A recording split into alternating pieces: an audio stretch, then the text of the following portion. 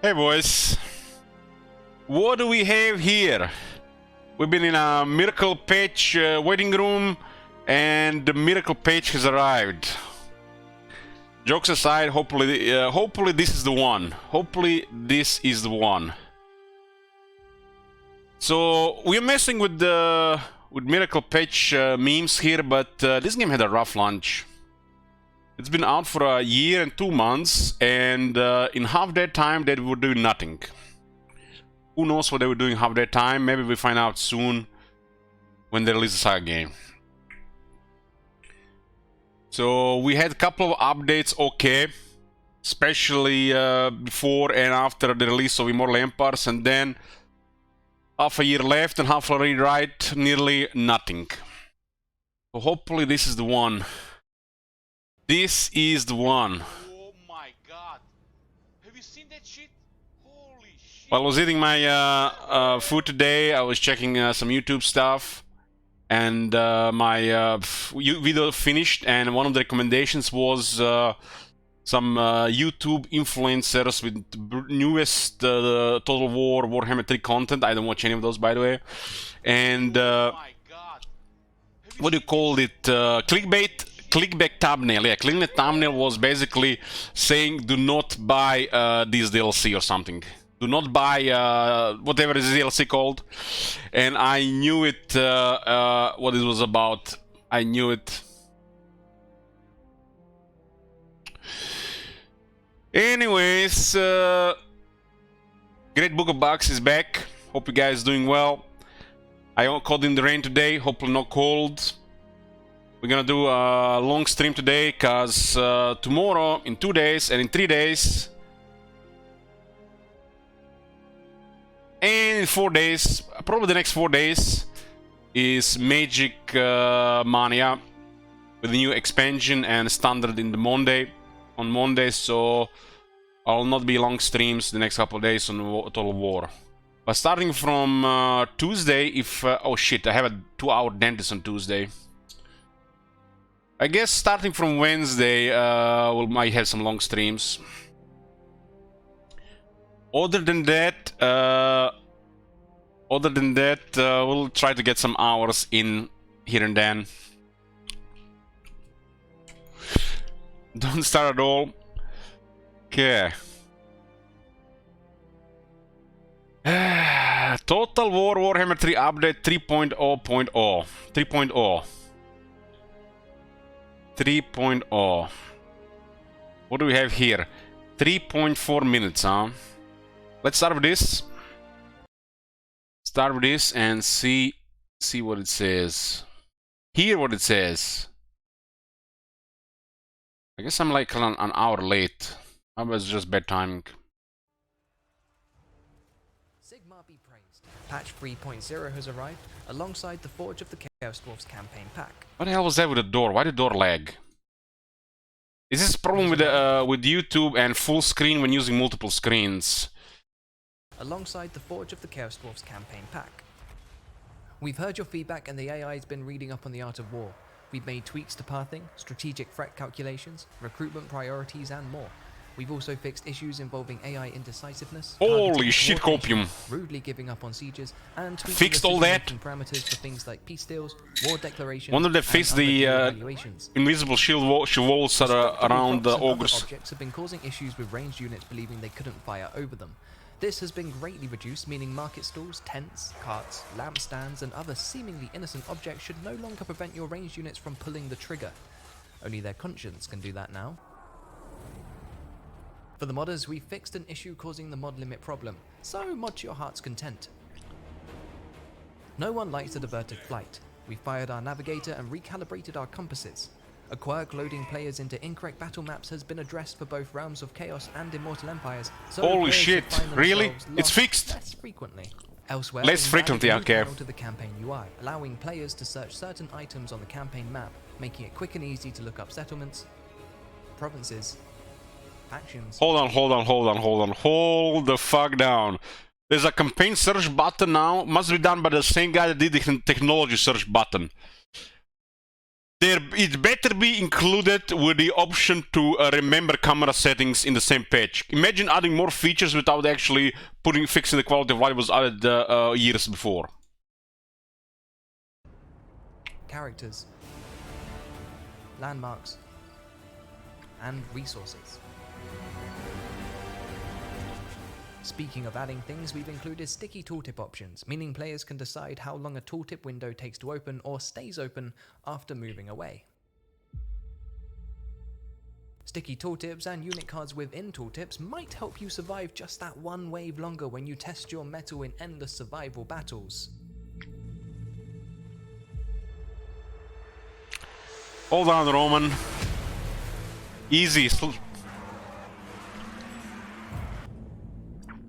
There's a really long list of fixes and quality of life changes, so let's just scratch the surface quickly. Azag no longer misplaces his unique items when mounted. Skaven are once again allowed into their Brightstone Mine landmark. Feral Manticores now have access to Red Line skills. Oath Brothers of Tor now correctly have the By Our Blood passive ability. We fixed textures on the Arcane Phoenix, performed a VFX rework on the Law of Fire, added the ability to enable/disable all end turn warnings, included a random campaign select button for the adventurous and the... Random, huh? Fuck that, man. We can roll cut. The game should crash less when dragging elect account portraits into seats. Ideally, it wouldn't crash at all, but some things are out of mankind's control, like the inevitable heat death of the universe. Oh, and Grimgor's back to his usual healthy heal. Gorgeous. Also arriving in patch 3.0 is the Mirror of Madness. We partnered with Intel to show off the world-bending powers of Zeech. Hey, Disco.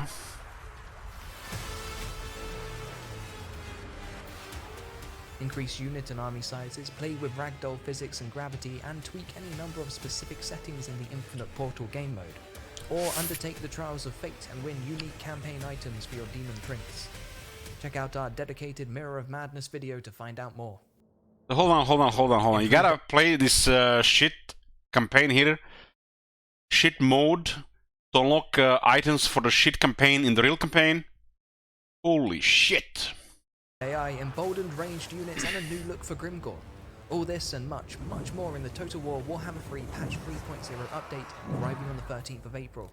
There's a lot not covered in this video, so head over to the blog. Yeah, I'm gonna have to do it because of the achievements. Fuck me. Okay.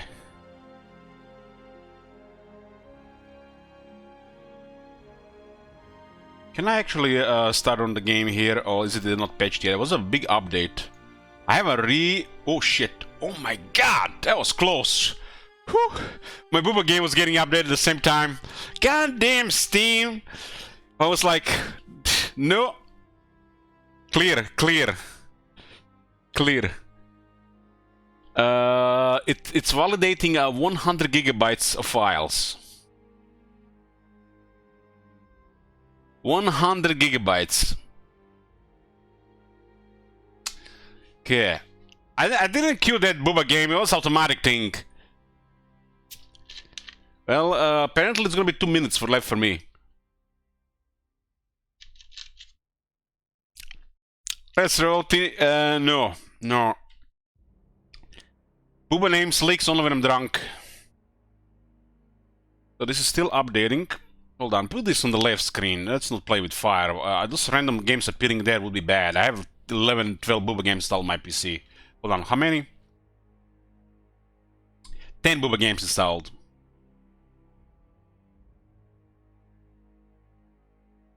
It's 10 Booba games, yes. It says here 10.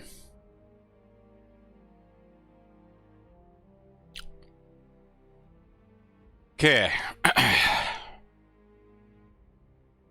I literally probably have them all installed. They're not all installed Archmagons. I have like 30 of them.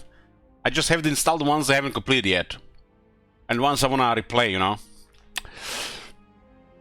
Stop judging!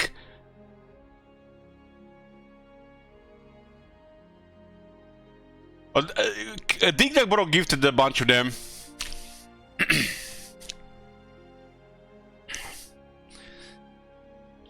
Okay, where were we? Yeah, bro.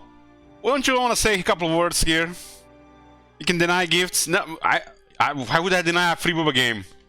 What the hell? Anyways, let's continue on with this. Prepare yourselves because this one's a bit of a monster. Man, I wish I had alcohol. 3.0 is here and it's one of the beefiest updates we have ever released. There's so much to cover today that we'll keep the intro short and get into the real meat and or potatoes of all this goodness. We hope you're hungry. I just had food.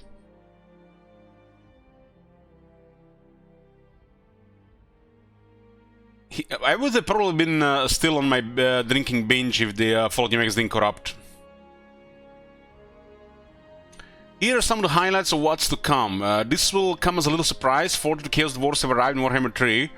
This might have a battle through time in a series of challenging trials to unlock unique demon prints, gear, and bend reality reveal. Mirror Madness releases today for free for all players.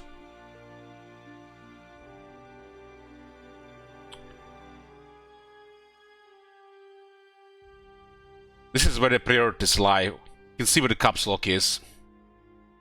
You can see where the caps lock is here. They always release mega content, and this time they released extra content when there is a patch attached to it, like 25 euros here. I'm wondering what they fixed and not really the new stuff.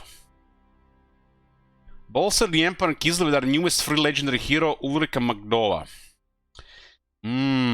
Hopefully she has a good voice actor. That's all that matters. Yeah, you can't complain, guys, if it's free. How many weeks and months of their, you know, development have they spent on that, or the stuff that actually matter? Who knows? Oh shit! This is validating again.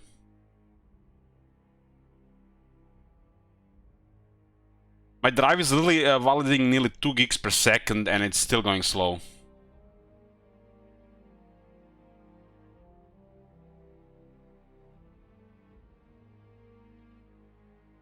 Okay, I'm really curious about this. A new Empire and Kislev legendary hero. Oh god. Sigmar, please. If she has skills, items, main trait, ranks, please let Gotrek have it too. And that idiot of his, what his name is, I don't know anymore. The blue guy. Sigmar Preservers, Felix, yeah.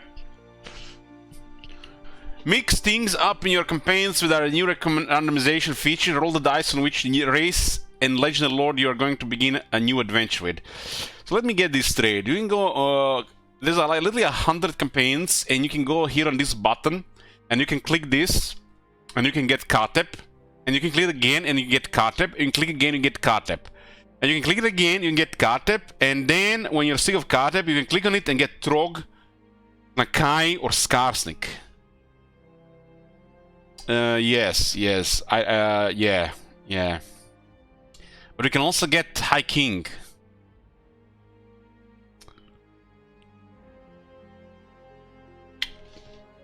Arnes is at least bearable, dear bro, if you play the game muted. Stay informed with some new additions to tooltips, letting you inspect certain items and details with ease.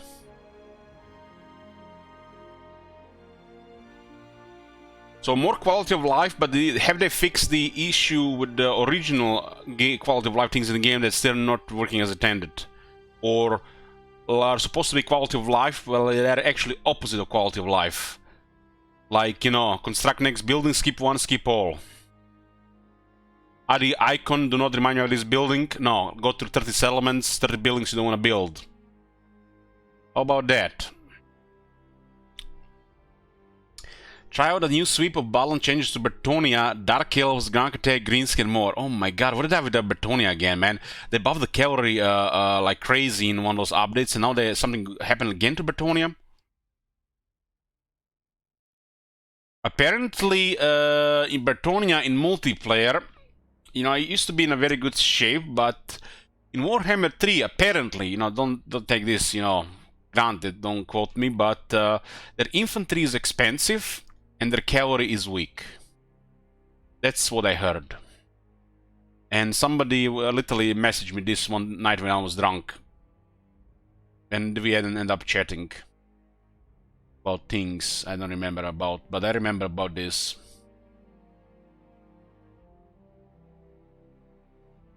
Expensive infantry and weak cavalry. That's multiplayer Bretonnia, apparently. Wouldn't it be like the opposite way? Weak infantry and expensive cavalry? Okay, talk to us, let us know about your 3.1 experiences via the channels below, the good, the bad, and the ugly, and help us make our games the best they can be. Well, as long as you're not Legend Total War and a couple other guys, they'll hear you out. Where were we? Okay, localizations, these are different platforms. Yeah, let's get here. Okay, release Spotlight is the Forge of the Chaos Dwarf. Is that how they call the DLC? I think so. Mirror Madness, Ulrika Magdova, and Race Randomization. So this is the release Spotlight. No reworks. This could have been a rework. This could have been a rework instead of a new mode nobody asked for. Man. Why is there no rework, man? It's been like 5 months. 5 months.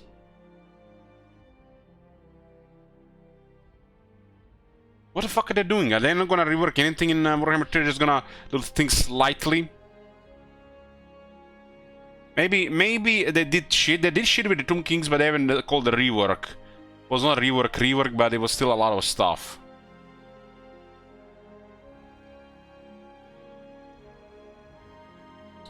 Release Spotlight, the Forge of the Chaos Dwarfs campaign pack. Today is the day the Forge of the Chaos Dwarfs campaign pack introduces a brutal new race, the Chaos Dwarfs, into Total War Warhammer 3. They are usable in both Realm of Chaos and Immortal Empires.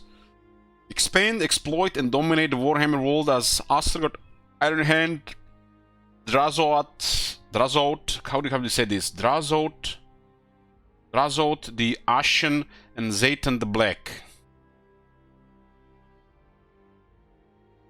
Collectively boasting unique campaign mechanics, objectives, and units that only the evil minds of the Chaos Dwarfs could forge. With their own rightful agenda to pursue, they did not engage in the Urson storyline in the Realm of Chaos campaign. Probably screaming with the power creep of new goodies and mechanics. Meanwhile, a Lizardmen in their corner still waiting for rework. Who needs to rework a major faction? We can add that minor faction, literally, that's gonna be a super power creep, no doubt. Hit the links to read more about the new legendary lords Asgard Ironhand. Okay, the three bunch. Here's the few things you can look forward to. Recruit Gordos Backstabber to sneak behind your foes as the newest legendary hero. They added the Goblin Big Boss legendary hero to the Chaos Dwarfs. Master Chaotic Magic with all new Lore of Hashut. Strike foes down the Hellhammer or set them ablaze with Burning Wrath. Construct the Great Reel of Hashut to break open Hashut's domain and siphon his blood for cataclysmic powers.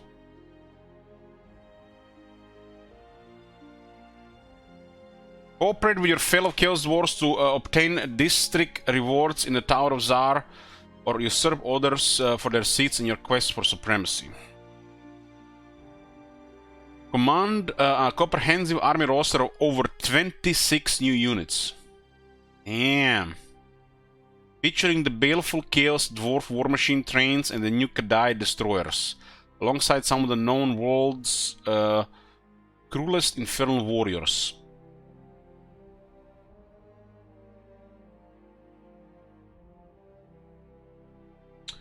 Jump into the Forge of Chaos Dwarfs today and fuel the roaring fire with endless sacrifice until the blood of Hashut is yours and yours alone. You can still grab Forge of Chaos Dwarfs for 10% less if you buy before April 20th.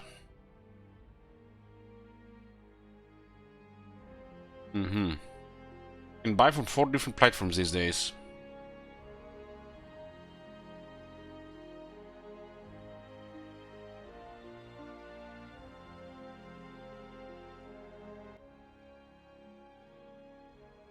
Mirror Madness free DLC. Well, guys, apparently they can create Mirror Madness and they can create a bunch of achievements for Mirror Madness, but to do something like that for Immortal Empires, like a rework faction or other bunch of achievements there, it's too complex. We need a lot of playtesting. So it looks like big changes to Immortal Empires might not be happening in the future. They can't even add achievements to Immortal Empires. It's too complex.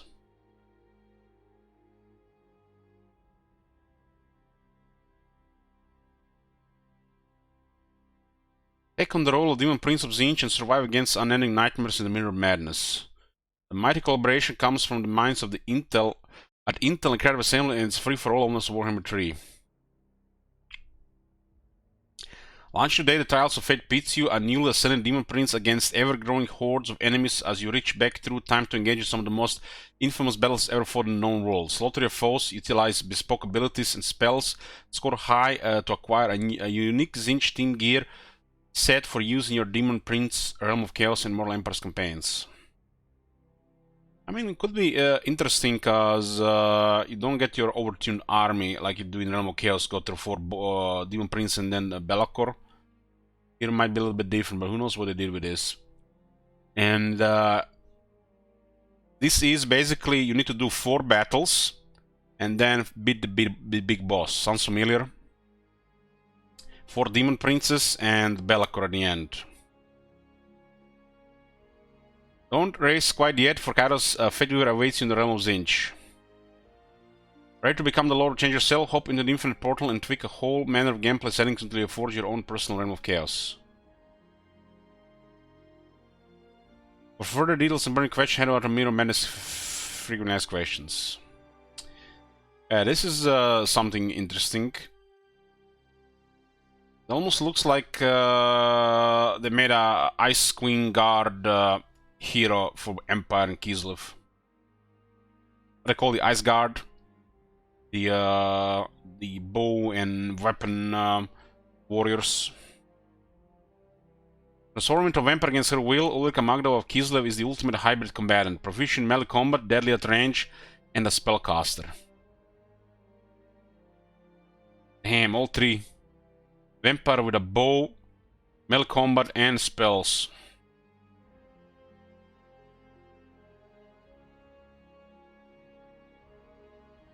Who can fill any role on the battlefield, boasting the best trait from Kislev and the Vampire counts. Now available as free addition to the Kislev and Empire races in Warhammer 3 with a CA account. Be sure to create an account of your own so Ulrika is ready for battle, then add her to your roster by completing her personal quest chain. You can find more about CA accounts here. You have to complete her personal quest chain. What have we done with this shit? Total War blog. So I have to go to Total War Access. Total War Access, my account. Authorizing an error has occurred. Replying your request. Please go back and try again. Well, so much about that. Okay. That really never works on release day.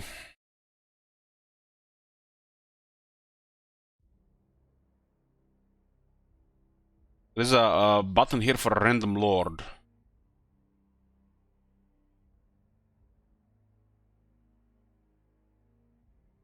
Race randomization. Feeling a bit bedazzled by the number of options when kicking off a new Immortal Empires campaign? We've all been there, but let befuddlement be no more. We've added an extra button to campaign selection menu that does the choosing for you. Picking a random race and legendary lore to take into your next campaign. Here's trying out a race you've never played before, or instead playing your favorite for the 7th time. This is what the gods fed after all.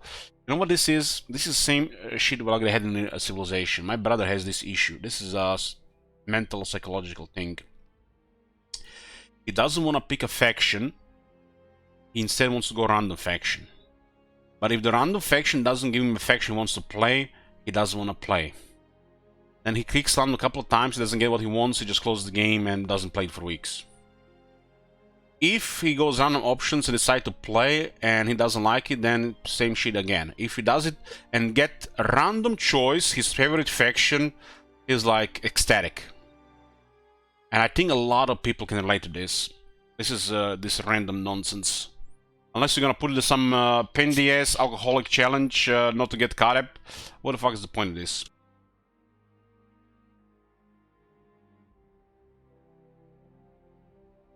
So picking your favorite faction is wrong, but getting your faction on a random pick, favorite faction, is a lot of fun. Because, you know, the brain is a messed up thing. Rick James asks, which Chaos Dwarfs campaign are you doing first? High King. Okay, where were we? Stability and performance. Fixed an issue which caused modded castle characters to crash the game when opening the Recruit Lord Hero UI. That's just modded stuff.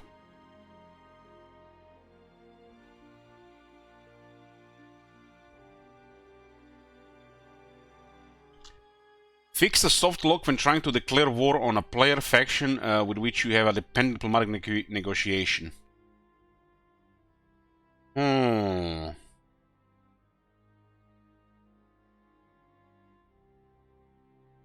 It gotta be multiplayer, because it cannot happen in single player. FPS drops when the province tab is open should no longer happen. Potential crash when going into battle due to clean up a military force when leaving the campaign has been fixed.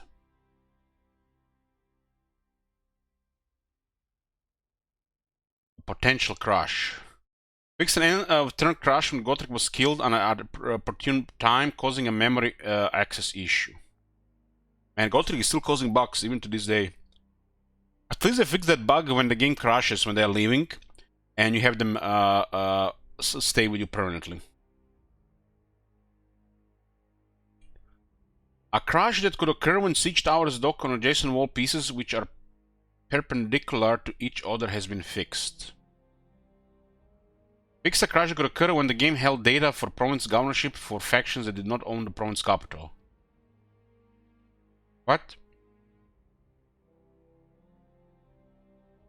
Fix the crash that could occur when the game held data for province governorship for factions that did not own the province capital.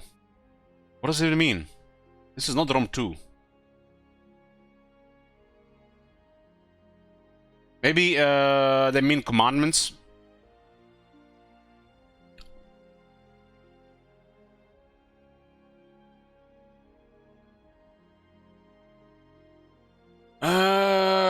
Update 3.0 is stacked, so for ease, here's a few Fey highlights here for your perusal. General updates. You can now preview the landmark buildings you get access to in a settlement by hovering over it.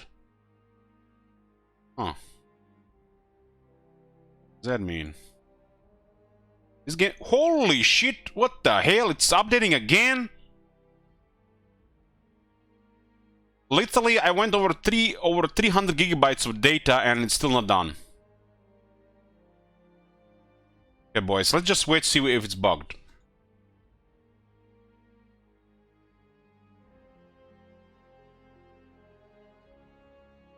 This is the third time this is going through.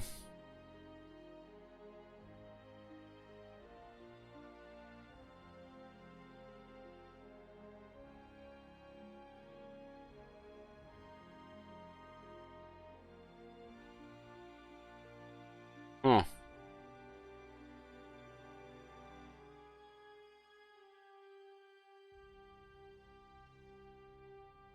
Well, good thing I have a really fast SSD. Because this would take hours otherwise.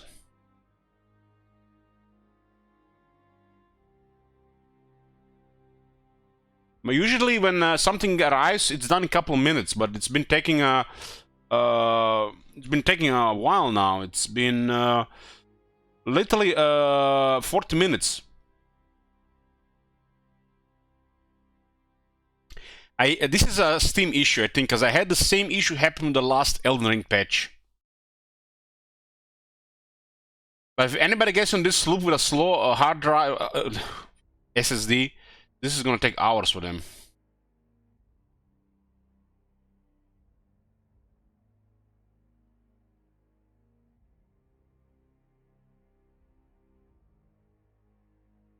I need to turn on the game, but I can't, because it looks like it's kind of loopy.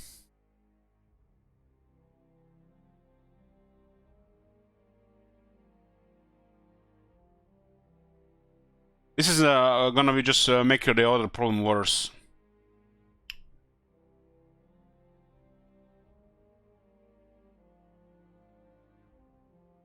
Let's see one quick time here. One quick time here. What happens now?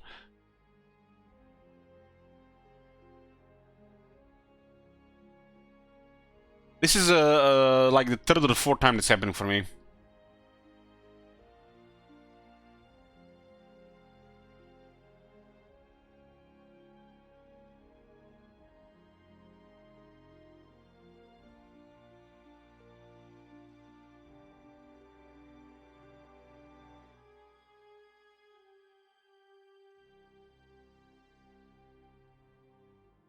Usually gets like as close to this and then it switches again. So it literally updates something and verifies all the files again. Gets again updates to a little bit higher, and then it has to validate all over again. And several loops like this, literally using over half a terabyte of data.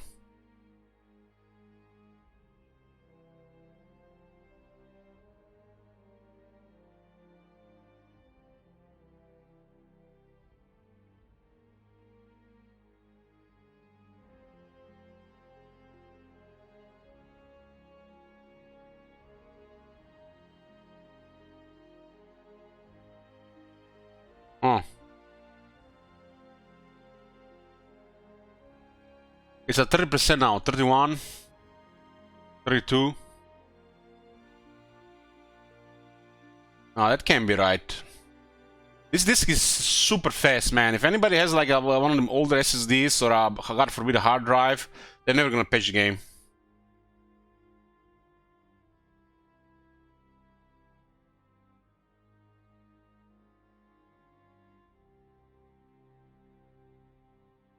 I just want to see if these issues happen again before I start Steam.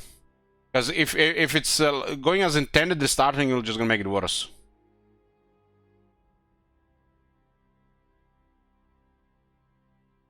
This has nothing to do with the Steam servers. It's just their patching process. The shit already downloaded.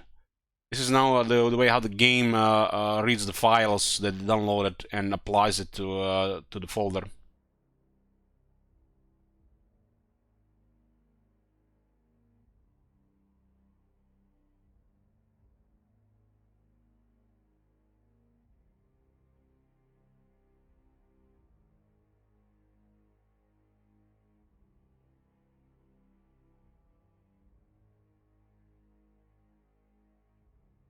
$59.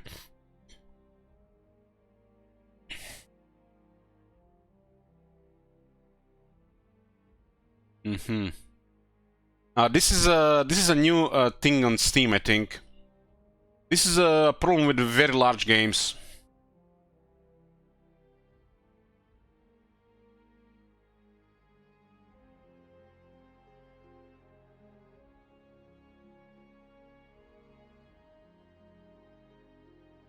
This is like the 5th time it goes over 100 gigs of data.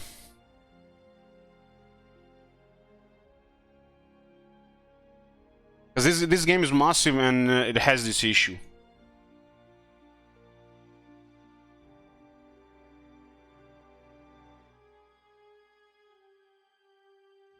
Uninstall all mods and try again. I don't have any mods installed.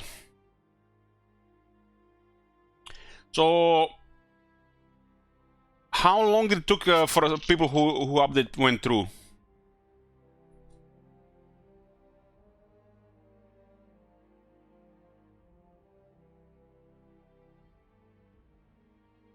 $45 minutes? 10 minutes? Yeah, 10 minutes sounds about right, so I have some kind of issue going.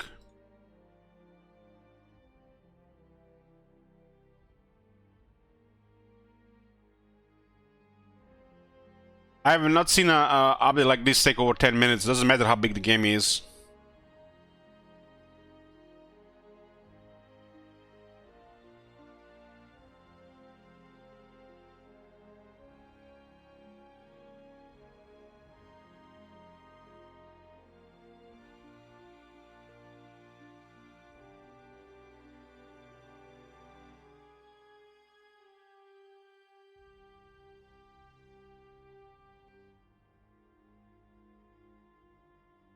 Okay, let's see how it goes. Maybe it fixes itself. We can't start the game to actually see some of these things. That's sad. It does looks like other people have this issue as well. I don't think I feel like some people are not gonna be able to play today.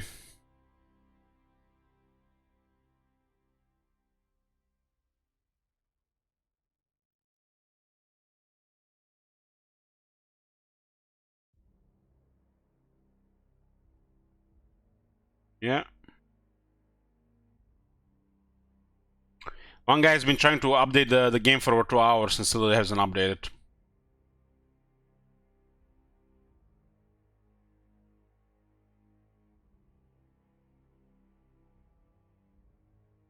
For my computer, it would probably be faster just to reinstall the whole game than this issue trying to resolve itself.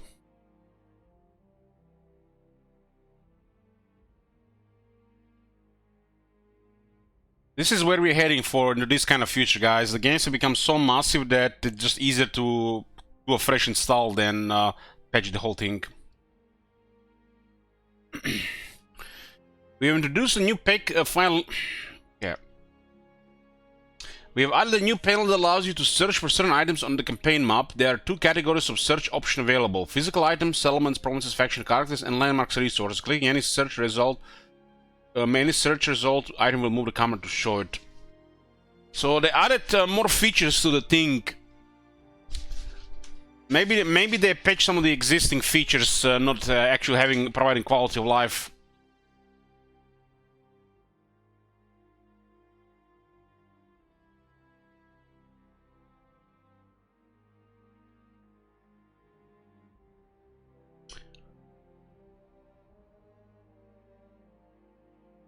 Multiple buildings that were incorrectly marked as destructible have been updated game-wide, including those found within maps for the vampire counts, dwarves, dark elves, and more. So you're telling me that you're not supposed to destroy these things, so they added more indestructible towers on the map and walls?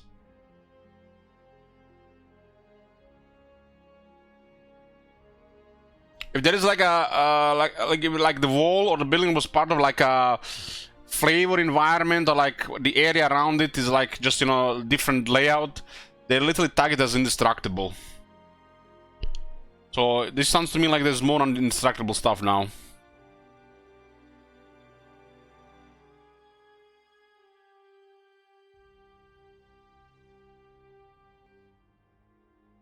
For me, the game is stuck in a patching progress. Literally, it just gets to a certain point every time and then resets. Let's see how much it's stuck. Because might as well just uninstall the game and install it again. If this is not gonna resolve itself in the next few tries. Because this update is supposed to be done already like half an hour ago.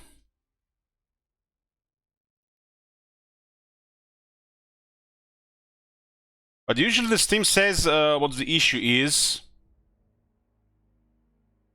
instead of just looping it.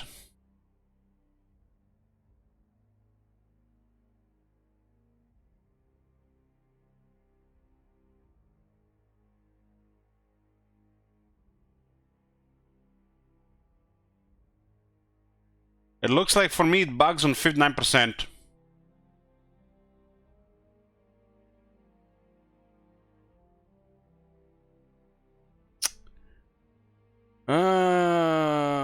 It's so annoying.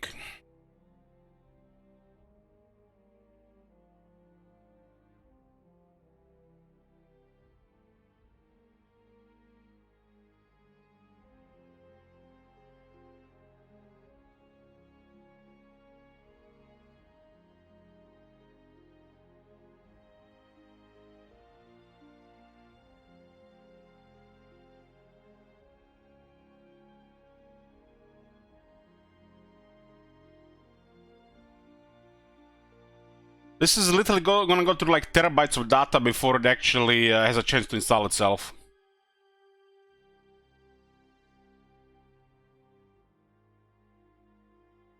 Updated the campaign map battle selection for both the Realm of Chaos and Mortal Empire's campaign map to ensure that the correct battle tiles are displayed.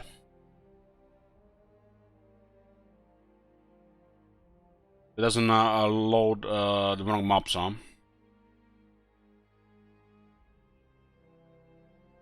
What is the effect of a Stranger Comes event for all other factions? It should be, yeah. The effect, the event was a joke, just free money. Because the new corruption works. New regions provinces have made their way into the Realm of Chaos and Mortal Empire's campaign maps of Warhammer 3. Not only that, the Earth's plates have shifted, causing some to find a new home elsewhere. Explore the lands and discover new settlements, regions, and conquer them if you wish. Well, that's good news. That's one of my favorite parts of the updates. Let's see what new stuff is now. That's one of my favorite things in the big updates. When do something with the map.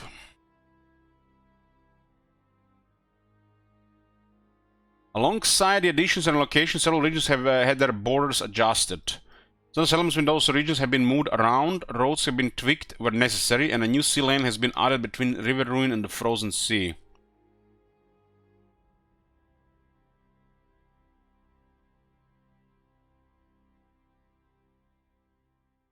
Rules and systems. Missions that require the taking of specific regions now complete instantly rather than on the start of your next turn. Fix various land battle maps to prevent reinforcements arriving in inaccessible areas.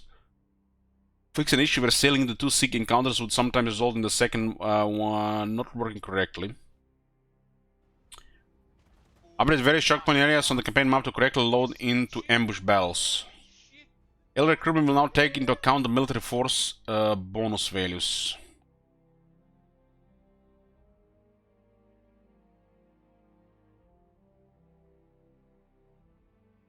Whatever that means. Hey, Sinister. AI rules and logic. Dev note. Vault settlement battles and battles in general have received some improvements in the form of AI adjustments.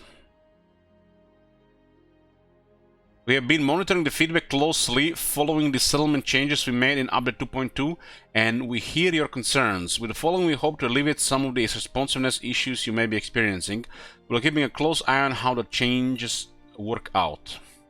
This close eye comments, they always like the most hilarious thing, like close eyes, so you update the game 3 more times within this year or within the next 2 years. Very close eye indeed. It's almost sounds like they're gonna patch this shit like next week and not like in 6 months again. In Vault settlement battles, AI units will no longer double back on an approaching entry point and obstruct artillery units in an attempt to reform themselves. That's on the battle AI. Updated how attacking AI unit groups are distributed in Vault settlement battles to better take advantage of units capable of assaulting gates. Fix an issue in siege battles where attacking air artillery units continue moving forward when they should remain stationed to fire.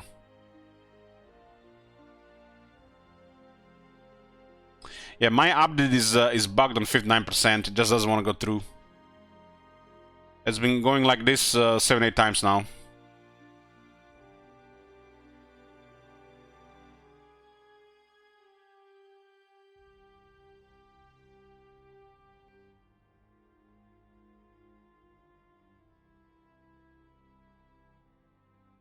Just uninstall the game and install it again. No issues, right?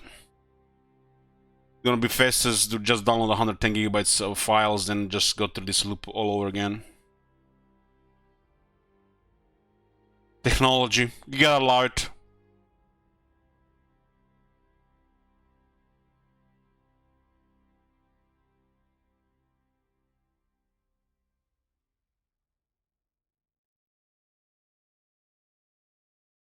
Let's put less stress on our servers by providing better updating process. Oh shit, update process is so complex it fucks itself and loops. And what's the course of action? Uninstall the game, re-download 4 to 5 times as much files, and go over it again. No stress on the servers, right? The fucking joke. This shit happened with the Elden Ring as well.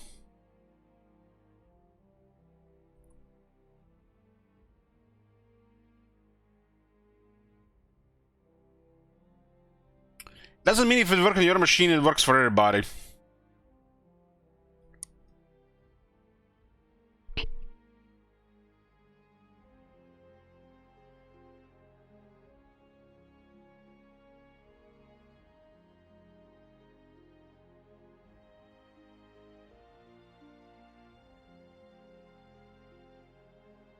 Every Warhammer 3 update worked fine for me until this one. It was taking like 5-10 minutes to install.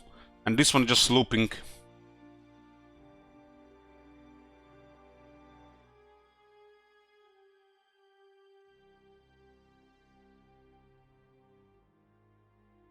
The update was bugged, Pradik. I had to literally uninstall the game. Yeah, I tried Pradik, but it was looping like 7 times. It went through like nearly a terabyte of data.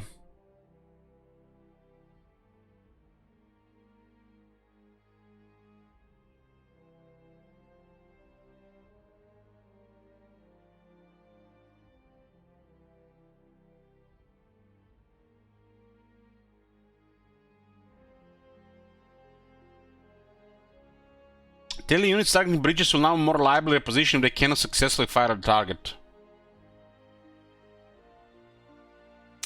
Yeah, units will be less likely to blob together and will instead remain cornered upon entering a walled settlement. To be seen.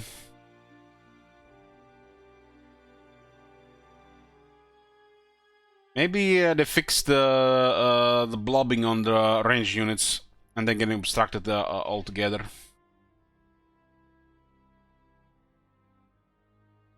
Fix cases where the AI would think its units were at the max health when they were not.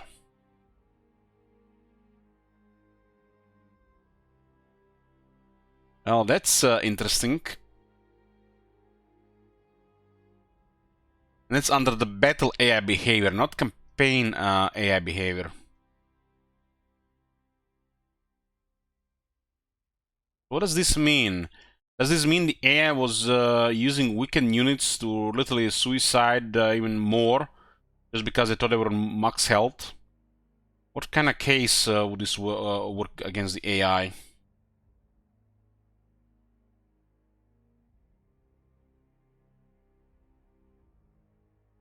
This would kind of make sense. It was like an under campaign AI, but the battle AI, this sounds like a weird thing.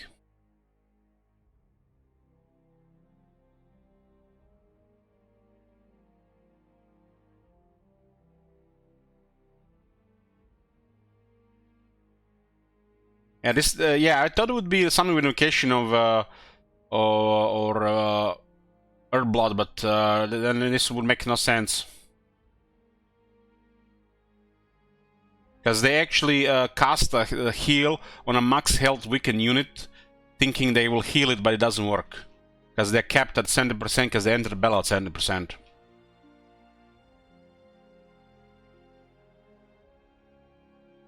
So this will be the other way around then. Fix an issue where a group of units would stop to brace instead of charging. Well, that was actually a very annoying good thing from the AI, because they instantly brace and fuck up your charge. So I will be able to actually properly charge them and kill them. That issue was actually very annoying, because the AI braced instantly for some reason.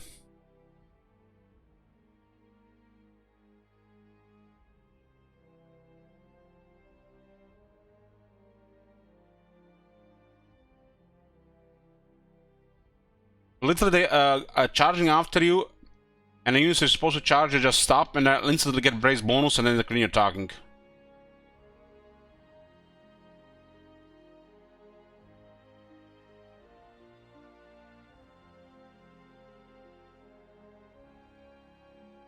Fix an issue in a settlement battles where Mounted Lord AI would become indecisive and get stuck moving back and forth. Yeah, we've seen this a lot. We see this also a lot with the characters and battles in general, not just settlement battles. In settlement battles, improvements have been made to the units AI units priority analysis of areas within a settlement. This makes you AI units more liable to prioritize capturing or capturing capture points. That sounds like almost like a line they used to sell Rome 2 before it was released.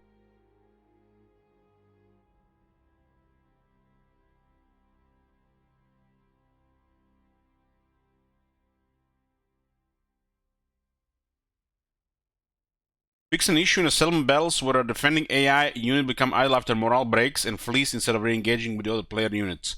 Units will remain hidden from the player, leading to the player losing the battle due to time running out. What? Fix an issue in settlement battles where the defending AI unit becomes idle after morale breaks and flees instead of re-engaging with the player units. Units would remain hidden from the player, leading to the player losing the battle due to time running out. Fucking hell, man, that's some toxic shit. I do notice these things happening where the enemy units that are routed in the city literally get stuck. And they would just be invisible unless you're on top of them.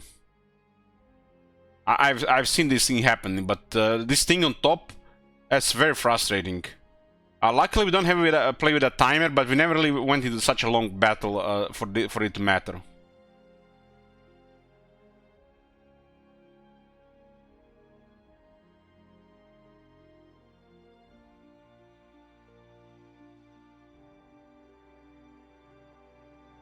Fix issue where AI would assign multiple battering rams to the same gate assault group, leading to the additional battering rams being abandoned. I don't think I've even seen them building more than one ram in Warhammer 3. Wall breaching AI unit groups no longer share wall breach targets with other nearby unit groups. This resolves an issue where units were not targeting close available wall pieces. This seems like all shit that should have been already patched before Warhammer 3 was even released, instead of a year and 2 months later. Updated outflank AI to handle flying units better. In settlement battles, when attacking army is AI controlled, it will more consistently deploy nearby reinforcements at our location and wait for reinforcements before proceeding. Well, to be seen. To be seen. Improved logic involved in determining how many... I hate this word, determining. Like, can they use another word?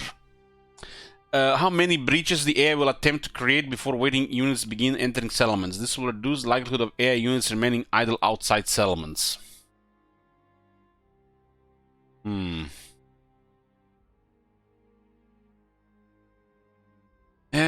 Fix an issue where AI units assaulting a settlement gate would abandon the assault, leaving units with no other means of entering the settlement and staying outside for the duration of the battle. Well, hopefully they fix the campaign AI, not sieging the settlement to the death when they could have just clicked the settlement already 5 turns ago with no losses.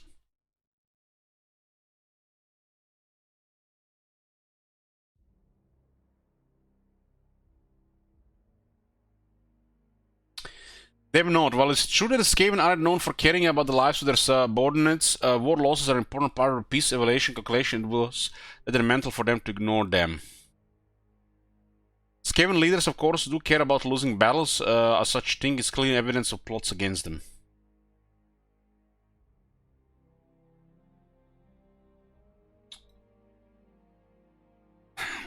Park says eligible bug fix is probably in patch 4.0. It's third-party modes.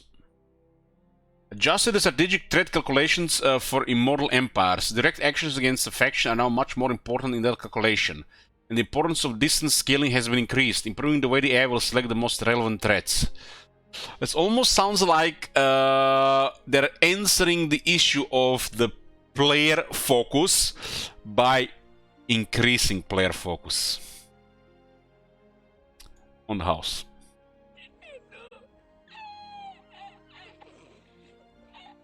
I'm gonna get some water, guys. Just be back. I'm here. This is unbelievable, guys. I wish I had alcohol in the house.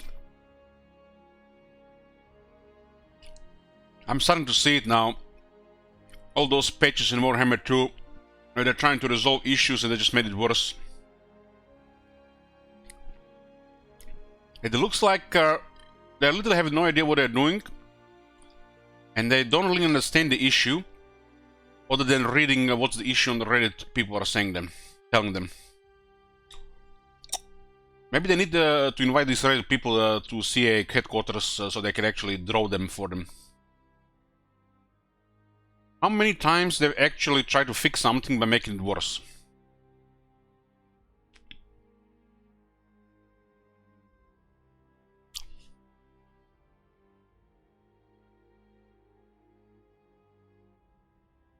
Guys, this is the first entry on the campaign AI. Adjusted the strategic threat calculations for model empires. Direct air actions against a faction are now much more important in that calculation, and the importance of distance scaling has been increased. Improving the way AI will select the most relevant traits.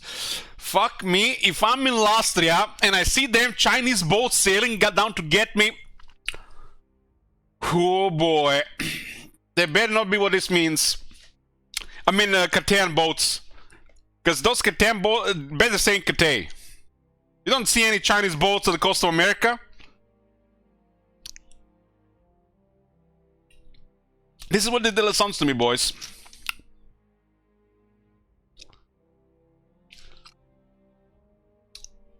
Okay, let's. This one seems like just a bunch of words they might have just made for the worse. Because you guys think it might not be good right now. But once they started dialing these things up and down, you know, shit can get even worse instead of getting better.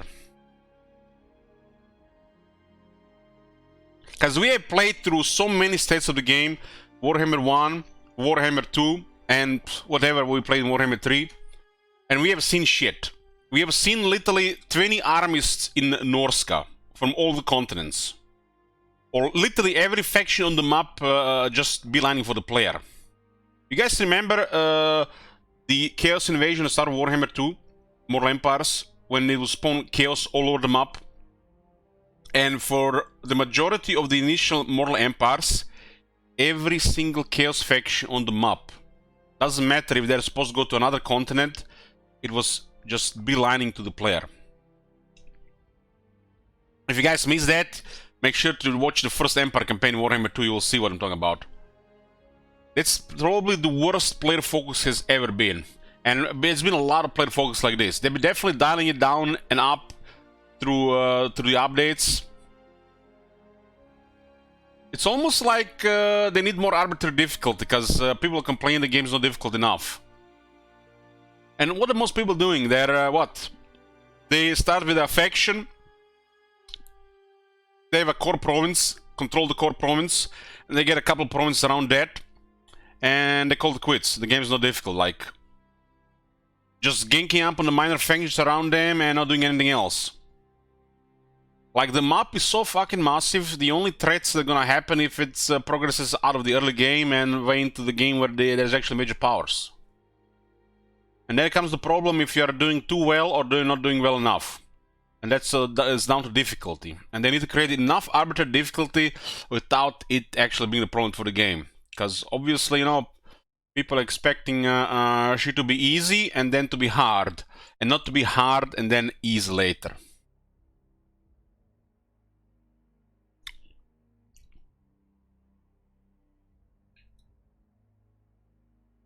Further tweaks have been made to AI recruitment priorities to favor higher value units. Additionally, the AI will place more weight on building a recruitment building if they are without one. Wasn't all the AI just going crazy in recruitment buildings as it is?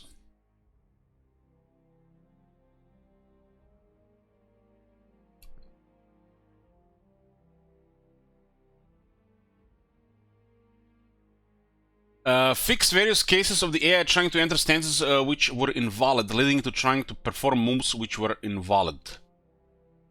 Okay, this is like, I hope they're not just making this shit up, because, you know, I like fixes like this. They have never seen being an issue, and now they're fixed. Hopefully they're just not just making up this line here. Fix the AI control option for allied armies not showing when being attacked by an enemy.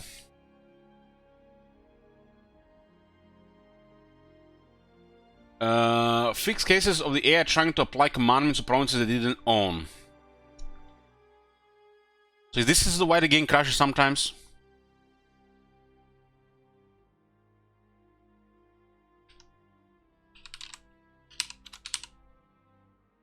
Fix the crash that could occur when the game held data for province governorship for factions that did not own the province capital. This might have been the crash.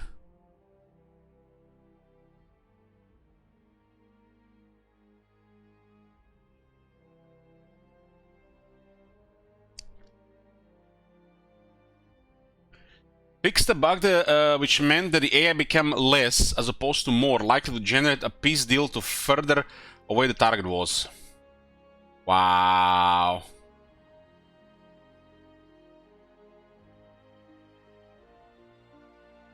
That was a bug, right? Totally another feature of messed up numbers. All factions now care about their strategic situation when generating a war declaration goal. Ooh, that's a tall order. Tall order to be seen.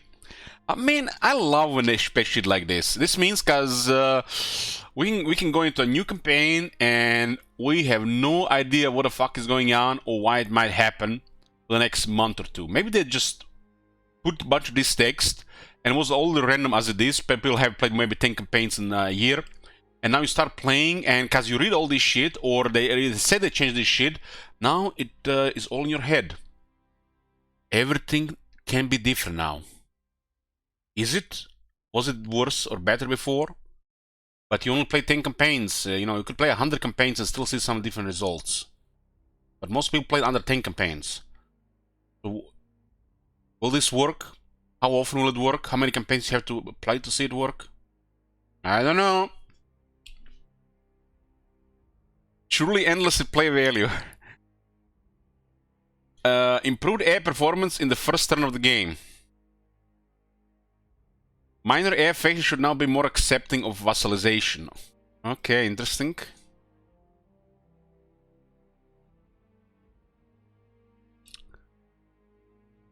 The AI doesn't care about traits or skills of manager. It's all like traits is probably it's a player thing. It's always been a player thing.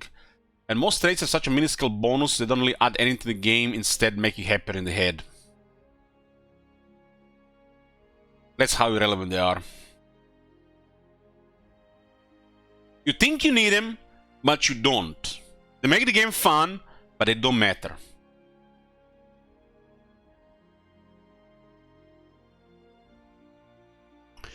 Fix some cases where AI's attempt to calculate the strength of a force was resulting in incorrect behavior.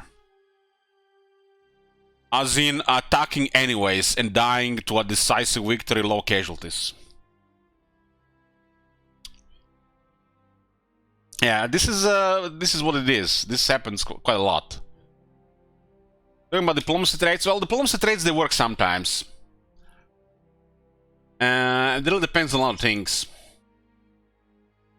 This could mean a lot of stuff. This could mean a lot of stuff, and I hope it means what I think it means.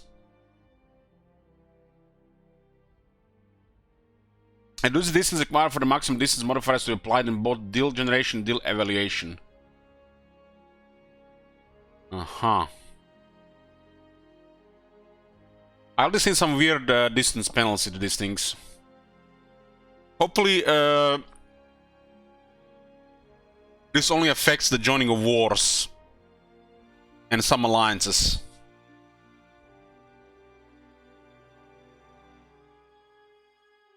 I assume diplomacy rates were the behavior of the AI as imagined by devs. Yeah, that is true, Matt. and some of those actually work and they matter. Some of them are flavor, and some of them work sometimes, and some of them have never worked and been broken from the start. But these things are supposed to affect their behavior with invisible numbers. Like dwarves, for example. If you do something against dwarves they don't like in diplomacy, they are the, one of the races that's going to hold against you the longest. Instead of requiring relations slightly over time, it's going to be a very long over time for the dwarves, as their grudging thing. It's like one that actually works. The problem is they create like a blanket traits, literally a whole blanket against the whole faction of races, elves, and they're all affected by the same trait. But what's the problem? Not all are on Ultuan. A couple of them are not on Ultuan, like Teclis or Imrik, and they're still trying to do the same behavior. So they're just lazy oversights.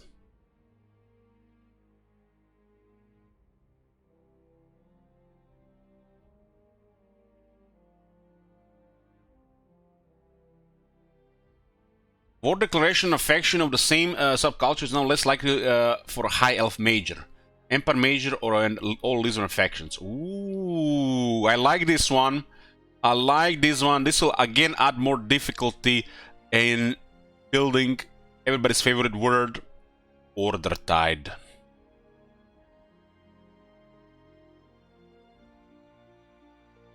Because I don't really understand why would Tlaqua and Krogar fight each other.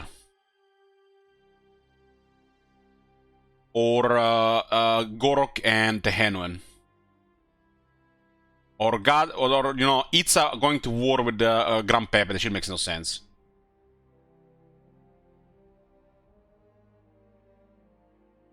All factions now consider war losses when evaluating a peace deal. Previously, Skaven Majors, Dwarfs, and Tomb Kings were not. So guys, they just confirmed it. There is an invisible counter that you didn't see for most of the series. Maybe you can now see it more so, which affects the peace deals.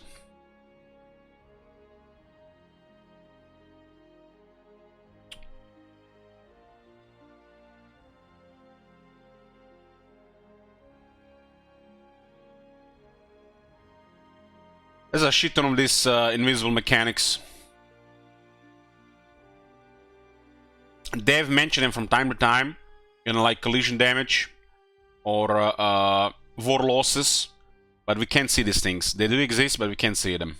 We can feel that something is there, but we don't know how it was called or what it does, how it works. And the problem is because the players can't see it, and the players are many, devs are few. A lot of these things can be broken for years, like the charge bonuses were in Warhammer 2, until somebody looked under the hood and tested shit. And the devs then, you know, tried to fix it with the last update of the game and fucking things up. Line of sight. Dev note. Line of sight has long been a sticking point in Warhammer 3 overall's battle responsiveness, and we're making some adjustment with update 3.0. As you'll see below, many of the issues come from various objects and props in the environment, which would sometimes lead to units attempt to walk through a destructible object rather than shoot over it. We're continuing to iterate this work, but we are continuing to iterate this work, or how this work. But please keep the feedback coming in as we continue to tweak the many facets that can prevent your units from firing when they should. Okay, at least they're not trying to use the word complicated, they just say it's many facets.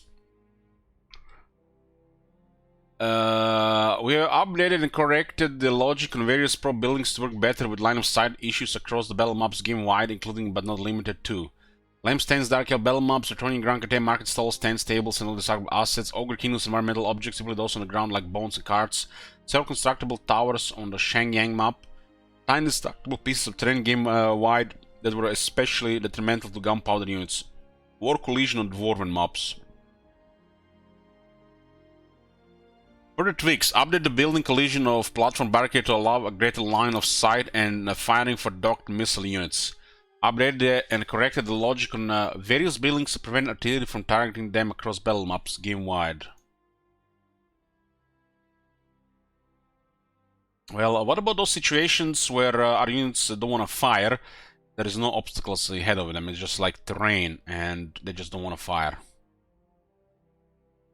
Because, you know, all this makes sense here, but we have seen stuff where the line of fire is there, it's clear, it always works in Warhammer 2, but it doesn't work in Warhammer 3. They haven't mentioned these things.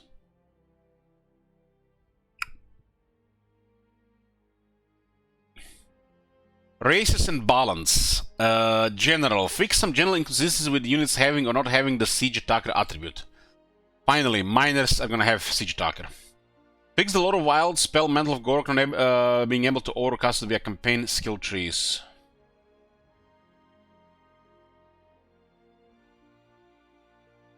Does it mean that spell never had an overcast?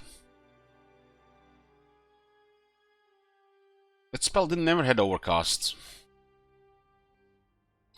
For the Chaos Wars here, we are adamant about improving the quality of life of some other factions who have been struggling from the outset. Therefore, some adjustments have been made to their starting positions or the strength of nearby settlements to allow them to take a second settlements on their first turn, bringing them in line with other factions of immortal empires.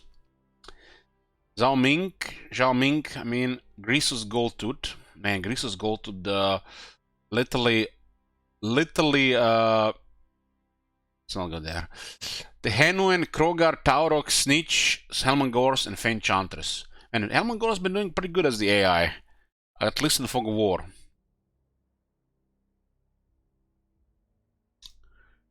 Okay, let's see. What do we have here? They're balancing of the spells. I'm looking forward to see that Lord of Life balancing.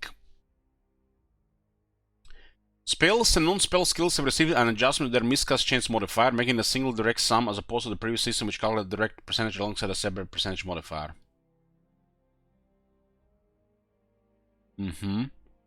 That's now all one sum, instead of just all the percentages changing. Osirian's Incantation of Vengeance is 2 wins cheaper.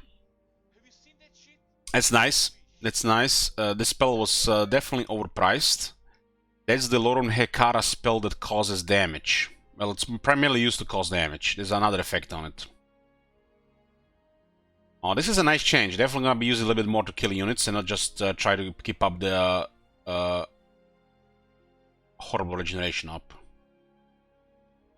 Vargeist Revenge cost increased by 4 points. It's miasma identical, but it has a different duration. So Vargas Revenge is a ridiculous damage ability, which was probably even crazier in Warhammer 3. And they made it cost 4 more. I have really nothing against this. Really nothing against this. That spell can delete an entire unit when it goes through. This being more costly, it looks like just a multiplayer thing. It doesn't do anything in single player. You cast this thing twice in a battle and it doesn't matter. It's like you're gonna win anyways. You casting this 2 times in multiplayer, you know, that's a big problem. It's a very powerful spell, but it also requires timing and position and right situation. It probably is even more deadlier in Warhammer 3. Kraken's Pool getting nerfed? I don't know, man. I don't like that. 3 cost, just like this. Not by 1, but by 3. That's the slow spell. The Vampire cost has always been potent multiplayer faction, so any change that happen, magnitude of nerfs, happen because of this. I would just like to see every time they nerf something regarding Vampire cost because of multiplayer, they buff something about them in single player.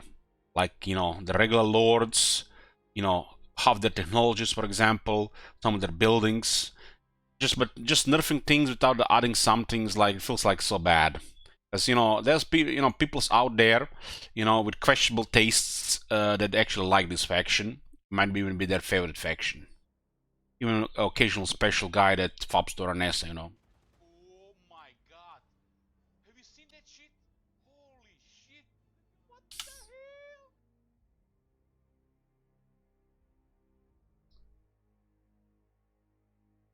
Huh. The nerfed plague.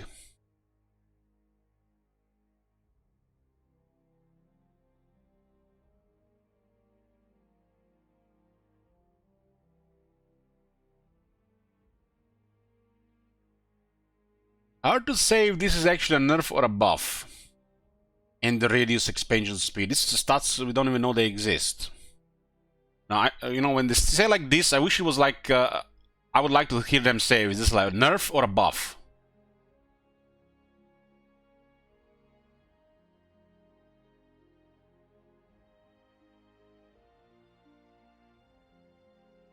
It looks like a nerf to the cost and a buff to how the spell works. Flamestorm. Oh man, maybe Flamestorm might be finally good in Warhammer 3. Explosion force 4 to 500. And maybe that's like the initial when it builds up. Movement speed 4 to 2. Hell yeah, that shit is moving too fast. Maximum angle per movement change. Almost like now that they rework the fire magic, they realize there's something wrong with Flamestorm. Maximum angle change per movement change frequency. This sounds like a big buff to the Flamestorm. The Flamestorm should be like super devastating. But was super underwhelming. And Warhammer 2 was just a thing you abuse and nothing really good.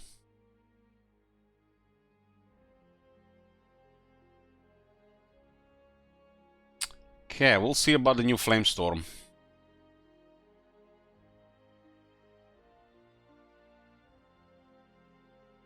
There's a bunch of items that have these abilities.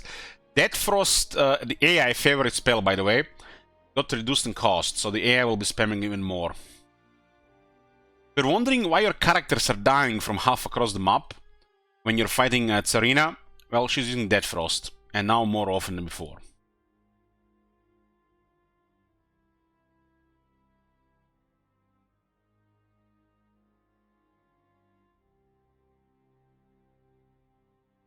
I really wonder who's this guy that gives this inputs for +1, -1. Rance Visitation also got a little bit cheaper. That is an extremely expensive spell for some reason. I'm glad they toned down. Talents of the Night. What is Talents of the Night again, guys?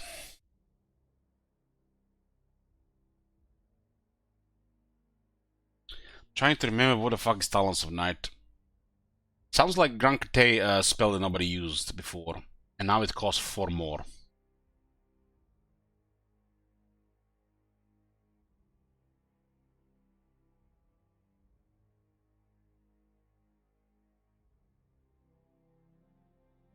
It's a vortex in the Grand Cathay. Yeah, I'm not surprised. Doom and Darkness cost got lowered, but the cost is not the problem. The problem is the effect. It's not good enough. Invocation and Heck cost increased by 1.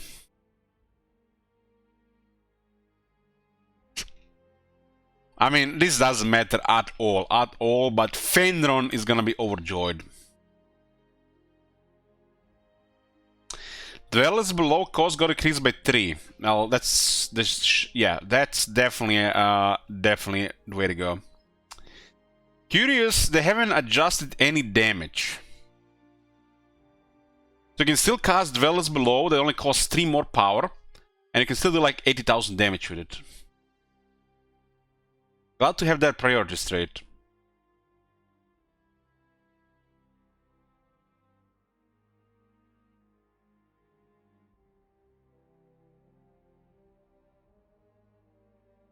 Pit of Shades costs 2 more. How the fuck did they not adjust the cost of Dwellers below?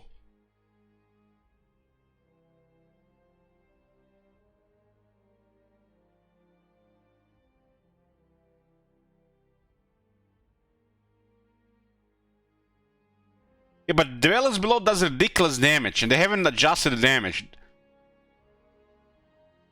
It's like, why buff fire and everything else when they changed this? It's a magic that heals and destroys. And they just keep the damage the same.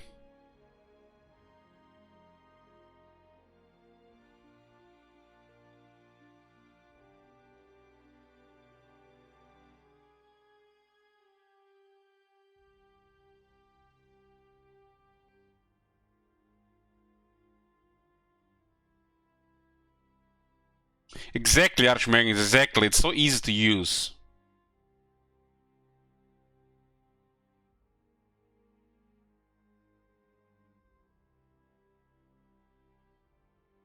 There's so much shit happening in combat that you think people are gonna pay attention where the spell's gonna land. Like, saying that you can get out of this. If this even hits you by a second, you get slowed and half the unit is already dead. But you can walk out with a half a unit. Meanwhile, the rest of the half of the battlefield, everything is not going your way again.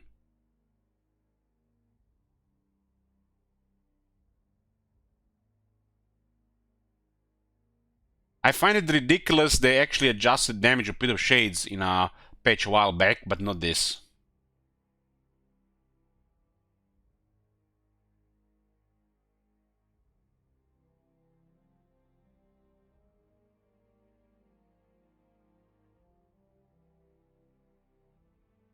Pit of Shade costs 2 more, Final Transmutation costs 1 less. Doom and Darkness, Winds of Magic cost 7 to 6. Doom and Darkness, Winds of cost 7 to 6. Doom and Darkness upgrade cost 2 less, but they haven't increased the magnitude of the spell. The spell, the cost was not a problem, it was the problem that it doesn't do anything. I guess in a balanced environment it might do something. Because the enemy doesn't have that extra leadership. Curse of the Midnight Wind, 2 less. Lord of the Heavens debuff thing. Wind Blast, 2 less.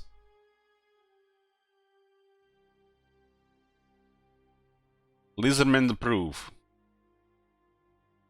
So this is a nice buff to the Lizardmen, really, because this is one of the lores they're gonna use on their priest.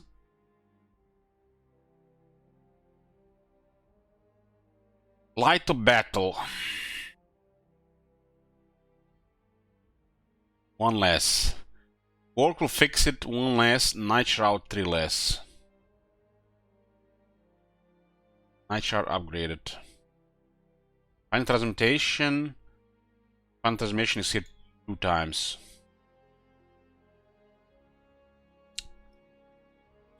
So Gelt now has even cheaper Final Transmutation. I guess they don't care about Gelt, they care about other metal wizards.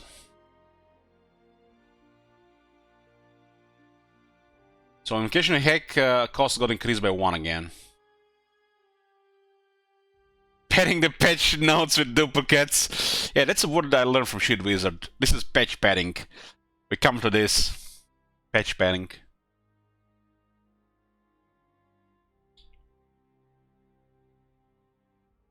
Well, my connection to Steam has been cut, and my game stopped updating.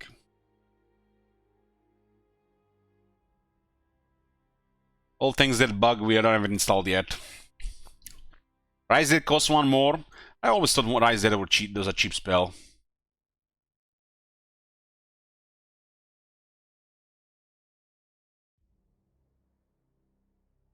Master Dead is now an intensity-based ability. Intensity of the regeneration effect increases based on the number of entities that are killed with interfering cards with Master of Dead. Okay, so it's a little bit nerf. I want to see the AI uses Necromancer at that range though, instead of just keeping it in the back.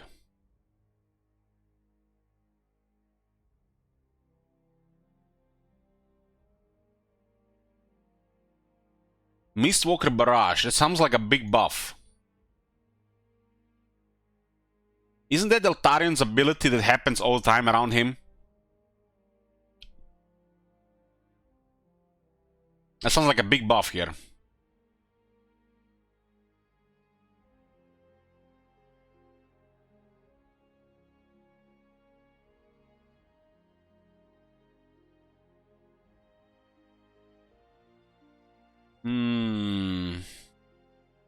Shadow Shroud, active time increased by 2 seconds, ward save 20%.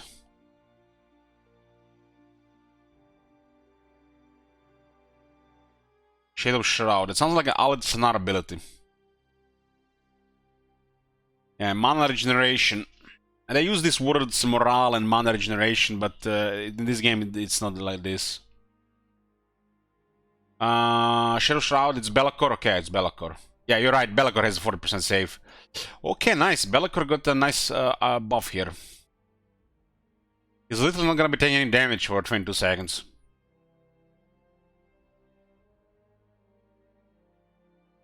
Someone played too much Diablo 4? Could be, yeah. Lord of Torment got... healing got nerfed. That's another Be'lakor's ability, huh?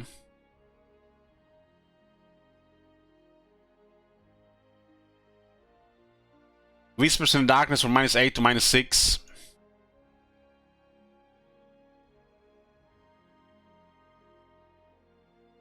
Soul Hunters got nerfed for 22% ward save, 10% ward save.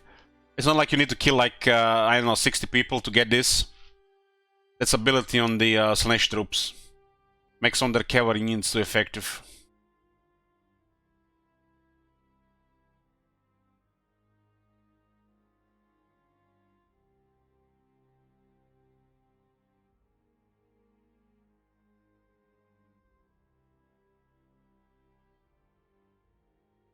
The Reliquary Binding got changed. That's the regeneration aura from the Mortis engine. The Reliquary Binding now heals half as quickly, but also now imbues magical attacks to friendly units within the ability range. So they started nerfing the heals of the Vampire counts. Didn't take long. It does give the nearby units magical attacks though. So makes the Bellfire more Corpse Guard even more useless. Unholy Lodestone also lost half the healing, but now increases the leadership by 4. I think this is fine. I think this is fine. 0.1 here and 0.1 there on top of a Necromancer, that was definitely a bit too much.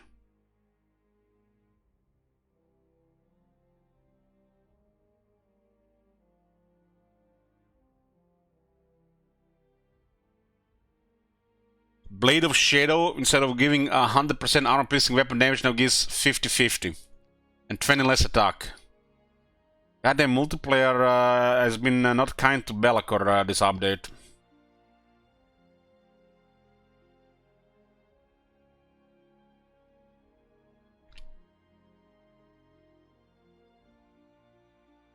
Beastmen next.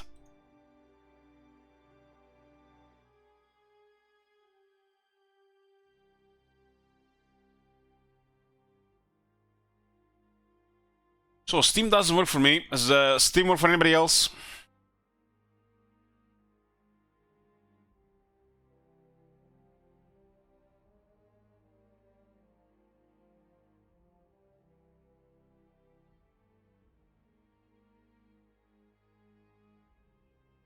I literally can't even click on it.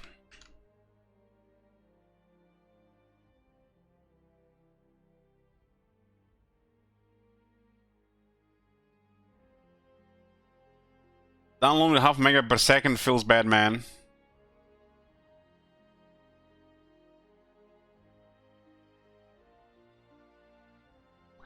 Steam is working and using 10% of my CPU, but doesn't work. Let me just end everything there. End process.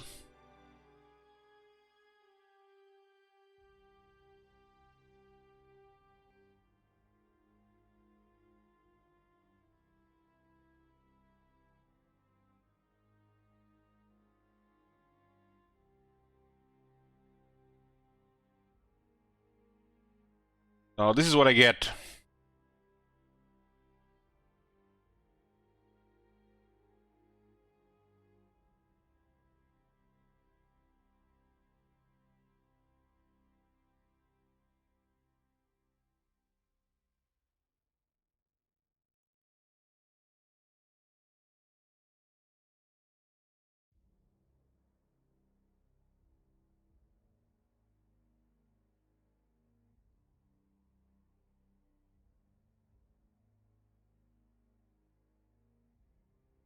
Oh, just the right day to have the update fuck each other. Get fucked, and we had to uninstall the game, download the game, and the Steam servers don't even work.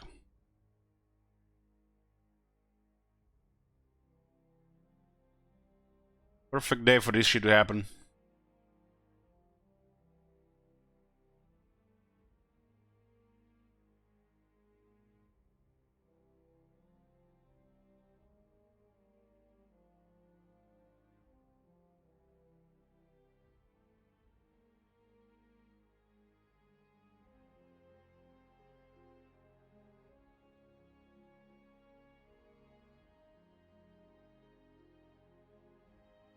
Okay, what do we have about Beastmen here? Dev, no, there is not too many changes for the Beastmen this time around, although they should benefit quite nicely from the upgrades to articulated vehicles that have been made. We have given Bestigors a nice buff, too. As they were underperforming across the board, this should improve their combat potential as elite infantry.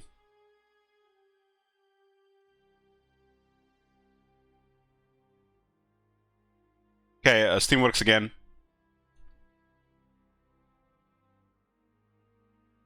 So what happens here? General updates. Fixed cases where Beastman unit capacity would be increased twice from the same effect.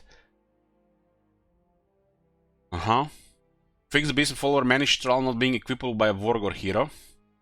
Damn, they actually fixed this. Do you have any idea how many bugged stuff like this in the game? And they decided, oh shit, let's fix this one. We know this one doesn't work. There's literally like dozens of shit doesn't work like this. And they decided to fix this one first.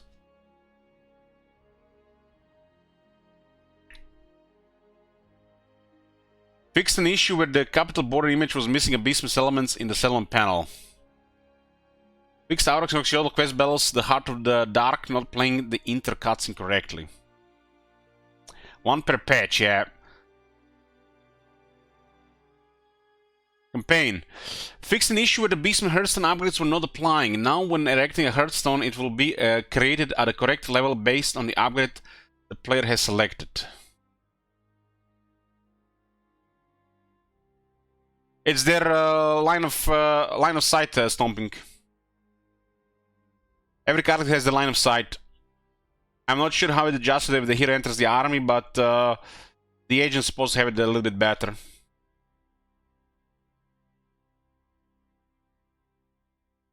If you ever played the vampires and unlocked the Alamia faction effect, you know what I'm talking about. Because you can actually see there. Any other bonuses in the game are so trivial you don't even notice them. You know, those 5%, 10%, they don't really not do much. This bonus should be like 20, 30, 40%. Vampires see it more than everybody else because they have like 150% bonus.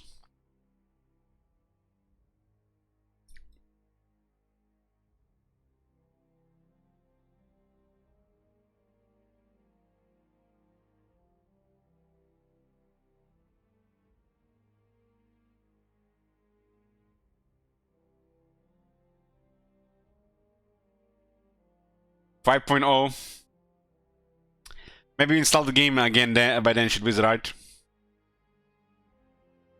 Fix the Ruin of Sands Hearthstone building not providing additional dread from fighting battles. Took only what 8 months to fix.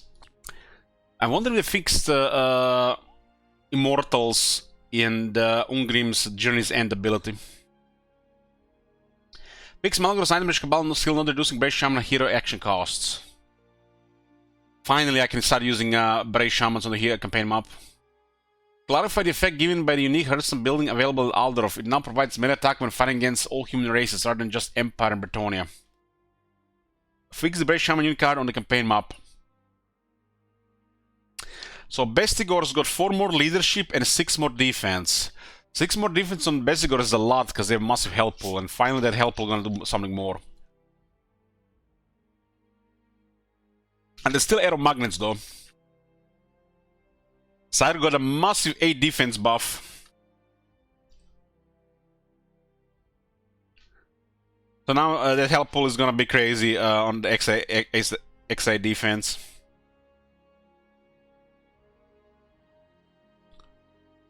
So they also buffed the Bestigor herd, the Glaive guys, the Regiment Renown. I wonder if this is going to be doubled due to the Regiment's Renown display bug.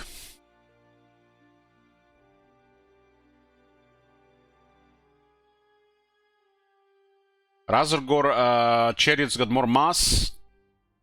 Tasgor Chariot, splash attack, knockback, force multiplier. So, this is a good thing or a bad thing?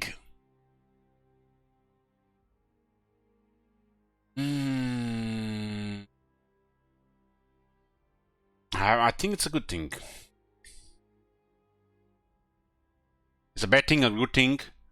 Why they just do it in Tasgor Chariots? Those chariots were overtuned. I wish they say it's a good thing or a bad thing. Iron Morsel got even more defense. That's the Regiment Renowned Tiger. Minotaur's great weapons got nerfed until large -3. Oh no. Who is this person who decides that 16 killer machines with 28 until large are overperforming? And then they're gonna lower it to -3. They must be like, guys, people are complaining the Minotaurs with great weapons are charging head-on directly into Demigryph's halberds, and Demigryph halberds get murdered. Do something about that. And now they probably kill each other at the same rate.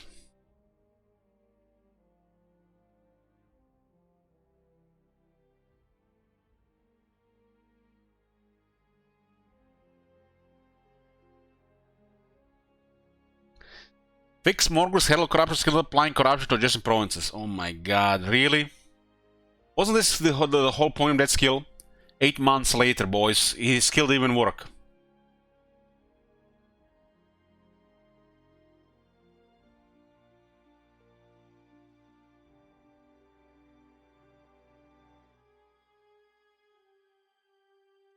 Fix an issue where Malgul's Craftfighter skill will apply twice. Huh.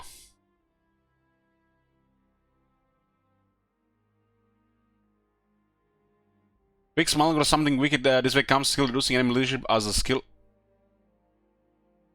Fixed Malagor something wicked this way comes skill reducing enemy leadership as the skill level increases. So guys, that shit was intentional for him to lose that bonus on the second point. Imagine increasing your skill point from 1 to 2 and skill gets worse. So that was intentional.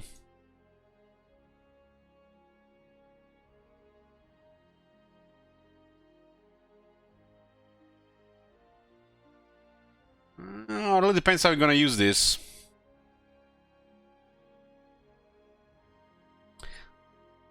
Updated Beastmen skills and challenges to include buffs for feral manticores. I don't like the idea of a skill providing one bonus on the first point and an entirely different bonus without the first bonus second point. That shit makes no sense to me. Why the skill has 2 points then? Why not just put the second effect on the first skill point?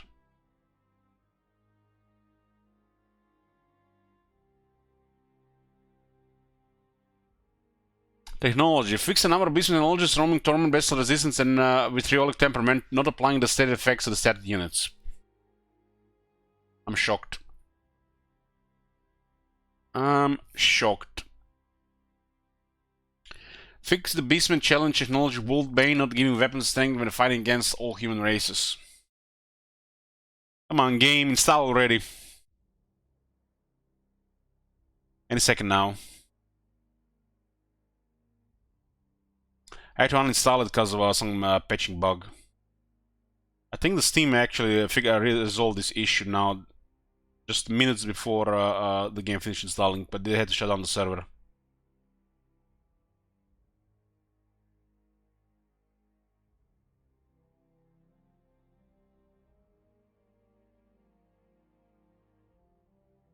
Maybe the Booba game being updated before caused the issue. Look at this, man. It was way faster to install it like all over again, huh? Crazy.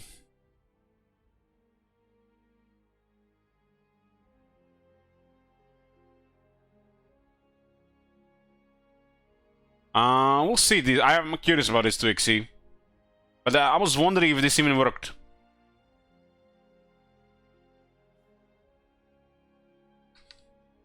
I'm in. Hands up.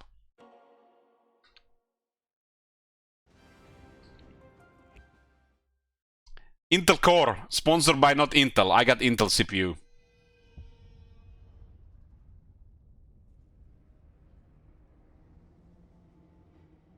Remember when there used to be AMD back in showing 2 days?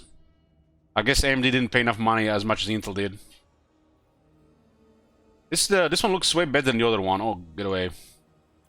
This was default. Champions of Chaos, Mirror Madness. So this was... it almost looks like this update was supposed to release earlier, since they made a picture of it. It's not supposed to come with another update, because they have 2 pictures. Oh my god. Have you seen that shit? Holy shit. Empire's blessings, yes. Where's Malagor?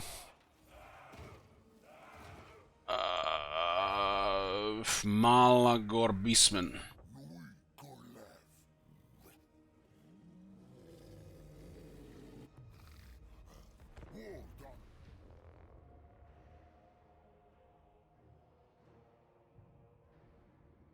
Hey, the random Steve, gotta fuck out of here.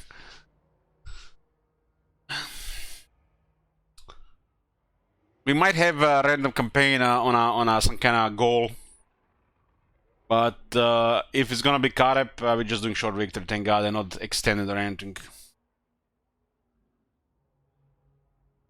If we do a random campaign, it's just gonna be short. What I'm saying. I'm supposed to put 2 more goals. I will probably later or next time. Holy shit, it's almost looks like performance jumped the moment we loaded in. Oh my god. Have you seen that shit? Holy shit. What the hell? Oh, this province is bigger. It also looks a little bit better.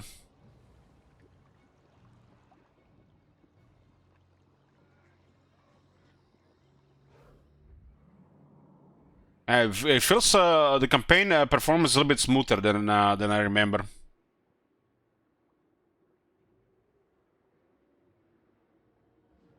The game that there we go. There we go. We're here.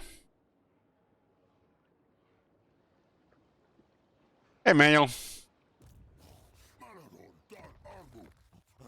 Malagor is still small here.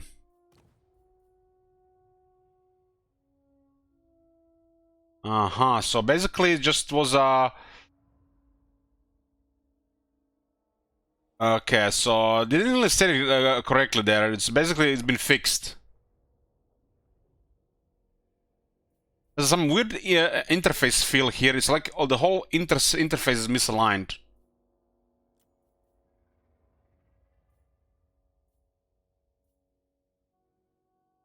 This feels like they done something with the interface. Maybe they finally fixed the interface bug that caused the game to crash sometimes. It looks like yeah, a totally different feel to the interface. I don't see that the what's that bug that was causing you know, that bug that is blinking like crazy. It feels different mousing over the skills now. It's almost like there's a longer delay as well.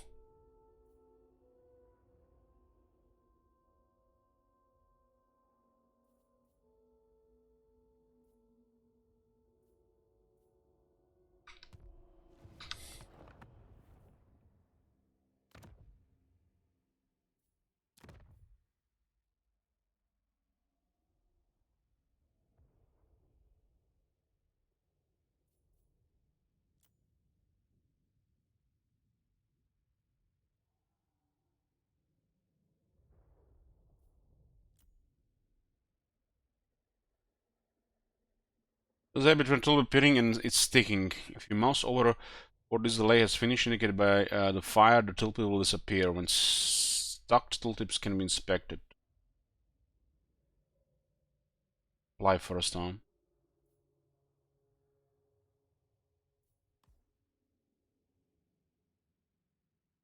You can actually see the bar increasing down there, huh?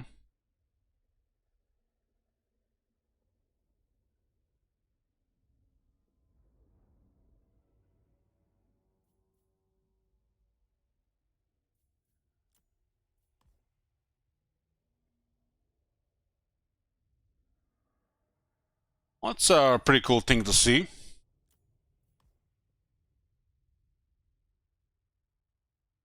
And we're gonna just have to get used to this.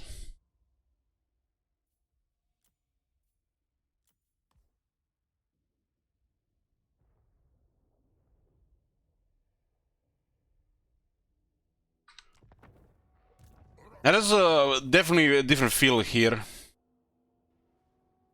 Oh my god. Have you seen that shit? Holy shit. What the hell? What do we have here? Dr. MCS, give it 20 subs, 25 subs, thank you very much. Yoo-hoo. Got the mouse issue. Oh my god. Have you seen that shit? Holy shit. What the hell? Scroll.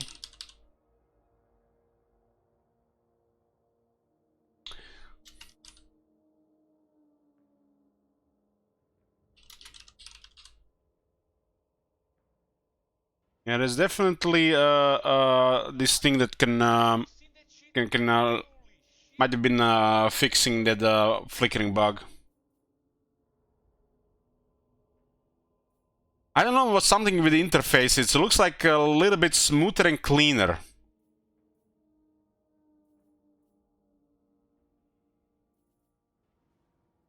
Oh my god. Have you seen that shit? Holy shit. What the hell?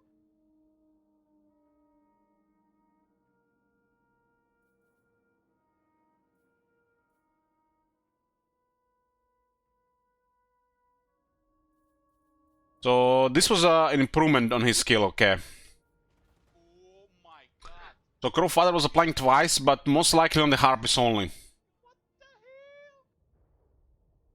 Now we can actually see which units are affected.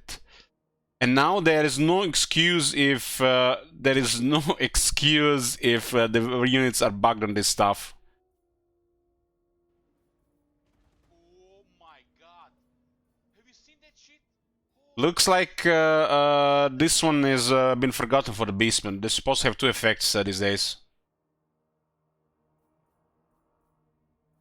Beastmen are missing a second effect here. Looks like a bug.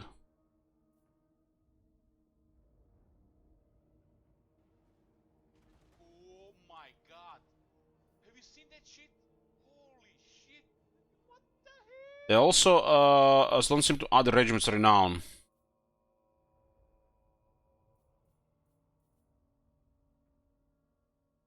This is regiment renown. My bad. My bad. This is the regiment renown. Just such a similar icon. Oh my god. Have you seen that shit? Holy shit. What the hell? Journey End still bugged. Yeah, it looks like the Beastmen are missing a second effect on this skill.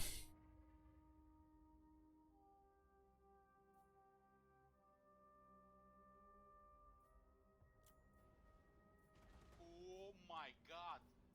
Have you seen that shit? Holy shit. What the hell? Oh, that one is for the Grey Book bugs, but it might be intentional because they have better ability here. This could be intentional, but they might have just forgot because they have 10% hit instead of 5. But everybody's supposed to have a second effect here in Warhammer 3. Oh my god. Have you seen that shit? Holy shit. What the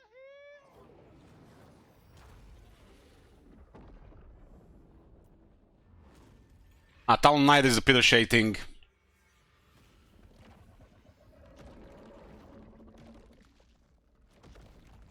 Yeah. Oh my god. Have you seen that shit? Holy shit. What the hell? Yeah, they seem to have forgotten to update. I think they forgotten to upgrade this. They forgot to upgrade these skills to Warhammer 3. This is our Warhammer 2 values, and Warhammer 3 brought changes here, but they didn't update for the Beastmen for some reason. Oh my god. Have you seen that shit? Holy shit. What the hell? Lock settings on camera settings. God damn! Took years, but they did it.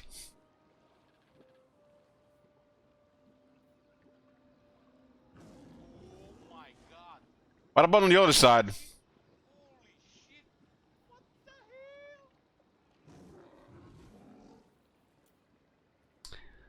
That's not a button, boys. That's the other button. Still didn't put the save camera settings, but they put more useless features. Have you seen that shit? Holy shit! What the hell? So what were this technology or bug? They used to work just in my head.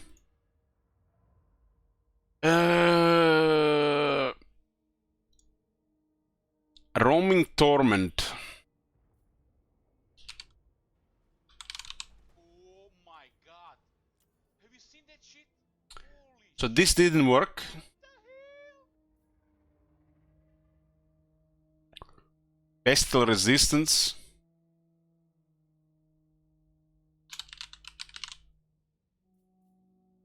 This didn't work. Oh my god! Have you seen that shit? And vitriolic temperament. What the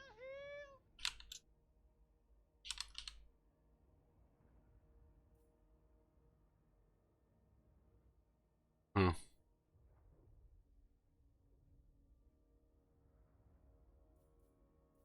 Research rate 101. Oh my god! Have you seen that shit? Holy shit! What the hell? Can you believe this shit, boys? We got Nurgle's foul stink on Malagor's starting Gorbul. That's illegal. That's the best one. Oh my god! Have you seen that shit? Holy shit! What the hell? Malagor has -8 here and -9 there.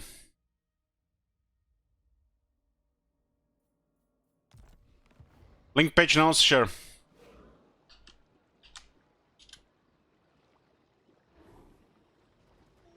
my god! Have you seen that shit? Holy shit! What the hell?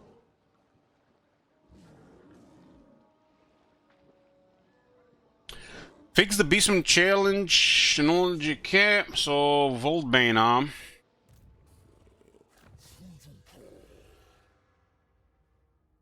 Oh my god! Have you seen that shit? Holy shit! What the hell? And man, I don't just called humans.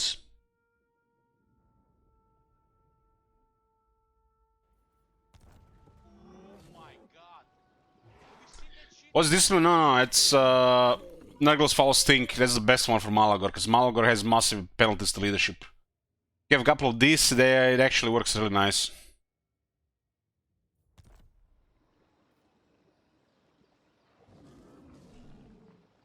Okay, let's go to Bretonnia, boys. Bretonnia has been struggling, apparently. God! Have you seen that shit? Holy shit! What the hell?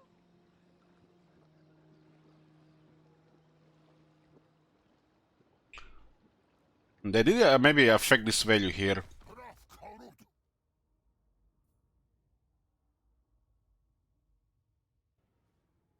Oh my god! Have you seen that shit? Holy shit! What the hell?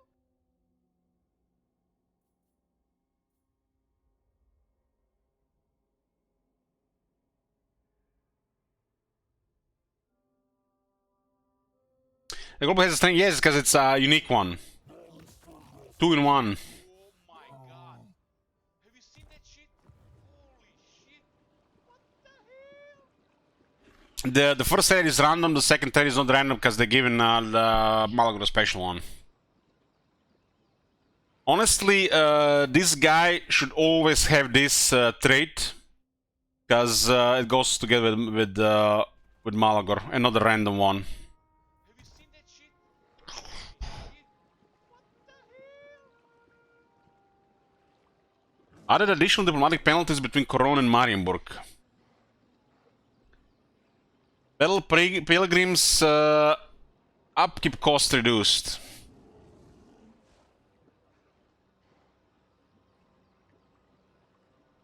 Grill Knights got 2 more melee defense and 6 more anti-large. Holy fuck, man. What the fuck is this?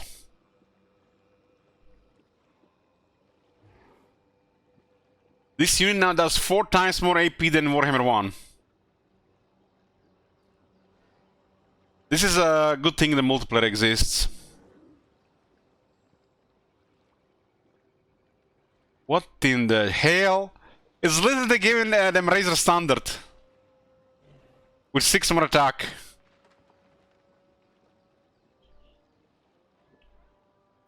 That is filthy, man. Filthy. Don't worry, guys. If Bretonnia overperforms, or too many people play Bretonnia, or even better, too many people that have brain cells play Bretonnia, they might revert this immediately next month in the next patch. Or whatever that is next patch.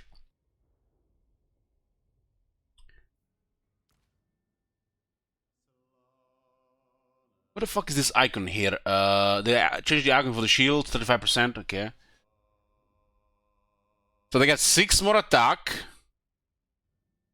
And they got 20 AP now. They might well as well be AP here. That is a massive damage buff. Massive damage buff for the Guild Guardians. And they never get tired. With 6 additional attack.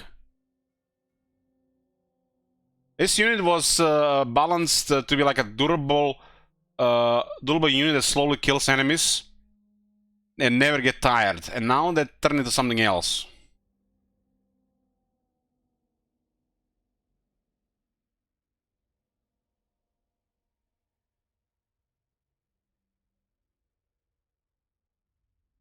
That's a crazy buff for the Guild Guardians.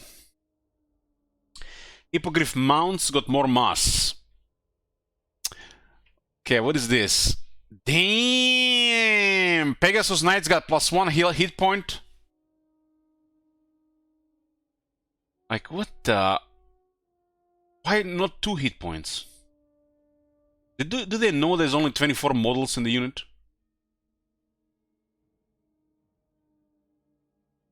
Hold on. Let me get the calculator out. Hold the fuck down. Let me get the calculator out. So this unit used to have 260 health per entity. And somebody has decided we need to do this. And they did it. Why not another 10 health?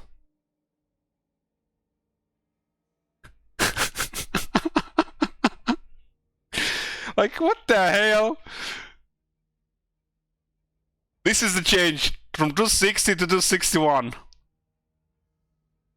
There should have been 10, not 1. This is like a joke of a change. Like, why even change it? Melee attack +2, melee defense +4, and that's actually big stuff. Charge bonus by 20, walk speed, run speed, and the charge speed got increased. So Pegasus Knights got buffed. Pegasus Knights were always decent.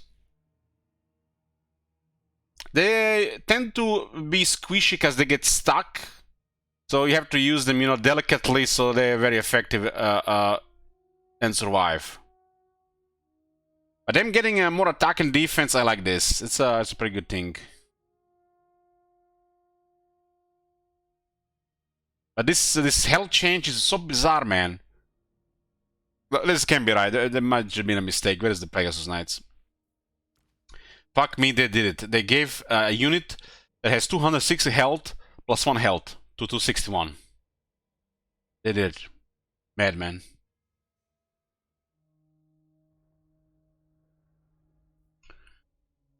Okay, where were we? Royal Hippogriff Knights got more mass. Royal Pegasus Knights, okay. Royal Pegasus Knights have 270 health per unit. And it looks like they gave them 11 health. Huh. I don't get it. Why did the Pegasus Knights get 1 health and the Pegasus Knights get 11 health? That gotta be a mistake.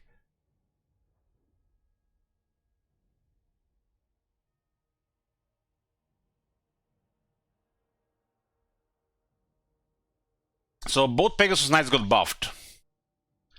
I like this.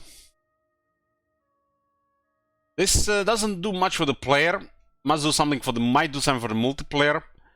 But if the AI uses these units, definitely gonna be noticeable. Because this could be very dangerous units against various player behaviors.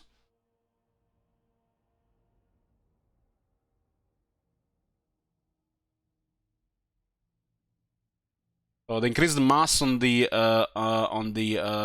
Royal Pegasus mounts as well. This guy's got 200 more.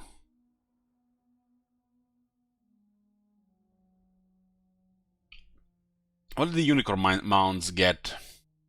Unicorn mounts were using the incorrect entity settings. This now have been corrected. How did they figure this one out? Did they not even take a look at the Bretonnia in like a year?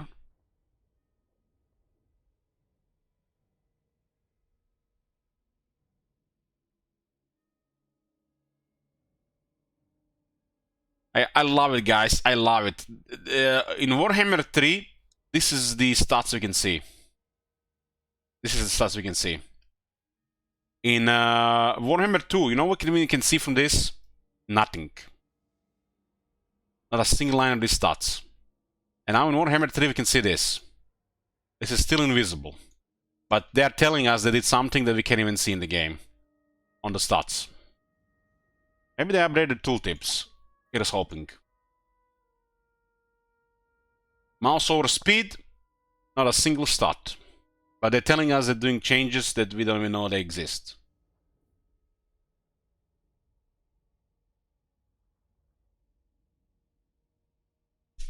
This is literally that collision patch all over again.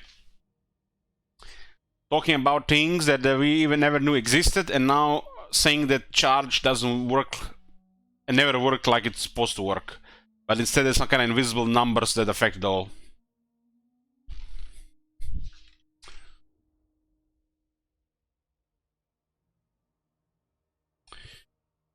Technology, what do we see here? Sure, the bonus of fighting Warriors of Chaos with the ruinous powers, the crit technology now applies correctly. Originally, the bonus of fighting Warriors of Chaos was mistakenly coming from the green tide decree effect. Support religious errands no longer gives her pounds diplomacy with herself. Increased turn duration required for Borderland Confederation technology.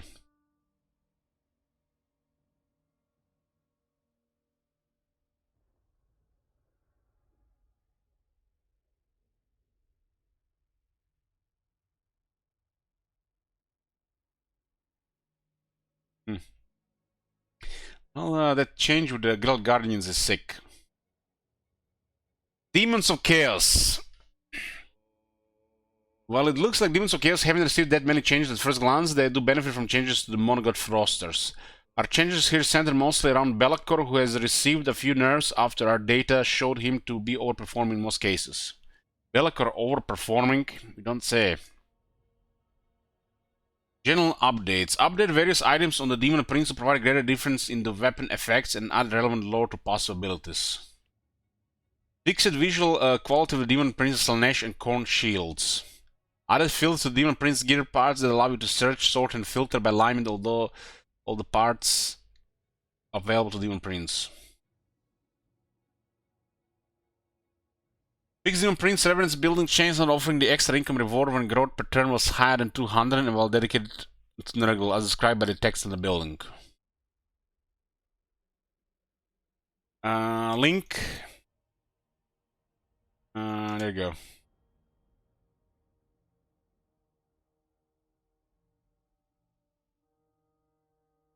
go. Units Aracles Prince of Fury. Let's say multiple stuff. So not only they nerfed Be'lakor, but they also made it more expensive.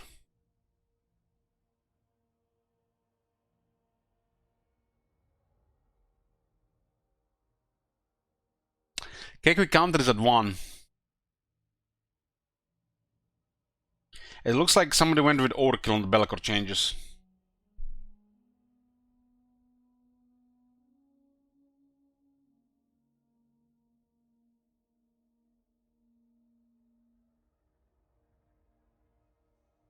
Fixed missing icon Demon Prince card skill reinforcer. Dark Elves. Dark Elves are in pretty good place right now battle-wise, but they have been indirectly hit thanks to a bug fix where riders on their war machines were firing more projectiles than intended.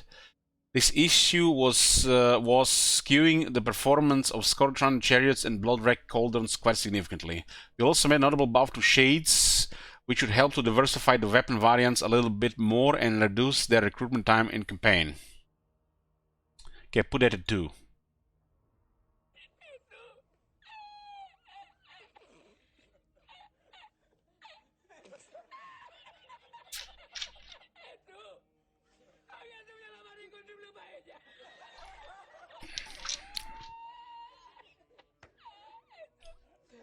When is the next BB run? I'm not sure, Jit Wizard. Usually playing Battle Brothers when finances are looking okay for the couple of months ahead.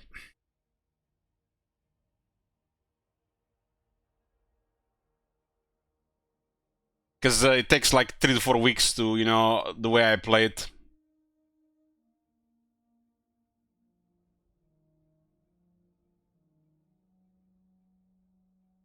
Fix an issue with VLC bandits not playing correctly in some situations in skirmish versus AI. The minor faction of Khorne will now start with their faction leader on the map as intended. Fix issue with defense towers on the Haralkader battle map. Hug Grief's skin assets have been updated on the top bar. I wonder if they fixed that crush with the settlement. It wasn't mentioned.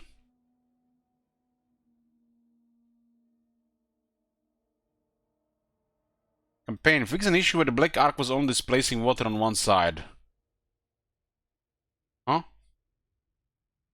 When disbanded, Dark Elf Lords will no longer gain another name of power. Damn.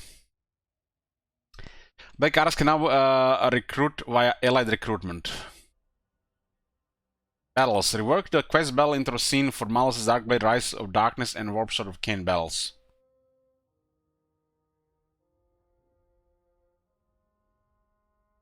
This guy said 10 AP. What? Can't be right.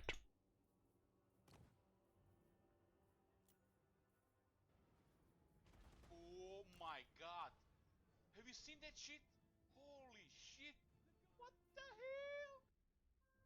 What unit is that even? Black Ark Crusaders handbows. That's what the hell is this? Ah, it's their weapons not nerfed, not range.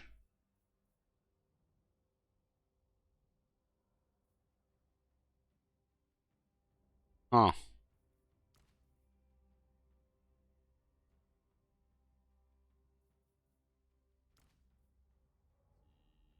I guess there must be annoying annoying people in multiplayer.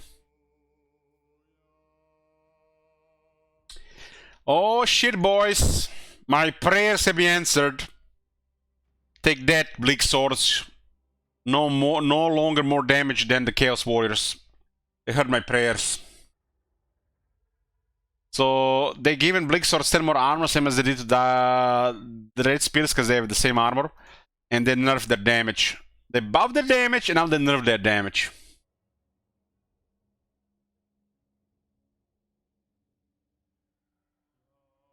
So pretty much Bleak Swords are now back to a shitty multiplayer unit.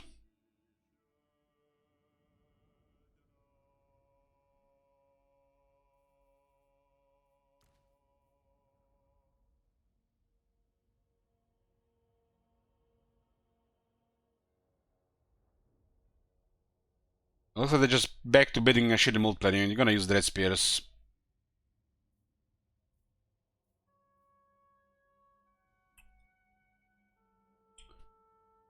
Ron Celeborn, Manticore got armor buff.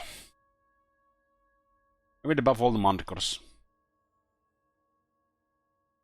Cold One Chariots, Cold One Chariot mounts.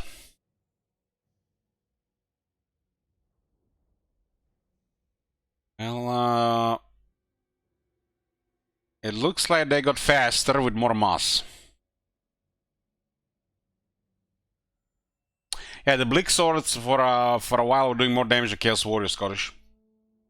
They were just not as tough.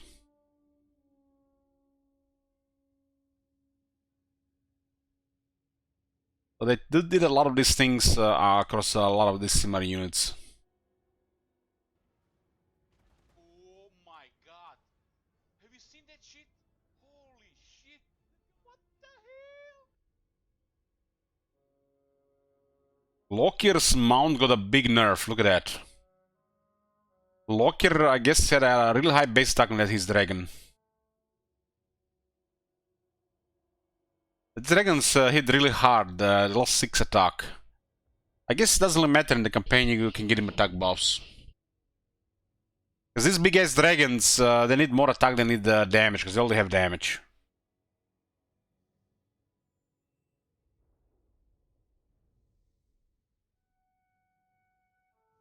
So they buff the damage on the black dragons and lower their attack.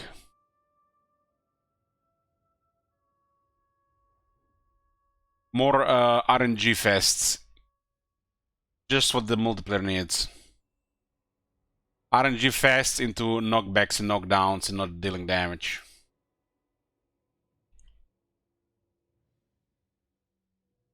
I couldn't get any change to attack, but it looks like the black dragons just got more damage.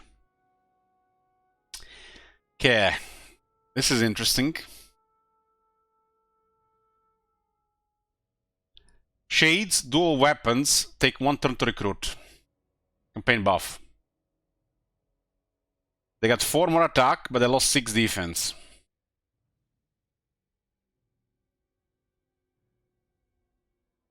Shades Great Swords, also 1 turn to recruit. Got 2 more defense, 2 anti-infantry.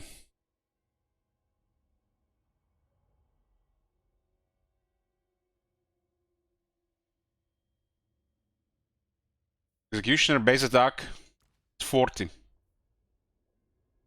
That seems slow. Didn't the executioners had more attack?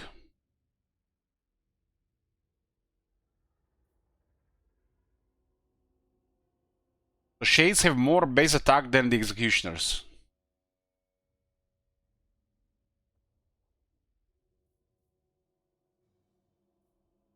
Missile infantry, more attack than greatsword infantry.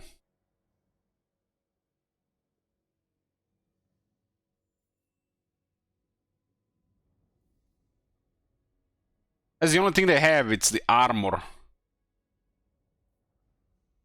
The charge is almost the same.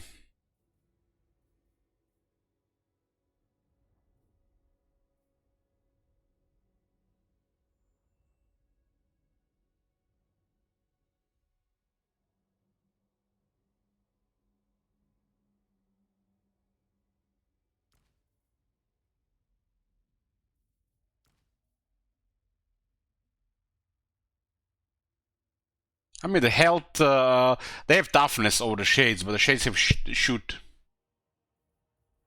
Say the Shades shoot 14, and these guys have 14 as well.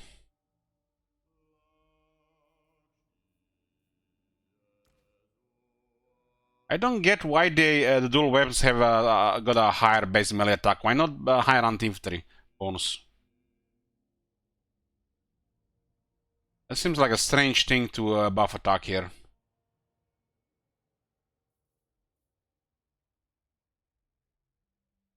I mean, executioners will still hit harder and live longer.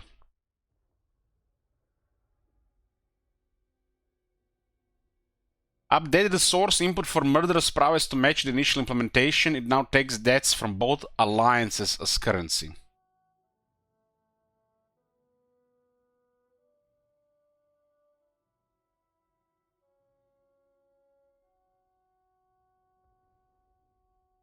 All great swords around the infantry.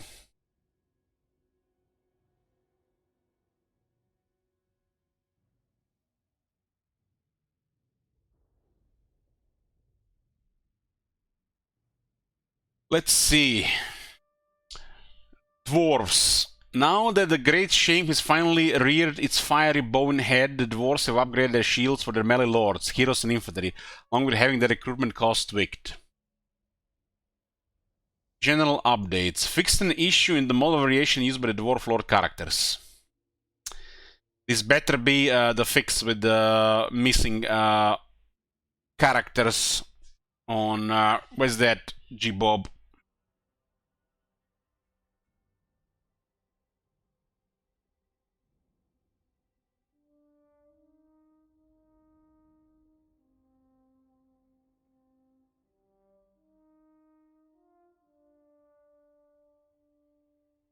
Haven't seen anything about this. Come on, Steam. You don't know who's worse today, CA or Steam, like...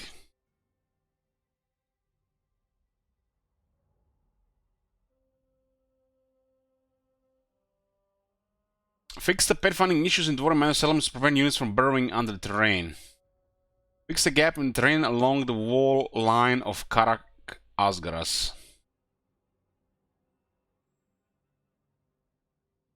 Campaign. Fix Thorgrim Grudgebearer being a wide elector count. What? What the hell does this even mean? Oh my god. Have you seen that shit? Yeah, damn curator, thanks. What the hell?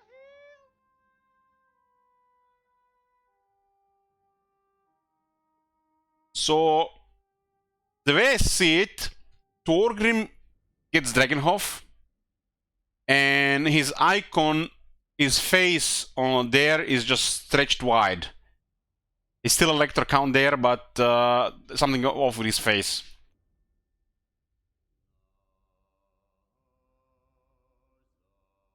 Same like that issue with Gotrek's thing.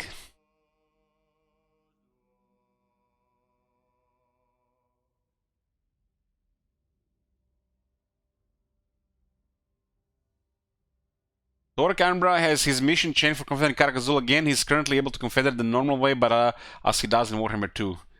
It's gonna be years before they re-implement all the stuff from Warhammer 2. Removing an agent from military force now removes the correct active agent actions. That was the bug with scouting. Because if you remove Runesmith out of the army, it still leaves the scouting in the army.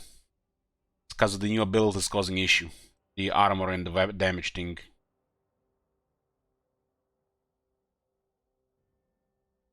Fix the intercutscene not playing correctly in Thorax, the Lost Vault quest battle. What do we have here?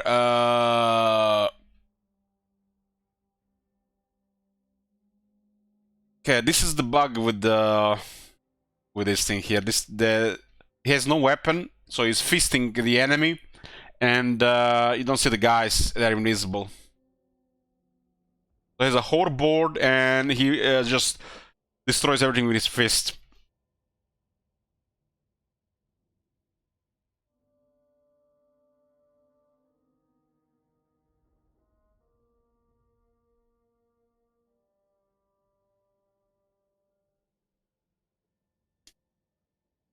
Rune magic is powerful, sir. Flame cannons, multiple cost has been reduced. Miners, blasting challenge regiment down. They nerfed the range attack.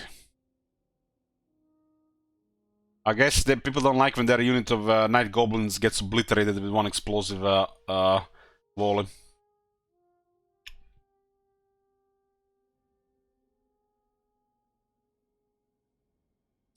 Lord, Thane, Dwarf Warriors, Longbeards, Ironbreakers, and all associated regiments renown have finally silver shields.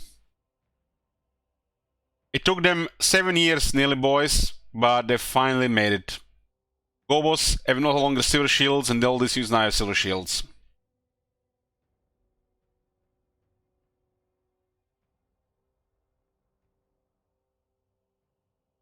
That's literally the highlight of this update so far. Dwarves have finally quality shields.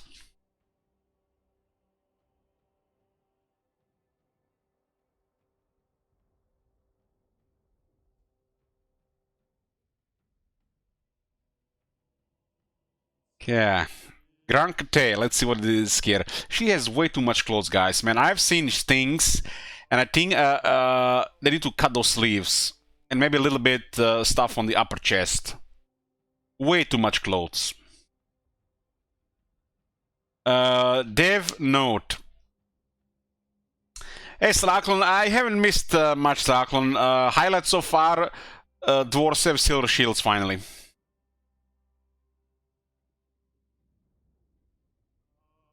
Cathay are generally doing pretty good at the moment, but there was some cost corrections needed for the lords in multiplayer. Jedi Warriors have also received some tweaks to bring them in line with comparable units on other factions. They even played these things, man. Those Jet Warriors with this formation thing, literally unkillable if you don't pressure them from all sides, or range, or magic.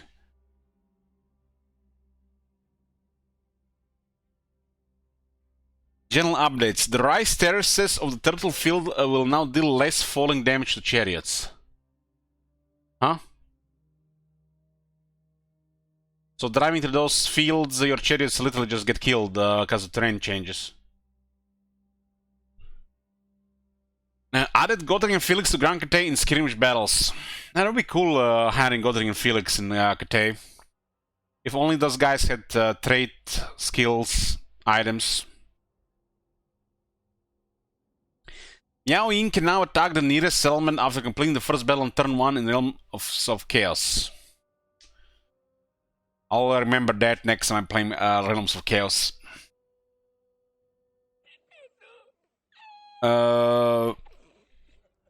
Fix a bug which would cause Wei Jin to lack 10 settlement slots if you area captured it.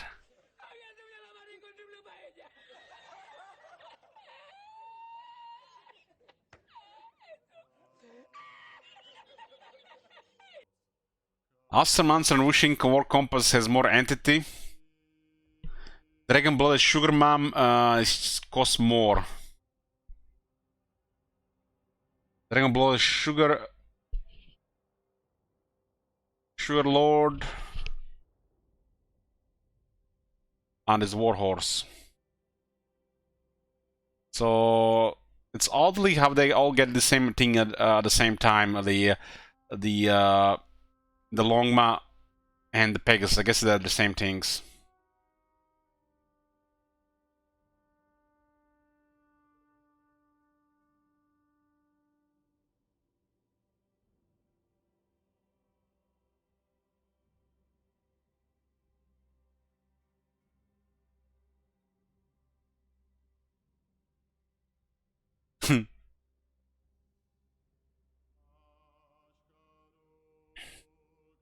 It looks like they increased the health of Cathay artillery by 2.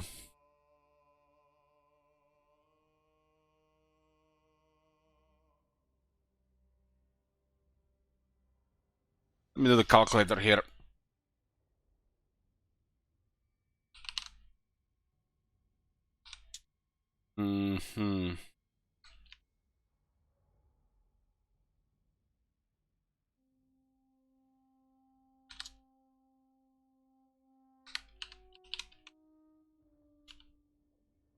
So how many people they have in the unit? 42, 44, 48?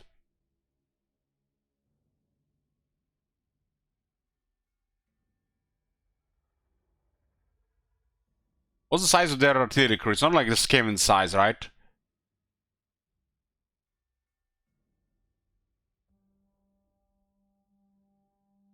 It looks like plus 96. Yeah. 96 divided by 332.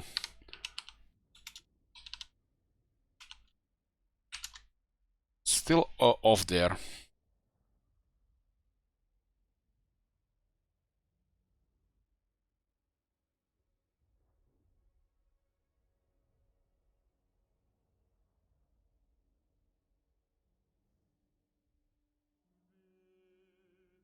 I don't actually recall how many are there in the unit.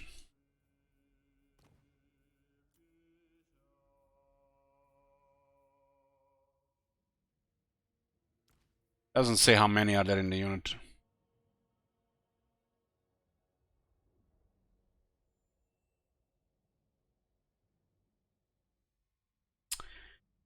Jade Warriors lost to defense. What?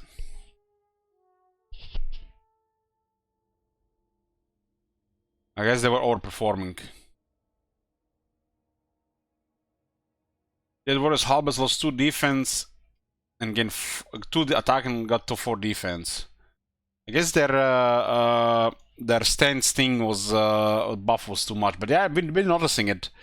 We've been noticing the formation attack is actually working, and it's working, and it's disgusting.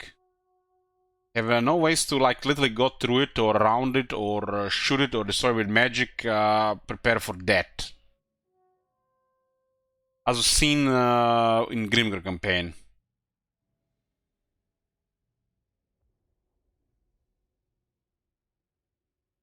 Why are they increasing mass on this unit? I don't get it. Increasing a mass on this unit has 30 speed.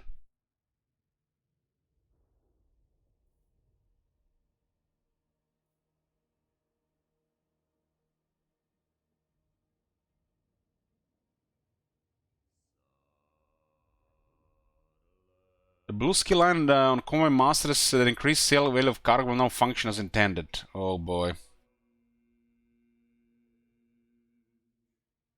48 models. Let's see if those numbers are right. It's still giving me the wrong number. This number was originally not correct. What's the new number? 4852. You see, it's even wrong here. This is 4652, 4862. 4862. 4852.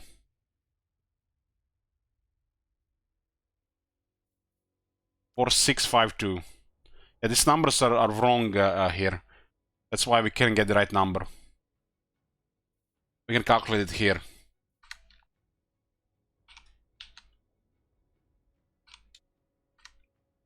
How many? Should be 32.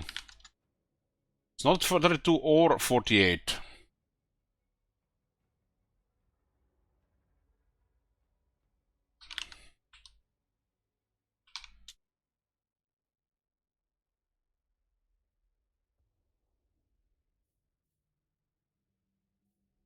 Something is off with these numbers.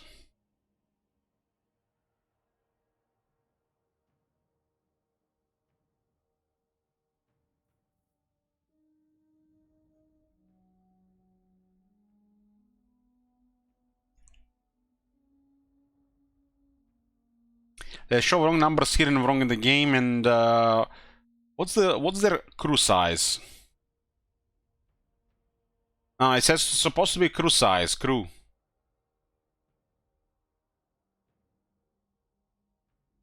So those numbers are off.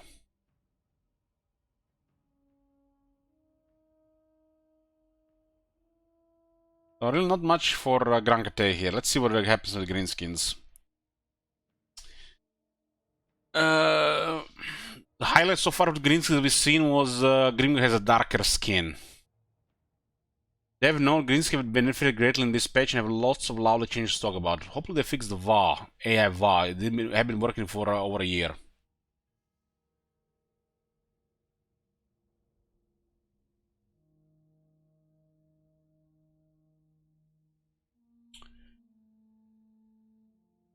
Savage Orc, Boar Boys, and all of their associate beacons have received some melee defense buffs which should increase their staying power in combat. Pump wagons were severely underperforming, I wonder why. So they have received a bit of a redesign to help them stand out a bit from the other war machines on the roster. Now sporting 12 entities per unit on Ultra unit size instead of 4. They should be even more chaotic than before. Finally, we have given Arachnarok Spiders a bit more leadership and buffed their damage slightly, as they were also underperforming.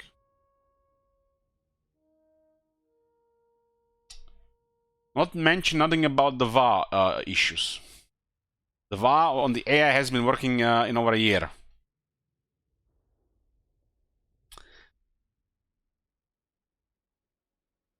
Grimgor Ironhand is once again at last not a big green boy. The whole game feels off if you're fighting Greenskins, if your main enemy is Greenskins and they're not Greenskins. Like, what the hell is even the point playing the game? You guys remember those dangerous Greenskins in the second half of the Warhammer 2? They don't exist in Warhammer 3. You really have to just really be better at the game for every threat from Greenskins. They don't have that viability.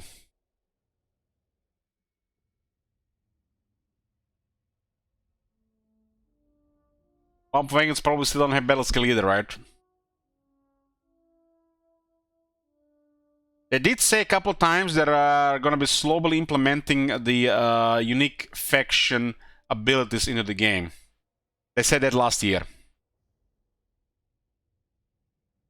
They said it last year, and I thought this would be the update where it actually fixed the Greenskins. Because if the Greenskins are not doing a VA in the battles, they're a joke.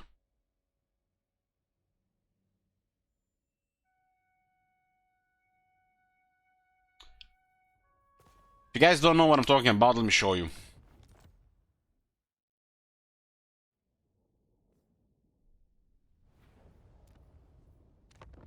I am Prince and Emperor. Where's the Greenskins at? Oh my god. Have you seen that shit? Holy shit.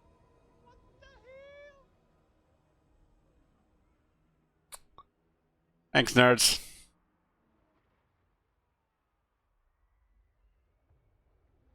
The player can use this, but for some reason the AI can't. But it worked in Warhammer 2. Even Warhammer 2 actually worked a little bit too good. And if the Greens have this, then we're gonna be a little scary in battles. So you see this ability here, the Grimgor Swa. As the player, you can use it, but the AI cannot use it. So their whole entire army, they're fighting, but they cannot VA. They never get the bonus damage. And this shit is scary. Imagine your entire army gets 24 attack and plus 30% damage. So, in Warhammer 3, this hasn't worked since release. And makes the AI Greenskins sad.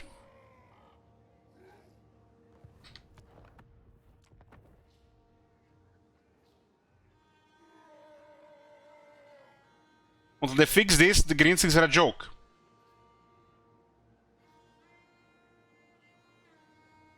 Imagine you had to deal with the Bloody Hands multiple armies when they have a VA available. Have fun. That's some scary shit.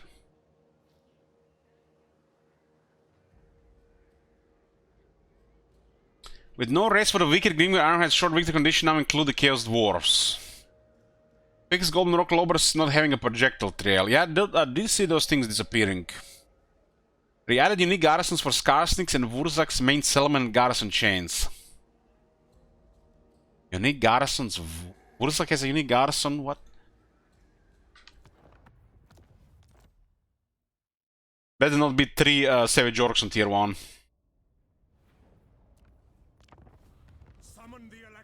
What do they think they are? Khorne boys?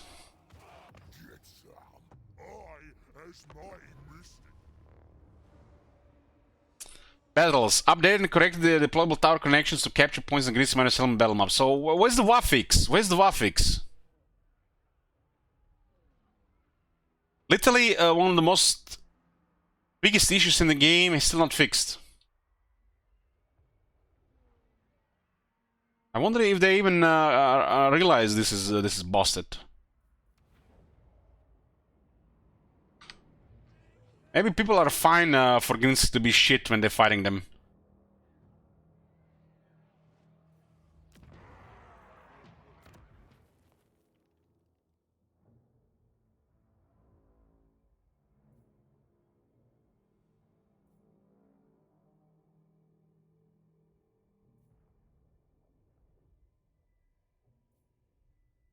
It's gotta be the saddest garrisons in the game.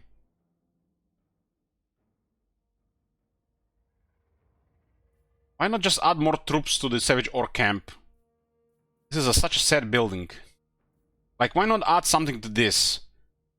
Give us incentive to build this shit, and I mean, look at the cost of this. They haven't, you know, when they adjusted the cost on all the buildings, they haven't adjusted shit to this building. This is 500, 1000, 2000. 2000, 4000, 6000. And they do nothing. These buildings do nothing. And these pigs are still on tier 3 instead of tier 2. Like, what the fuck?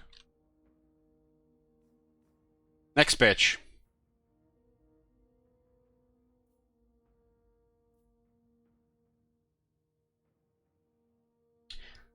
There should be more troops added here. This should be transferred to tier 2.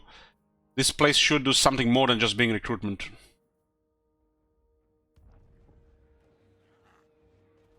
Oh my god. Have you seen that shit? Holy shit. What the hell?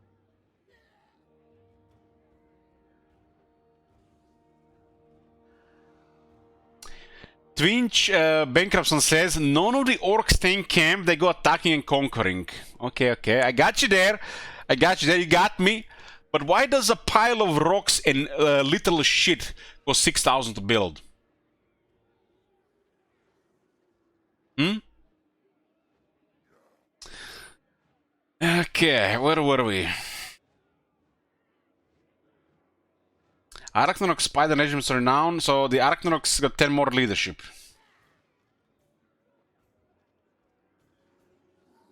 And so the spiders got buffed.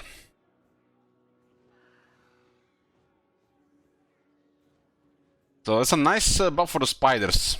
They do definitely have a leadership on the weaker side. Are gonna be more annoying.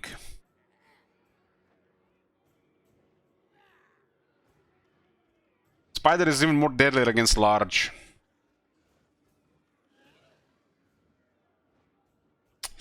Azek the Slaughterer, Mount Skullmancha. So Skullmancha with a little bit more health. I like this. This is nice to see. Also scales good with Bloody, as long as they fix the bug.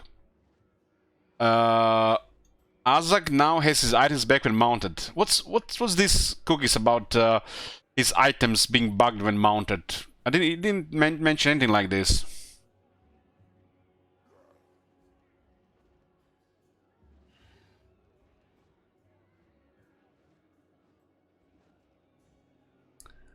This is strange. 3 more attack to river trolls, swamp things. And they lower their base damage but increase their armor piercing damage by 4.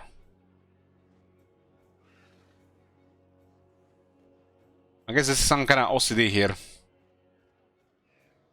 Feral Wyvern got a lot more health, leadership, and does more damage to buildings.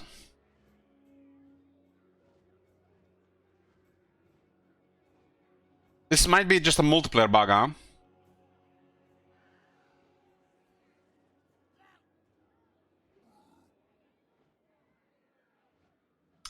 Grom the Pounce has 400 more mass. What? It can't be right. The great green prophet.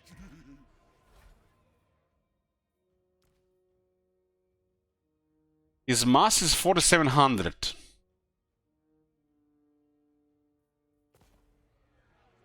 But it says here 1,700. I know that his mass was way higher. That I get it is a typo 4,300 to 4,700. Because I know his mass was way larger than this. Unmounted, he's too fat to walk, Archmagnons. He's like one of the Americans got a scooter to move around. So this is a typo, 4,300 to 4,700.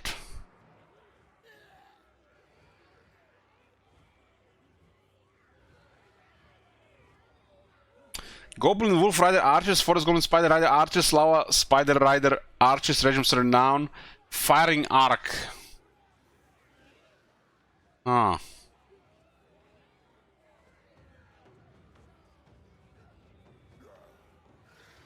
What? What is drums? I don't remember these drums. I don't know what this means, because they were shooting like this before. Ah, they already work like that.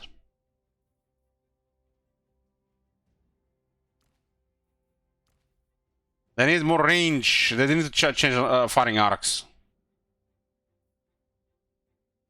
They did something which they always work like this.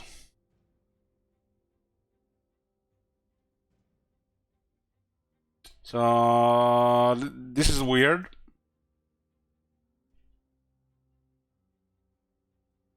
Because they already had the partition shot.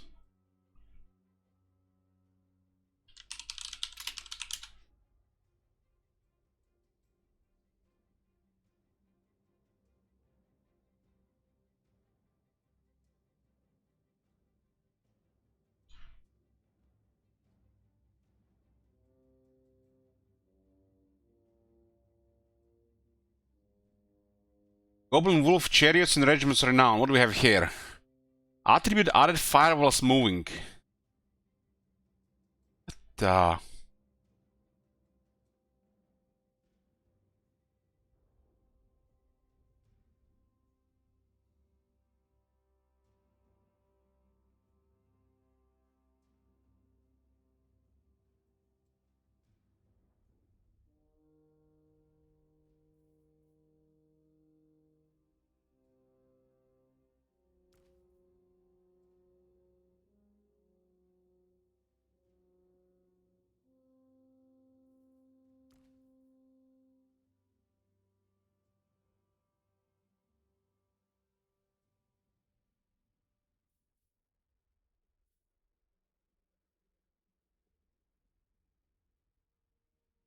I always wonder why these guys have such a low ammo, considering they're a missile chariot.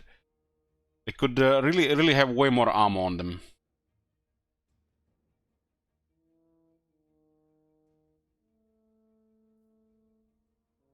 Hold on, what unit was dead that got changed by the Regiment Renown thing? Was this one?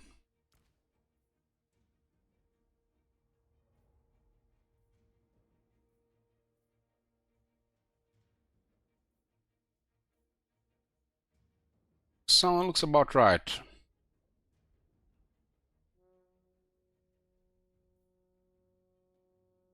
Maybe they fixed the other bugs.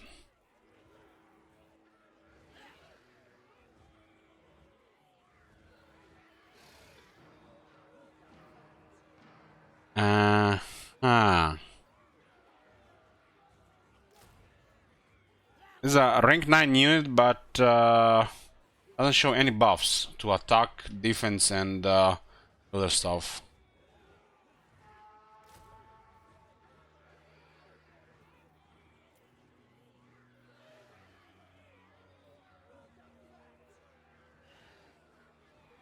It does look like they fixed this the double display, but now they don't have the other buffs neither.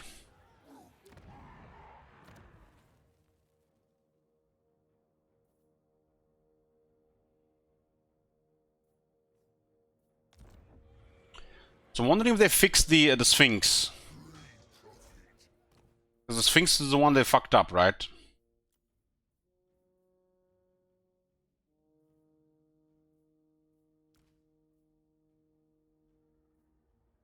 No, still fucked up.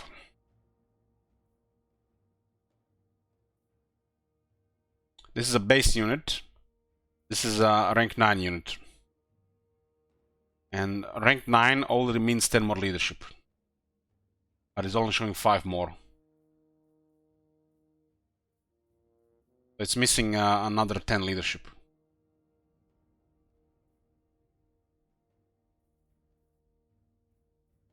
Of at least 5.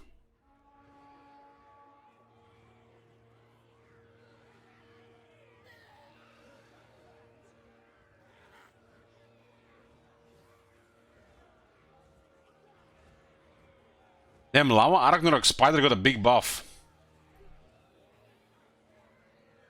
Look at the Lava Arachnarok Spider. 12 more attack, 8 more defense. The shit is gonna be deadly.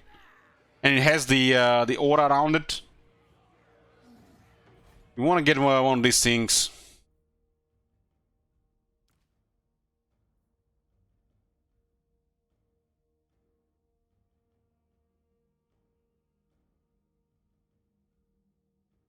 I made this thing way deadlier than before. I need to call the OCD guy because this health is triggering me. It's almost enough to open the Great Book of Bugs and write a report in there. I don't know, just take away 29 health or add another 1 health, do something about it. I can't look at it. Okay, where were we?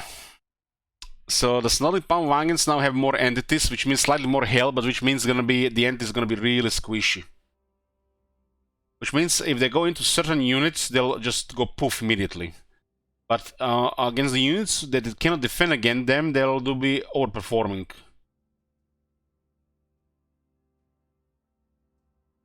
Basically, they triple their number count, lower their health per entity, but they also lower damage a bit. So they're gonna get murdered by the Anti-Large better than before, but they're gonna be deadlier against stuff like archers that are better than before. They're gonna be absolute shit against large though. And they haven't fixed the battle skill right. Yeah, they're missing half a buff on the battle skill and has a shit buff as well.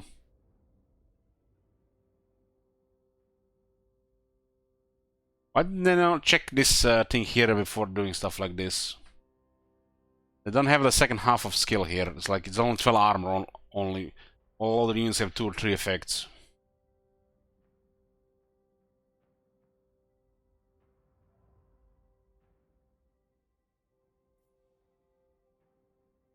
It's the worst skill in the game. Or one of the worst. More mass to the pigs. The chariot's got a small buff. Savage orcs got a big buff. 2 more attack and then 4 defense. Like 4 defense is big. Especially when it comes to melee combat and their physical resistance. A big buff for the Savage Orcs.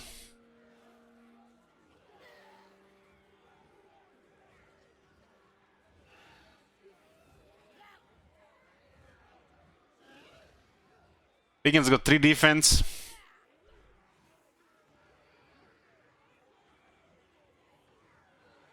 So Savage Orcs got more defense all around.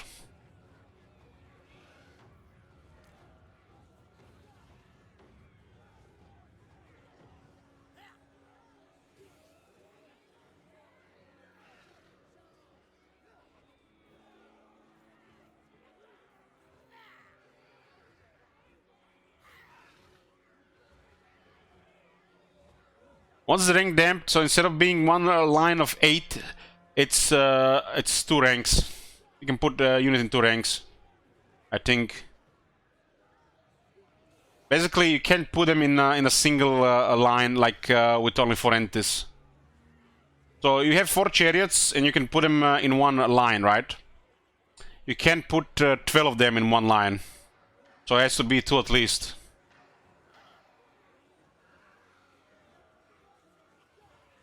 When you drag the line.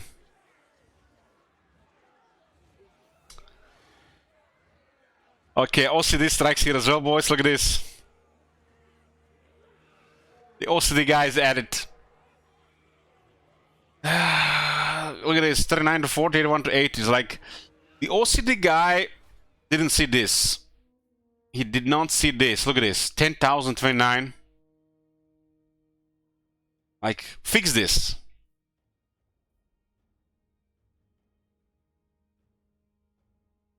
This is literally unplayable. OCD guy needs to fix this.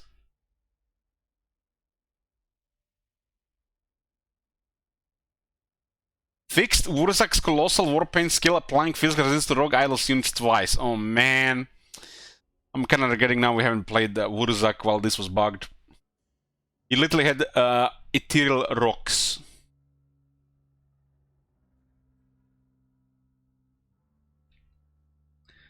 Fix Azak missing his unique items when the Skull Muncher mount. There's gotta be a multiplayer bug. Okay, here we go, boys. High Elves. Let's see what they done here.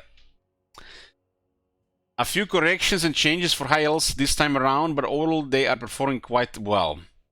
Lord Cigar and Chariots mounts have received a cost correction, with Chariots also benefiting from mass increase. War Lions have received a chunky buff, and the fire resistance of units of Caledonian build have been reduced slightly. With the coming of the Chaos Dwarfs, we also removed flaming attacks from Dragon melee weapons, so they remain competitive against this new race of fire-resistant units, like the Bear attack. However, it is still considered to be a flaming attack as it was in tabletop. First update, the most important one, fix the textures on the Ark and Phoenix. Alit and Nars faction now has access to Liliad's Blessing stance rather than the Raiding stance. Okay. Malhandr's left leg is now skinned correctly. Now I can finally play I wanna say Tyrion. Hopefully it's not Imrik, they're all the same to me. These mounts always have like these Lord of the Rings names. Okay. I think that's Tyrion's mount or Imrik's horse. One of their mounts.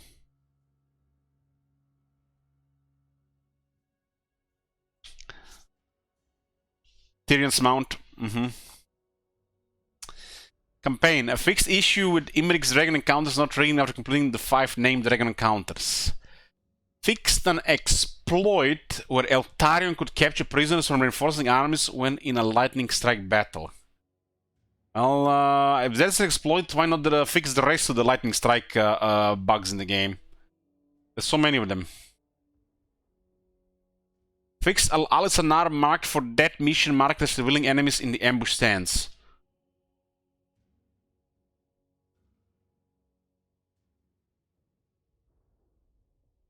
Battles. Updated and corrected the connections of the gatehouses to the capture points in the Ultimate Gate Settlement battle maps.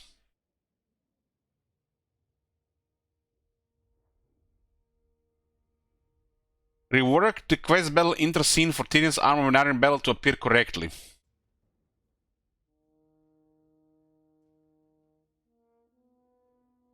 Okay.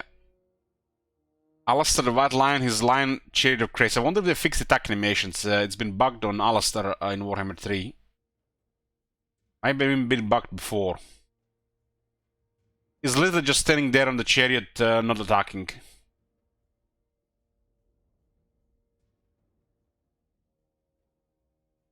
I'm not talking about White Lion's goal, I'm talking about Alistair. Alistair literally just stands in on the chariot, doesn't do anything.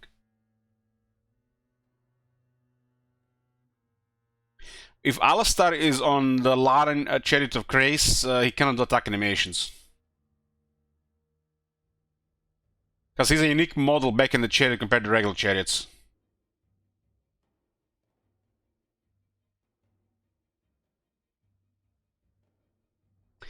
Dragon Princes and Regiments are now, and they lost 15 fire resistance. Thank you, Dwarfs. Imrik lost 15 fire resistance. Be careful now, all you dirty spammers, subsidiaries of Alorm and Imrik. Imrik will take more friendly fire.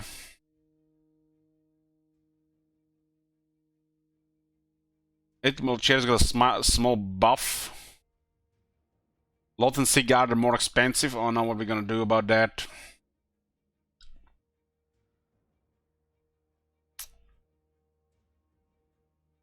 So chariot changes. War Lions of Grace got 5 attack buff, 10 missile resistance, and 600 anti-mass.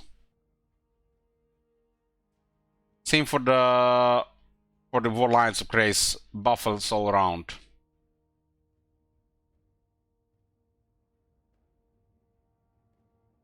Anguish Cake says we're still in the patch notes. Well, it's been only 3 hours, Anguish Cake.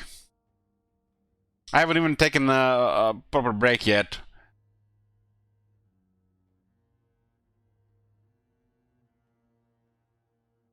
Not even halfway through. Don't worry, the second half is just localizations. Sun Dragon, Moon Dragon, Star Dragon, including mounts, have lost flaming attacks. Well, now the regeneration units will live longer. No, people poo-poo break. No, I'm about to piss myself. God damn it, shit wizard. Is this all you do these days? decent way, say asking when's the next Bill Brothers run.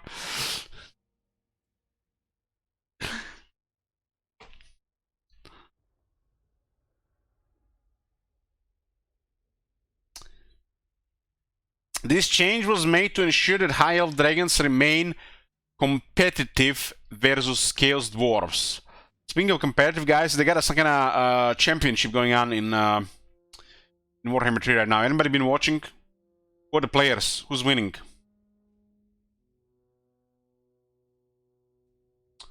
Terranok Chariots got 400 more mass. We've seen the War Lions of Chris. Our Lions a little bit better overall.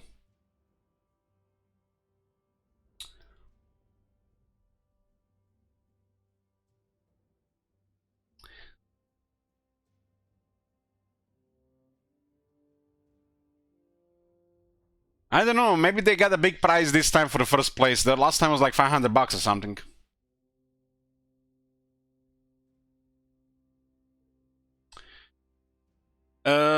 Fix an issue where the High Elf inhibited trait had green text instead of red, implying that it was a positive trait when it is a negative one. There's like a dozen instances of this being an issue.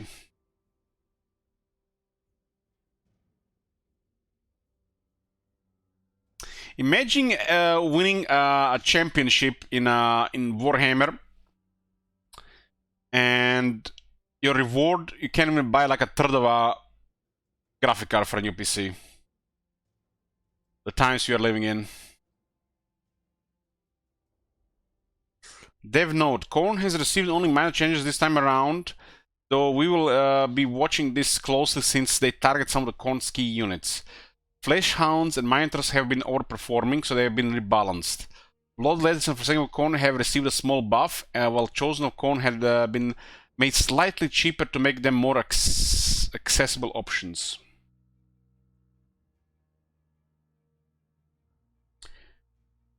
Fix the visual issue with Exalted Bloodthirster accessories. Scarab will now make his mind up much faster when moving to engage an enemy unit in melee. What, more responsive? Demonic units. The Blood Crushers got 5 more leadership.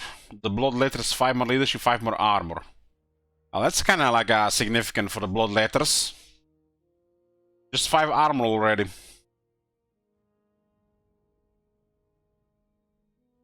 Exalted Bloodthirster is 100 cheaper. This thing costs 2500. Holy shit, man. That sounds like a lot for a multiplayer.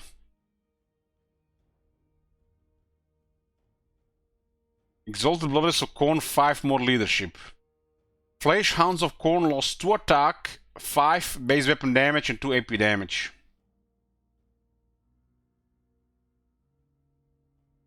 Scarbrand the Exiled is 100 cheaper in multiplayer, huh? Mortal units, they are cheaper. The Chosen are cheaper. Chaos Knights of Khorne. Got +1 leadership. Here we go, boys. +5 base weapon damage and +2 AP. I think all Chaos Knights should get more damage. Chaos Knights should do way more damage. They buff the only ones who have actual damage buff in the game.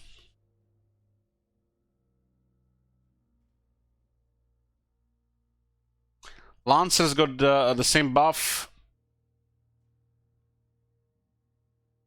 Forsaken of Khorne got 15 more armor. They slightly nerfed the Minotars of Khorne. Minotars of Khorne, great weapons.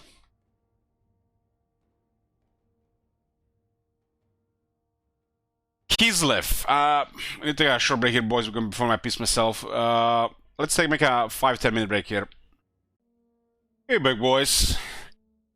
Potato says, I don't know why everyone is such a sourpuss. The game works, it's fixed, and nothing is wrong.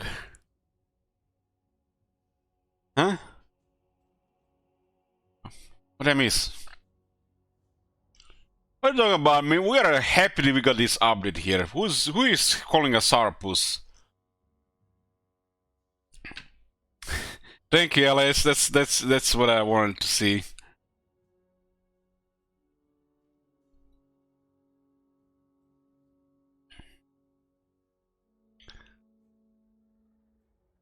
Okay, where were we?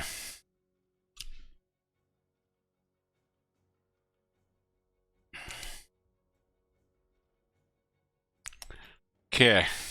There you go. Kislev. Regarding Battle Brothers, I might play some Battle Brothers after the next back and forth campaigns. Regarding Battle Brothers. Not a sure thing, but it might happen. And I spilled something again below my mouse pad. God dang, how does this happen? I wasn't even drunk the last 2 days. Now I get a massive stain on the desk again.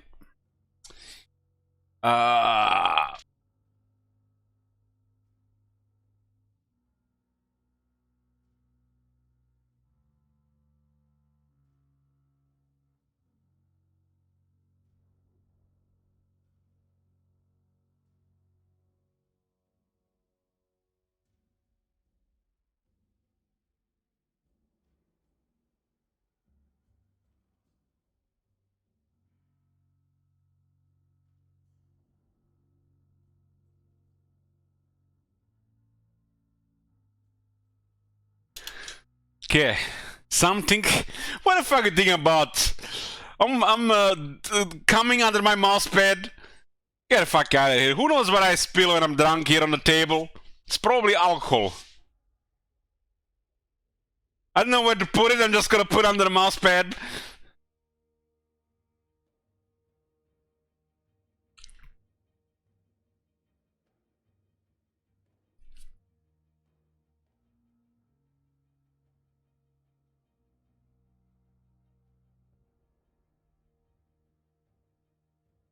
I think you need to start spilling the word of Jesus instead. Foiled. You're the last person you're allowed to say such things. Where were we? Kislev hasn't been doing great in battle recently, so these changes act as the first step towards improving things. Armor Kost and Tsargar have received some belly buffs to boost their frontline staying power, while all Kislev cavalry units get a mass boost to match some of their contemporaries from the other races. Iceguard have also gained some additional missile penetration. Guy, every single one of these race stings just makes me so... I don't know what's the word for it, but... Imagine they had their game in the game, and doing 100% focus on the factions, reworks, and the campaign instead of this other shit part of the game. Everything works in single player. Everybody is, you know, fine. They don't add anything. Buy DLC. You know, this is kind of like going against what they're trying to do. They're selling literally content for the single player. But the core of their focus for the updates, you know, trying to fix the game, Kappa, and the second one is, you know, balancing multiplayer.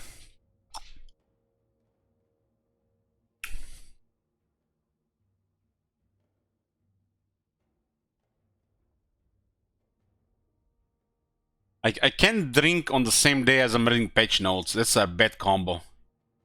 Then we're gonna get another ELOC topic on Reddit.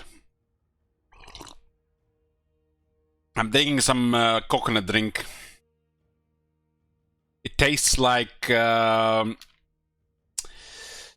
don't know what it tastes like. It has a really bad taste because there's no sugar. Tastes like minerals. There, minerals and metals. Tastes like the stuff on your mouse pad? Probably, yeah. Probably.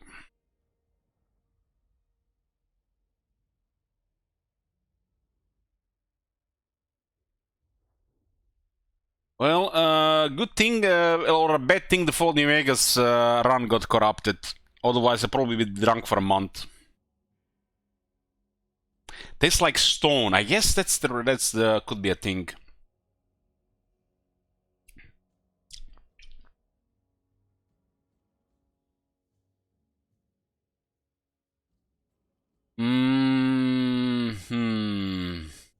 I hate roulette. What is this?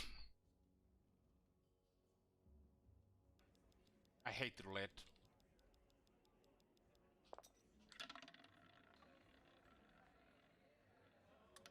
How does anybody find this? What the fuck?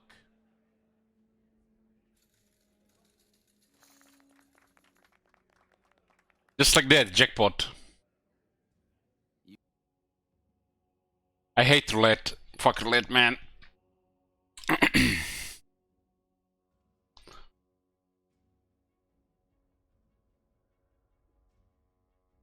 Reduce the number of factions at war with and holding diplomatic negatives towards Kostaltin. Yeah, Kostaltin is literally in a shit position. What is this?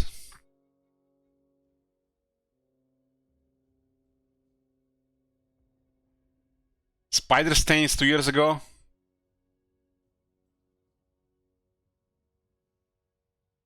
Not one time I see him on the wall. I see him on the wall and he's just there. Just like a statue. I get up, go real quietly, get my thick notebook and slam! And all the juices from that spider just imprinted on the wall. And there it is, so like somebody penned him on the wall. You can still see him here. If I turn around, I can still see him here. I get everything.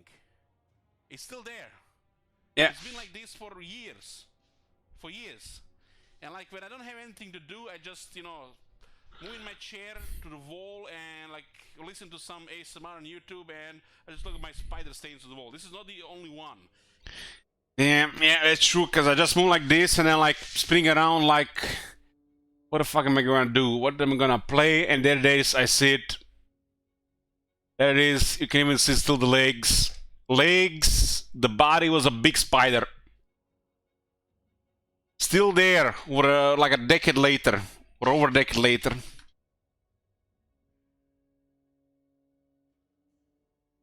Was the largest spider I've seen in my life. I just snapped and just, you know, just took a notebook, slammed it on the wall, and the juices out of his body just imprinted on the wall like somebody painted him there. Still there. I didn't clean it.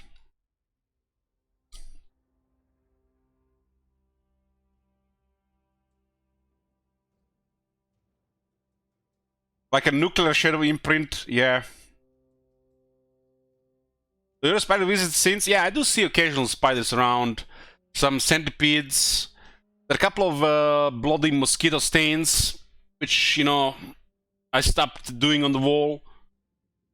But that spider is the most notable one.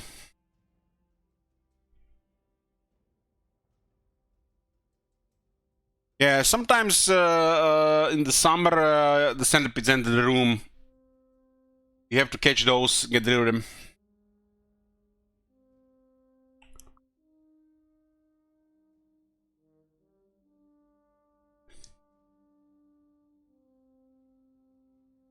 I made a picture of this, Alex, this spider. I need to find it where I put it.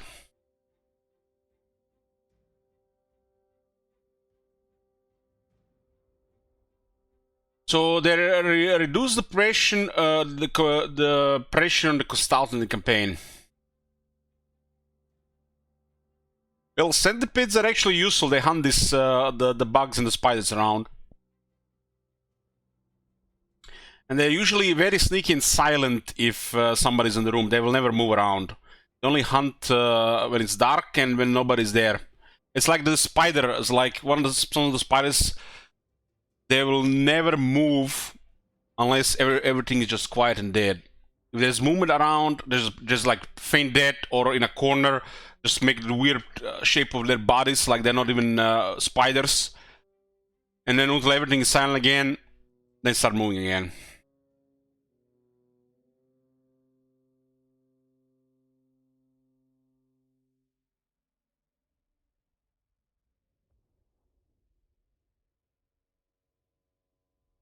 I agree. The centipedes, they look definitely the nastiest out of the any bugs, the spiders.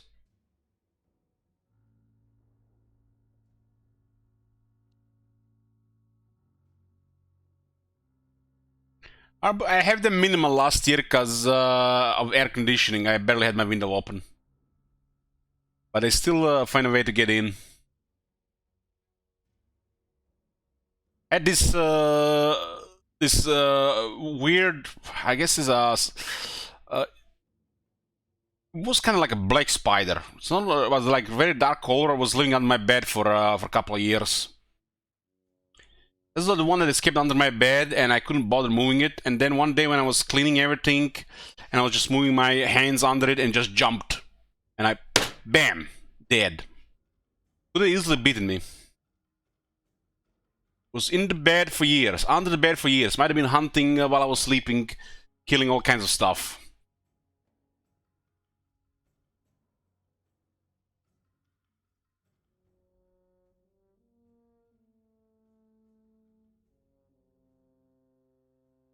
Cathay now maintains both the magical attacks and frostbite contact effects when on her warbear mount. What about her sword then?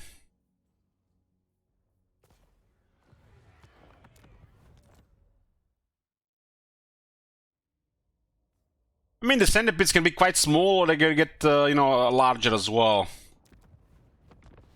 They're just very annoying when they enter the house, because you have to catch them. You don't want to leave these things around.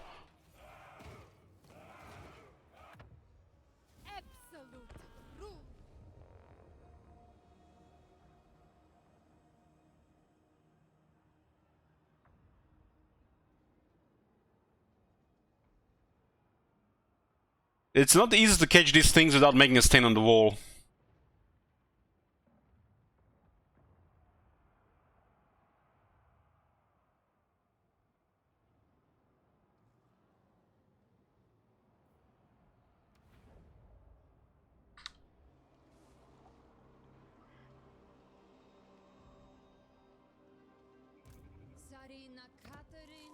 So Tsarina has magical attacks and frostbite, and when she goes on the bear, she retains it.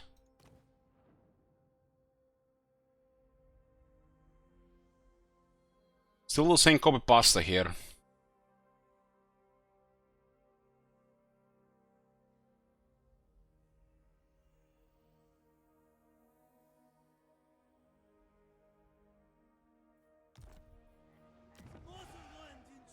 So you mouse over and you can actually see what buildings are. 4 landmarks.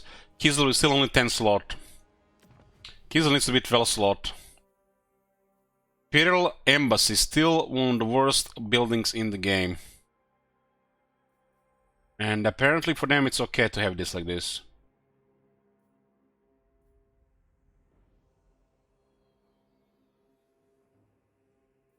Kislev cities need to be like 12 slots. If not 14.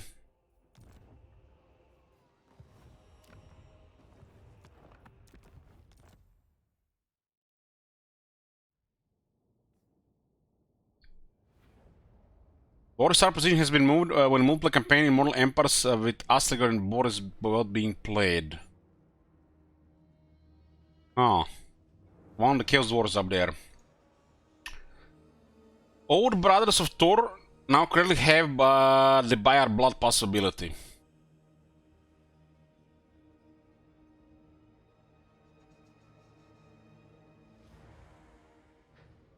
Fixed an issue where AI-controlled little Gnom units did not behave as intended, leading to them attacking the wrong target or not attacking at all.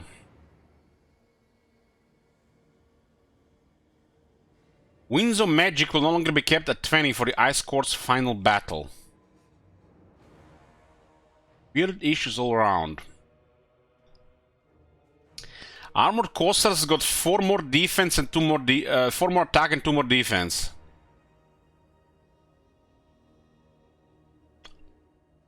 It's one of the best Kislev units and got buffed.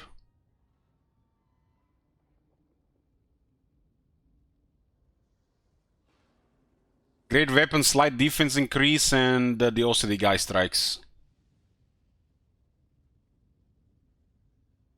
But it doesn't look like it's an OCD guy, it's even worse than the OCD guy.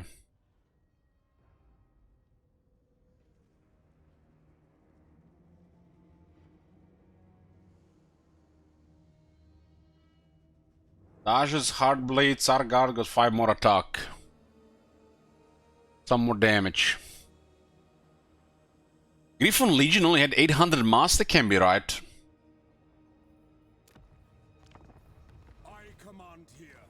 They had only 800. Only I keep. I command.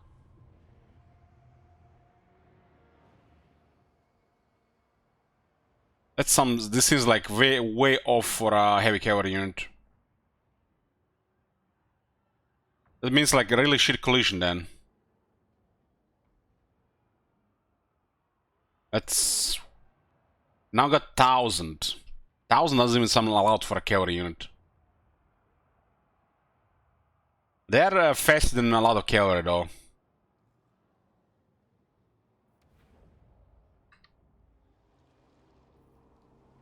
Sarina Catherine.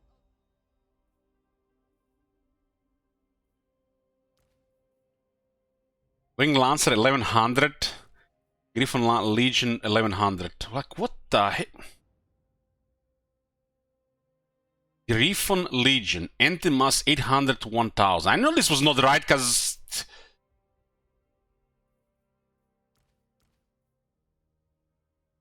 1100.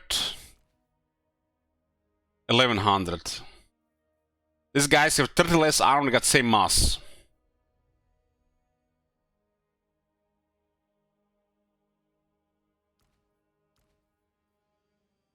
There's no way they had 800 before.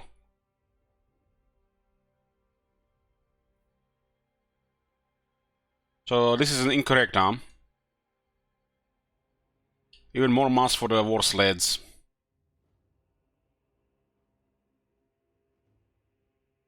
So Horse Archers got slight toughness buff. Cheaper.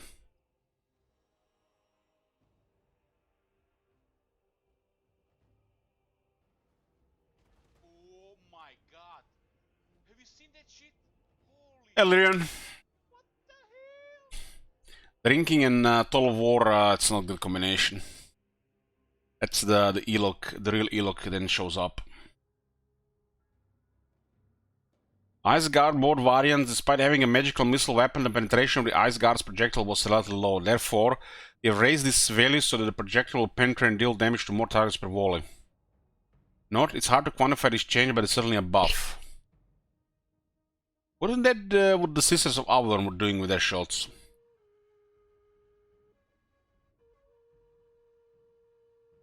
The other cavalry also got 10 more armor.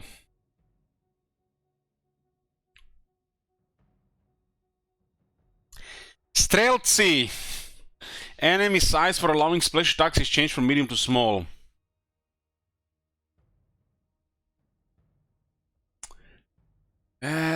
Man, I wish I had know what this means.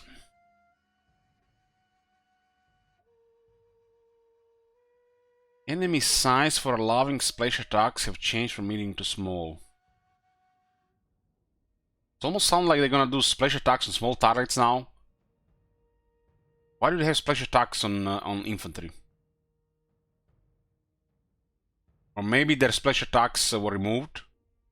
I really need to explain shit like this, cause like we're supposed to know what this means.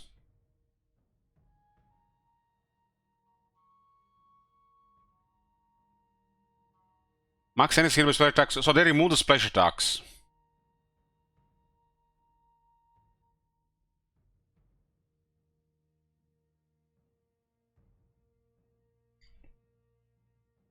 Tsargar got a buff. Tsargar weapons got an even bigger buff.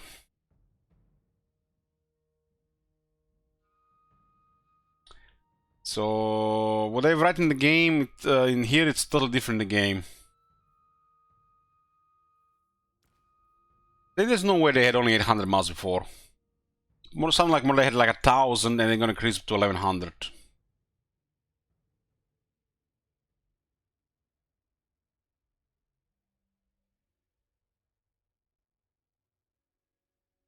Atamans will no longer siphon experience from other characters when leading a garrison army with a maxed out mentor skill.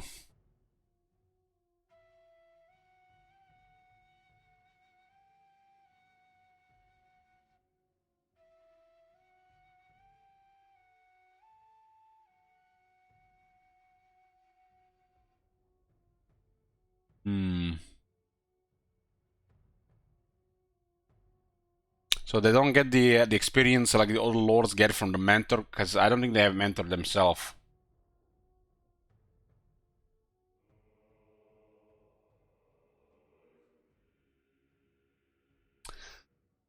But first look here, there's no Grand Pepe here, especially that sexy version I seen in Marty's Dungeon the other day. Dev note, lots of cost changes for Lizardmen, with the most of their dinos getting a slight discount. We've also buffed up Kroxigors a bit, so they are a lot sturdier in combat. Ancient Salamander has also received a recruitment time reduction among other buffs, which should help it thrive in campaign. The Spirit Tap Portal has also had its bound spell switched out to make it more viable pick.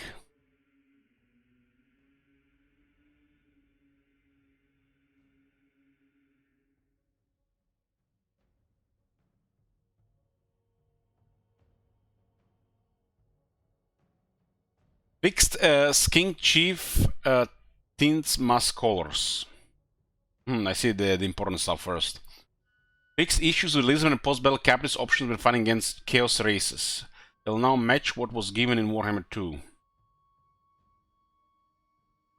Minor faction, the Wardens of the Living Pools, can now sustain their starting armies. Yeah, they actually had problems. They just had a bunch of blessed units and they had to start disbanding troops.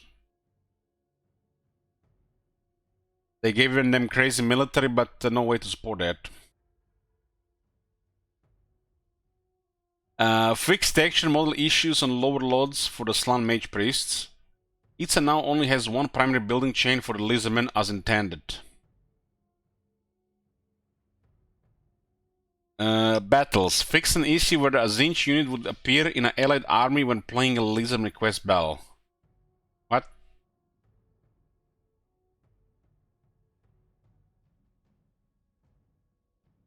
How does that happen? Ancient Stegadon, Engine of the Gods, multiplayer cost from 2050 to 2000. It's a 2.5% adjustment, I think. It's big.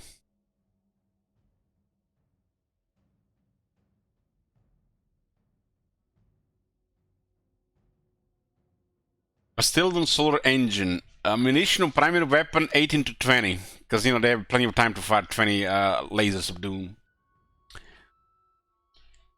This unit should really just have better reload times and not more ammunition. This is the Bastildon Solar Engine. Ammunition primary weapon 18 to 20. Oh my god. Have you seen that shit? Holy shit. What the hell? Hey, Khorne Senpai. Blessed Carnosaur from 1700 to 1650. Blessed Saurus Spirits with Shields got Woodsmen now. They got the trees. Bonus in the trees. Chameleon Stalkers got a discount of 25 shekels. From 675 to 650.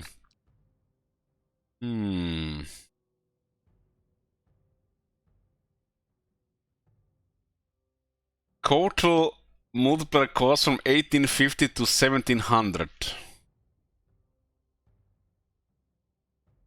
It's like lots of big changes in dinosaurs. Anyways, Blade. Cohort of Quattle, Sacred Kroxigor. Got a nice health increase. 7 defense is big. Got perfect vigor. They lost physical resistance, but I got missile resistance. Okay. The highlight of the patch so far, Blade, is Dwarfs getting silver shields.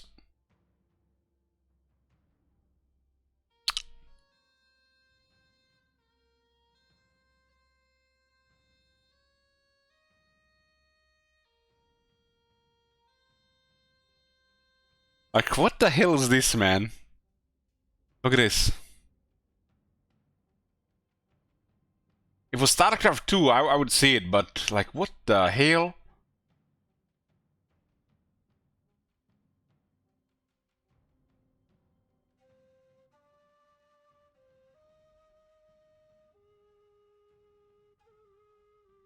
You wouldn't understand, Alex. Well, yeah.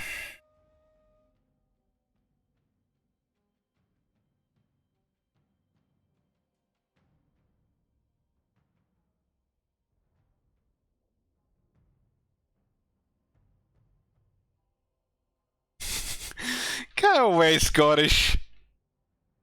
Did they add achievements for Immortal Empires? No, they added a new mode and new achievements for that mode. They said the achievements for Immortal Empires are too complex and they would require playtesting, so it's probably not gonna happen.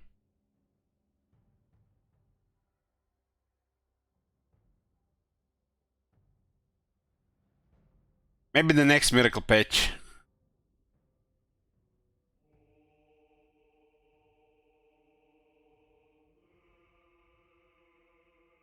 Roxigor has got 4 more attack and 6 more defense. That looks like decent buff for the Roxigor. They lost 5 anti-infantry, but the other stuff seems good. 6 defense and 4 defense. Almost like they got battle skill.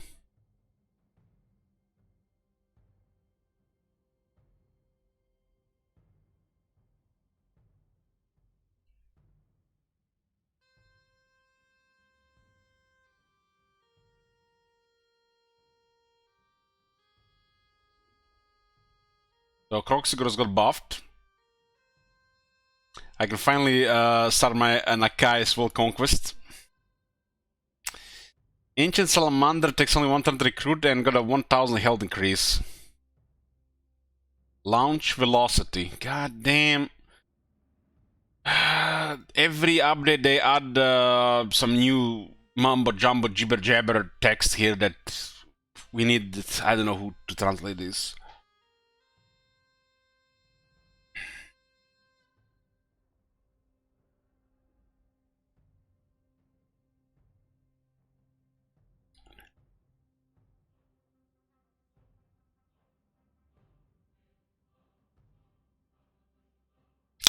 I am a CA employee. I come to work at the biggest gaming company in Europe, controlled by Sega itself. Every day I come into our amazing office of a fully paid lunch, free gym, and all the amenities I need.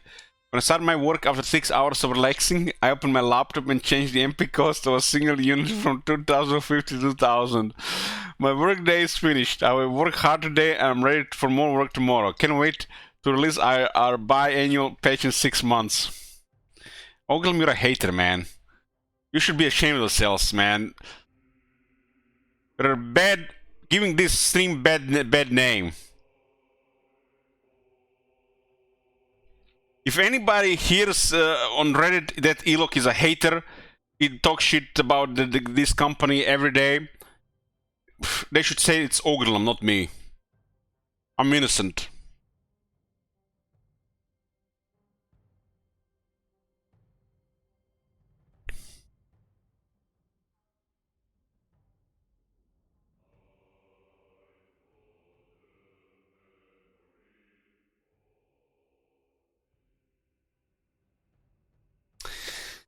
Pilgrim Age says, why are you guys so worked up on the MP changes? There are huge changes to the AI campaign, AI sieges, gunpowder, LOS issues, lots of units balancing, some influence by multiplayer, huge changes in attack animation so large units work right, etc. Why the fuck do you guys want? It's almost sounds like something Marconis wrote. He might be working for the CA these days. Where were we? Launch velocity. I don't know what this launch velocity is. Maybe it's like more like a mortar shot instead of a cannon shot.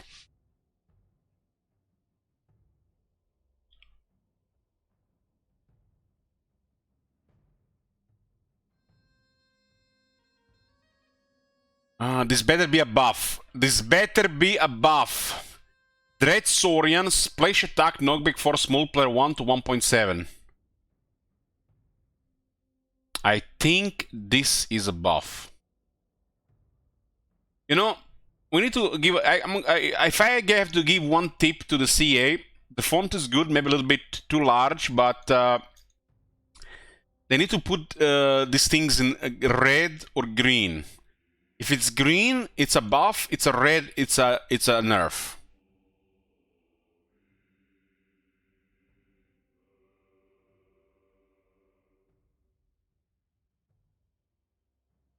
How many bottles of copium left? Man, I'm out of copium.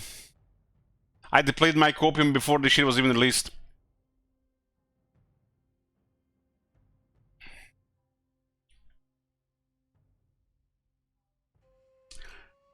After reading some of this shit and only going through half of this, I wish we went on a drinking binge for the rest of the month. I think I still have another 1 hour and 50 minutes to order some alcohol. Go offline and drink in silence.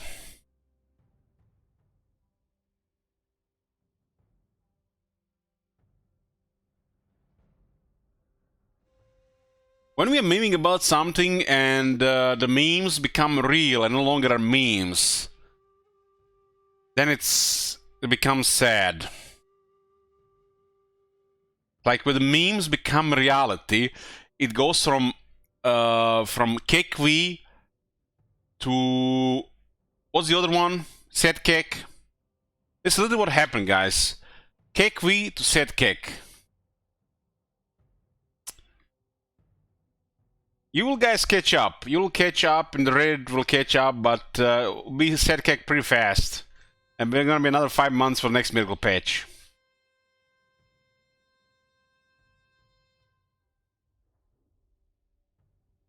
I'm just waiting for Khorne to put that pointy finger laughing emote so I can ban him for 24 hours.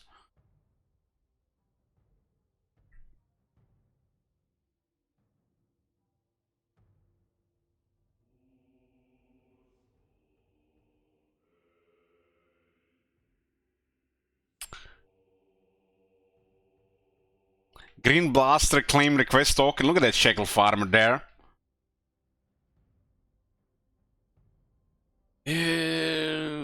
31, huh? I'll update on after the stream.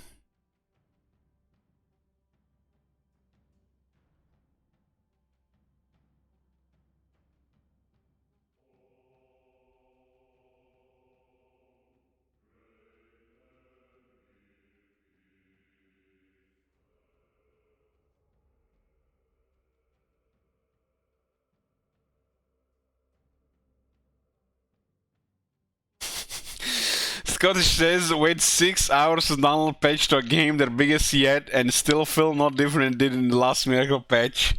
I'm laughing because you mentioned Miracle patch, but this is sad as fuck.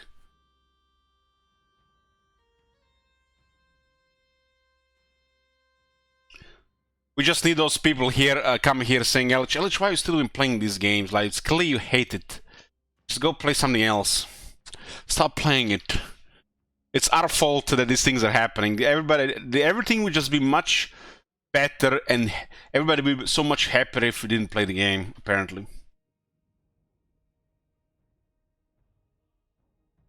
Norsca has received a few target buffs to some of their underperforming units.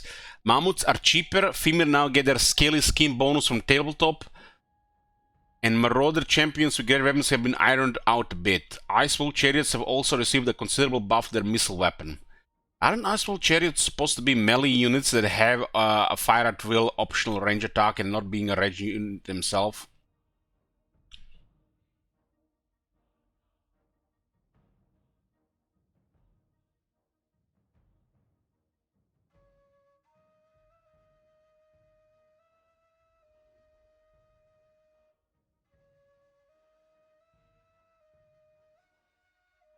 So war mammoths are slightly cheaper.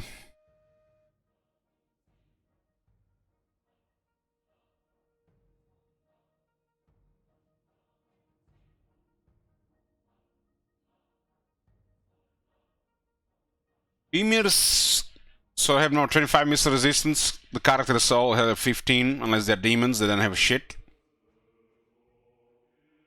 Marauder champions lost 1 attack and lost damage.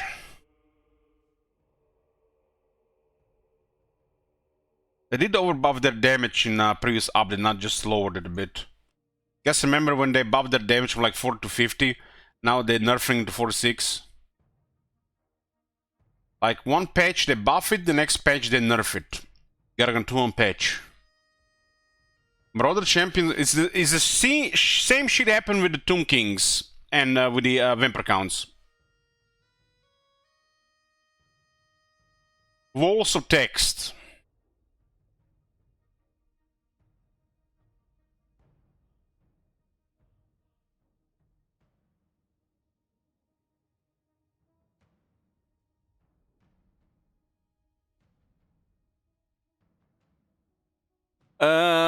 What is this now? You guys have been going nuts with the co-pass today. The more people in the chat, the lower the average IQ of the chat. That's been confirmed by the scientists somewhere. To be fair, you have to have a very high IQ to understand Miracle Patch. The multiplayer cost is extremely important, and without a solid grasp of terminology, most of the patch notes go over a typical player's head. There's also Grand Pepe out there campaign design, which is deftly woven into his Lord effects. His Temple Guard upkeep cost reduction draws heavily from CS vision, for instance. And yes, by the way, I do have a Miracle Patch tattoo, and no, you cannot see it.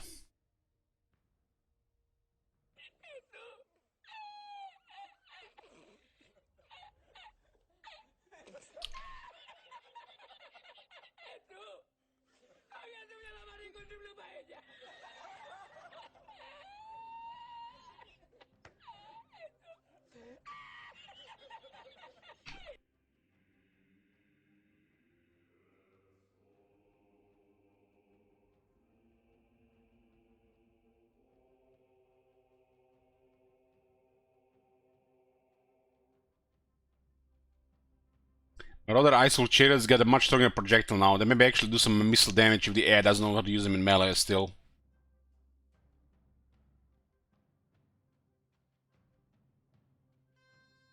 "25 missile resistance on the female warriors on their 110 armor. Dagot Sleeper says, I ran out of this space patching. Uninstall or make space. Have you tried turning it on and off?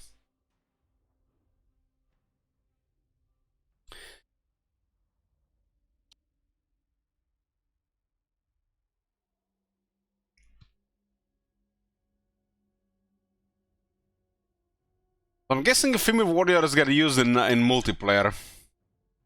They seem like pretty sturdy units that just get murdered by AP projectiles. Don't they already have that thing the CA made differently that gives them missile resist if they're not in melee? Why they add additional missile resist? They already added that from the tabletop, now they added something on top of that.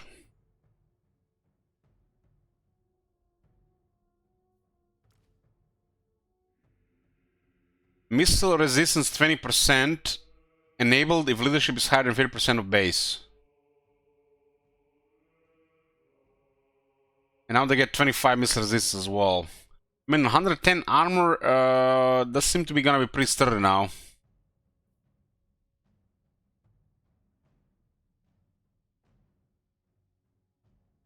But why use this unit?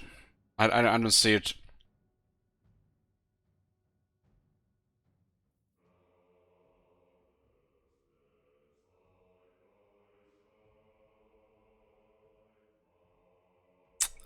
Why use female warriors? You got Norsca ice trolls and you got armored skin wolves.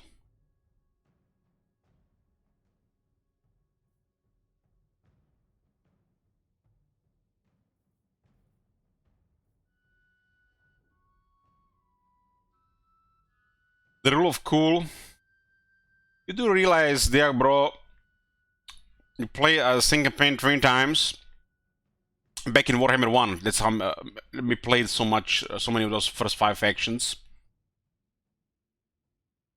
And say you play the Empire one too many times, and when you play it so many times, the cool things are no longer demigryphs, steam tanks, and you know, the other stuff. But the cool thing starts to be broken units like Pistoleros, because nobody uses them. Because they fire all their ammo at 1 AP, don't kill anybody.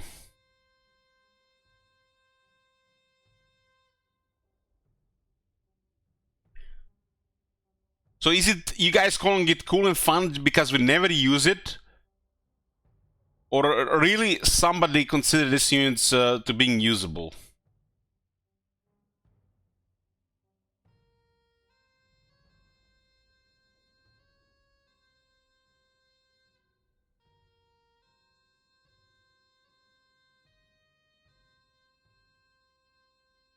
Because let me tell you one thing here. When it comes to Fimers and Trolls, okay, bear with me.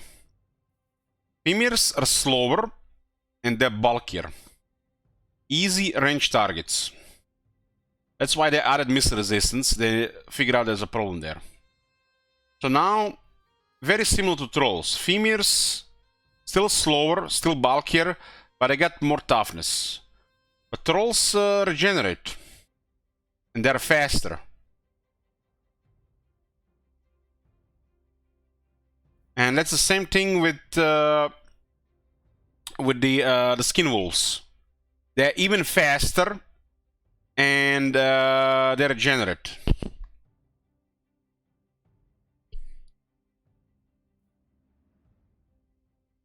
You would think that this unit does more damage. That's 16 guys with 95 weapon strength, but they do less damage than the skin wolves.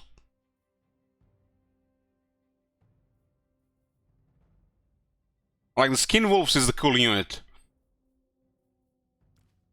And I don't know what the fuck this female is supposed to be. Skin wolves have a low AP, but they got the extra combatants and frenzy.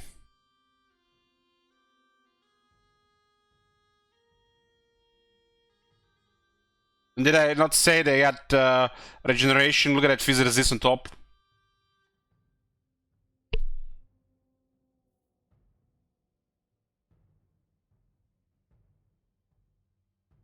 I don't know. I think this unit would be okay to consider they had more health.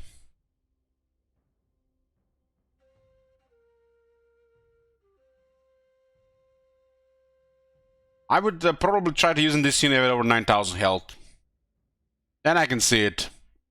Them being used over the regeneration units.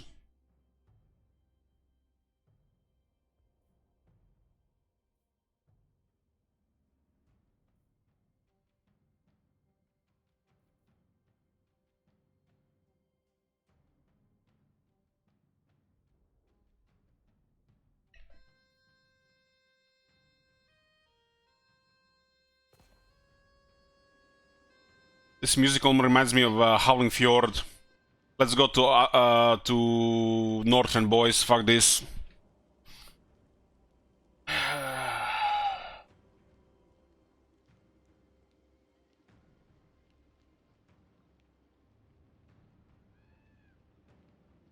I think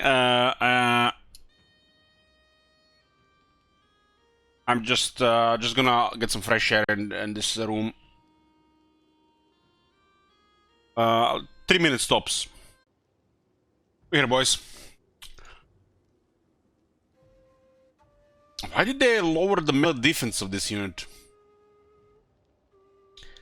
They lost like 6 defense.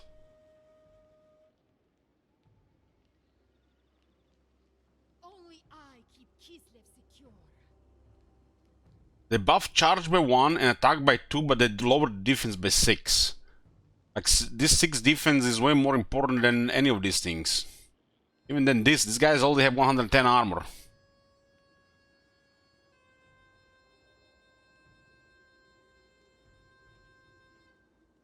The strange changes, boys. Hey, Bress.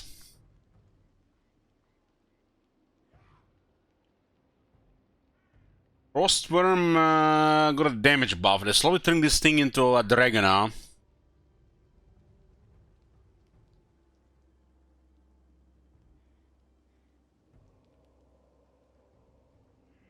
Okay, Nurgle. I hope they adjusted the construction costs.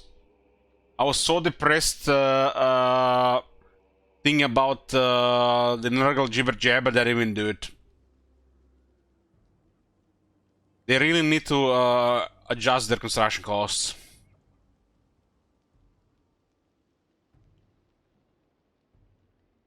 David, no, Nurgle haven't been feeling great for a while, so we have targeted some changes at some point, some problem units. Roadflies, plague drones, plague toads, and poxeyes have all received some pretty considerable buffs. Also, the -5 speed reduction for the mark of Nurgle has been removed, making the marked mortals units of Nurgle more effective at reaching their destinations on time. They finally realized that 23 speed does not work in this game. Damn.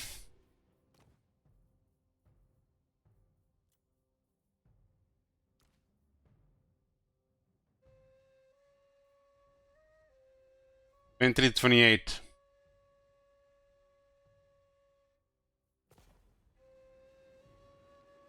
There is no greater ice witch.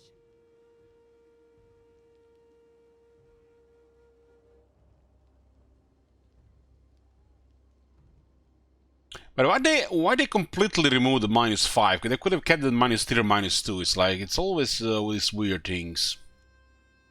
I don't know.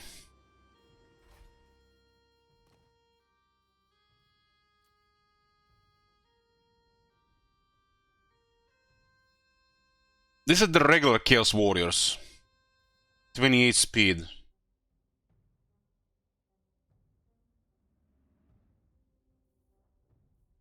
The Nurgle ones have 28 speed now as well.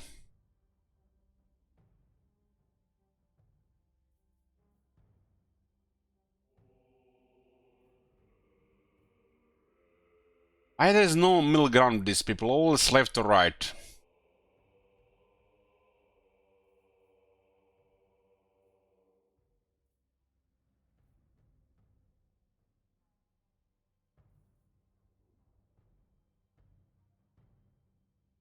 Why didn't they just kept it at the... it was 23. I say nothing in this game should have 23 speed. Like 26 should be the lower speed. They could have easily just kept the 26. They do have 800 more health. And they have now the same speed, which seems off.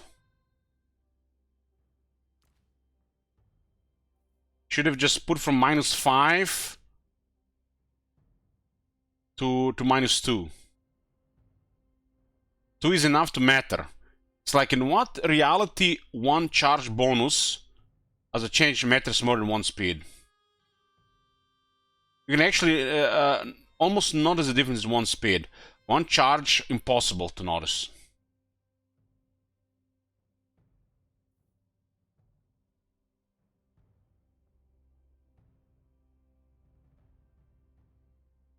This is where you do +1, -1, the speed stuff. Especially, you know, if it goes well with these units. Nothing should have 23 speed, and now they have 28 speed as the other units. This is off now as well. What's wrong with just having it -2 or -3? Nurgle boys should be slightly slower than regular guys. But 5 was pushing it. 25 or 26 should have been their speed.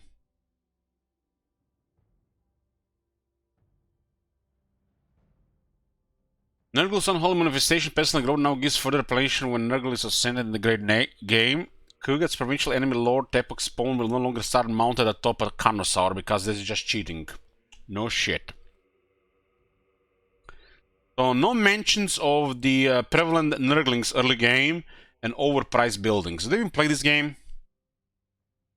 Some of the worst campaigns in the game to play on the campaign. And it's such a fun faction. No adjustments to the buildings, nothing about parallel Nurglings. Like, why didn't they just adjust costs on the buildings?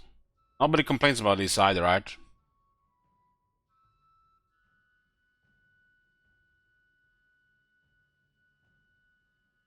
People defend this thing saying is their system, they only have to pay it once. But what they don't understand that they don't have control over it. Once you build it, it's out of your control. And it's inconvenient, and it should not be expensive and convenient at the same time. And it just really hurts the early game of that faction. Like, really, really hurts it.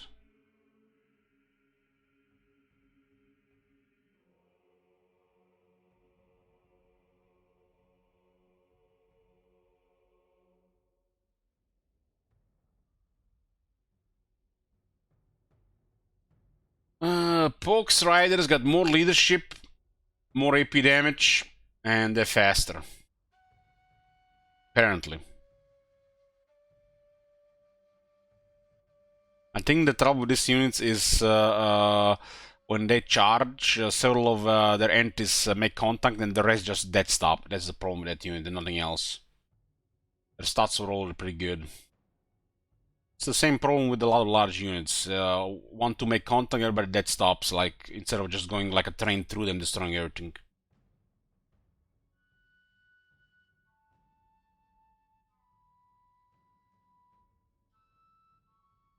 Nurglings. Is it me or this looks like a buff on Nurglings? They will finally do a little bit more damage. Nurglings have absolutely horrid damage. Probably because of the splash attacks. I didn't even know they had splash attacks. Would it be so hard when you go to a unit like Nurglings, for example? You mouse over melee attack or weapon strength, and it tells you splash, range, attack interval. Why is it so hard? Because a lot of these things are hidden from everybody. Even the devs fuck up and then they just realize it years later.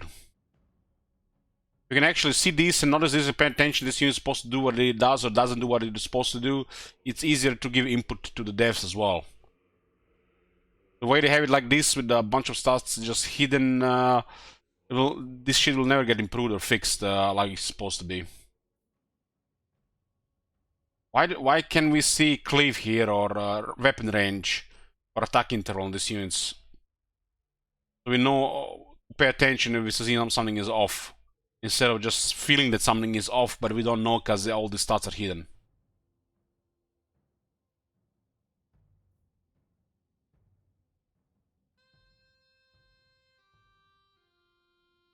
The way I read these waves, they can only hit one target now. And when they deliver a hit, they might actually stagger the target with that hit now, instead of doing no stagger.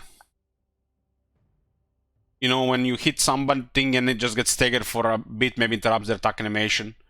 That's what I see this means. Because they were splashing before, they had next to no stagger, and now they might actually have some stagger with this. Otherwise, I don't know what the fuck this is.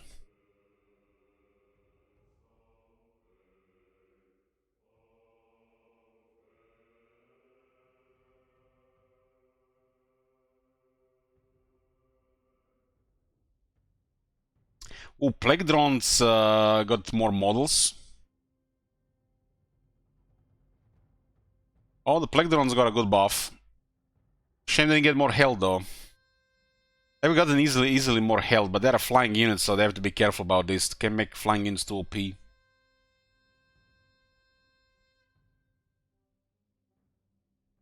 I like this change on the Plague Drones. I just wish they got like another maybe 500 HP.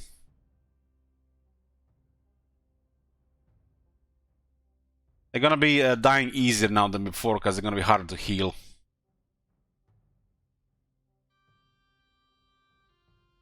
So they might do more damage now, but they're gonna be squishier. So you had them before at 708 health per entity, right? It's easy to keep alive with healing, right? And now we have 7128 divided by 12. That's a big nerf in health. So they'll be dying now more often, but they'll potentially do more damage. It still has a pretty good health per entity, but I think they should have more health per entity. But the regular passive healing is going to be weaker now.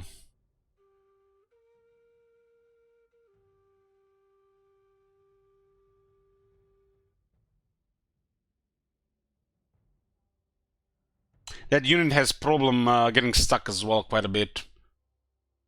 They give them more mass, but who knows if it's gonna work. I think that's some more complex, deeper issue with the game than actual just mass.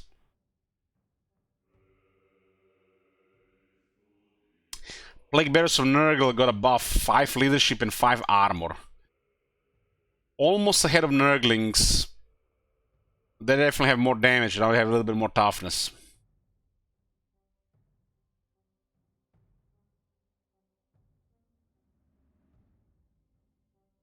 This might be just enough to make them the main choice. But Nurglings are just cheap, they just work for when you have no economy.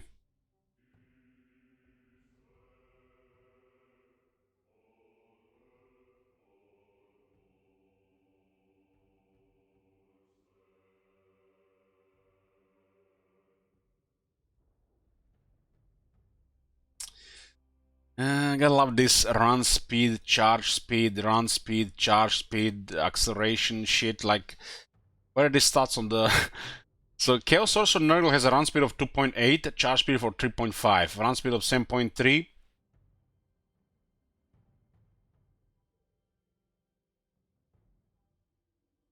When you go to a unit like... you just have speed. Why are they telling us these things?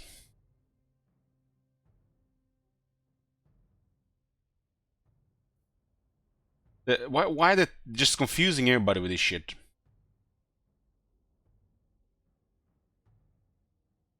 You can't see these stats.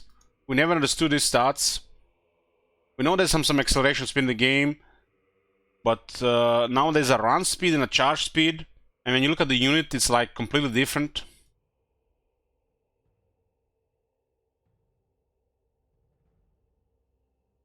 Adjusting all these stats, we can't even see them.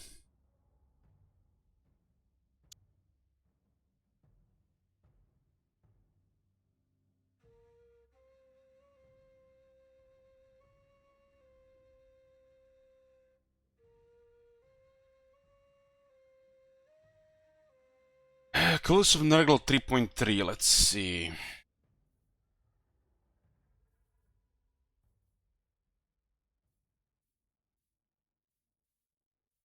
It would make sense if it was a 38 speed there, but 3.3, 3.8, and it doesn't even correlate with the number here. How much they move.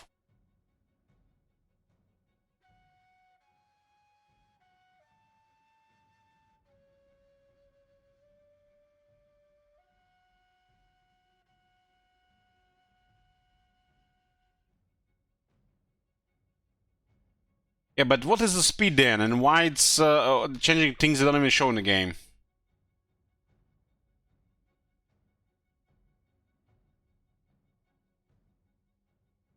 Oh, looks like all the knights got buffed damage. That was needed. Knights need way, Chaos Knights need way more damage.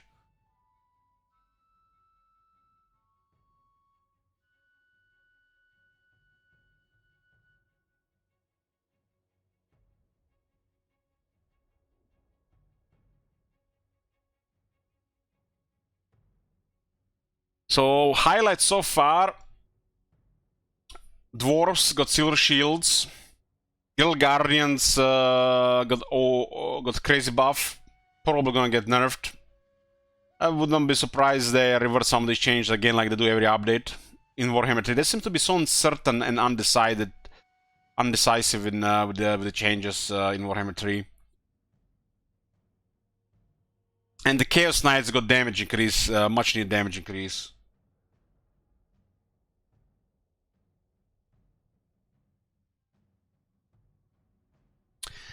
Ogre Kingdoms. They've known ogres haven't been doing too great in battle as of late, so some work is needed to bring them up to scratch. Greenskins has had a few token buffs, although we still recognize that we'll likely have to go further. Ogre pieces and cavalry have received some attention to give them a bit more impact across the board. Artillery have received a maneuverability nerf in exchange for a mass buff to emphasize their role a bit better. Mass on the artillery, huh?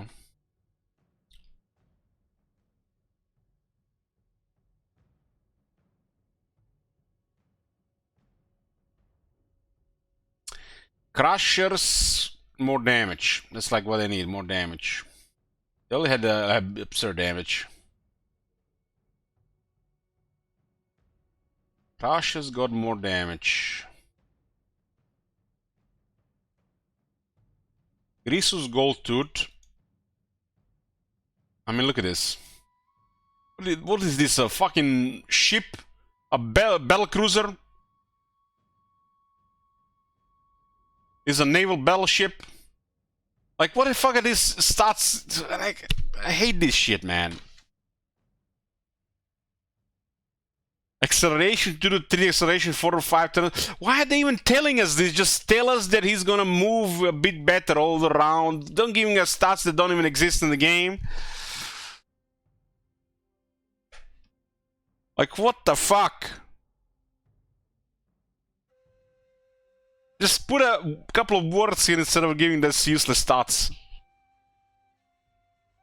Hey guys, remember that patch 3.0 when they increased Grisus go to acceleration 2 to 3 and acceleration 4 to 5 and turn speed to turn at 60? Well, that was too much. Now in 3.1 they make sure that the turn speed is no higher than 40 and they lower the acceleration to 4.5. They are keeping the acceleration on 3.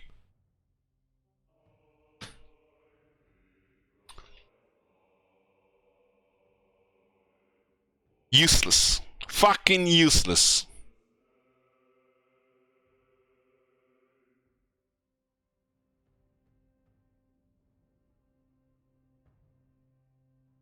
Artillery, the same shit, but it has a big mass increase. Because artillery needs to be heavier and thicker and more mass. Iron Guts, good change, look at this. Iron Guts got 2 defense, 10 armor, and 5 defense. That's a very nice buff to Iron Guts. That's a very nice buff to Iron Guts. Finally something. Something for the ogres. Iron Guard Staffer with some anti-infantry.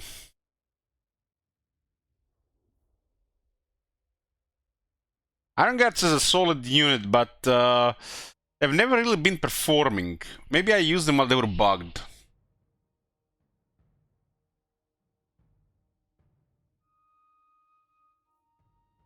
I think it was charge bug at the time.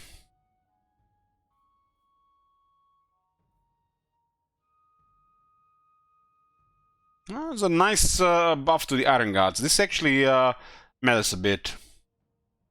This is almost like technology. And these two are literally almost like a battle skill. Half battle skill.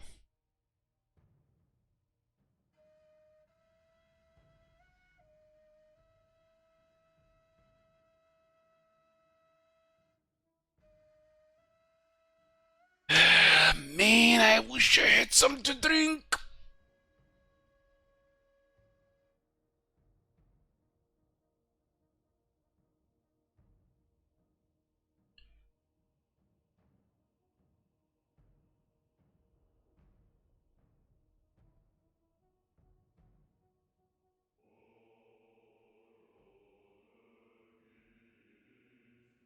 It looks like Ogre Pistol's got some buffs. Got 4 more ammo. The rest, the fuck if I know what it is.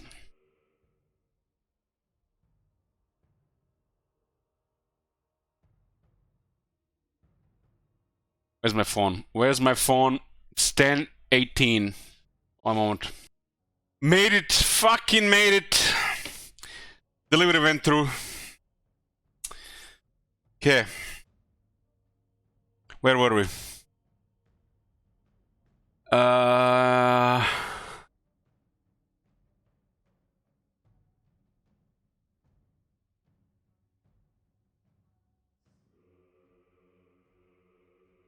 Crushes, Skyscrapers have magical attacks. Crushes are really deadly, especially when they make the changes to the charge. And even before, I still managed to do some really awesome charges with these units.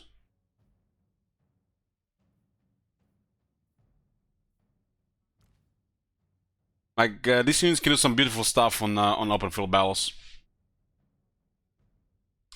Was delivered is calibrated on LH location 1.8 -1 distance accuracy. This is always a pretty good unit, even well, there was some serious issues going on.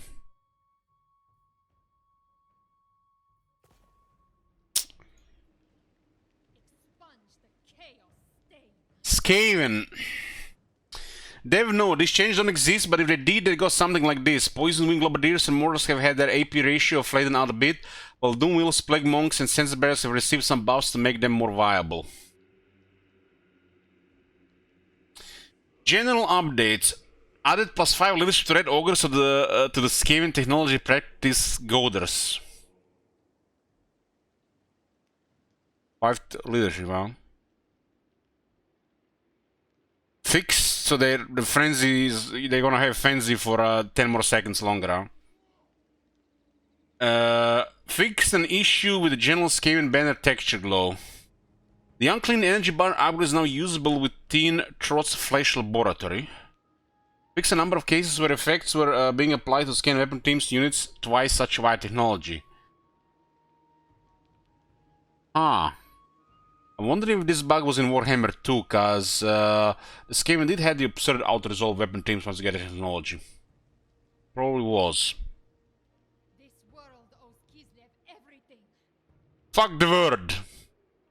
The destroyed version of the Plague Furnace now uses the Plague Furnace model instead of incorrectly using the Warp Lightning Cannon model. Seems like very important stuff here.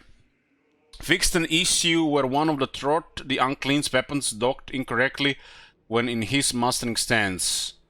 Skaven neuroparasites now correctly trigger audio. What?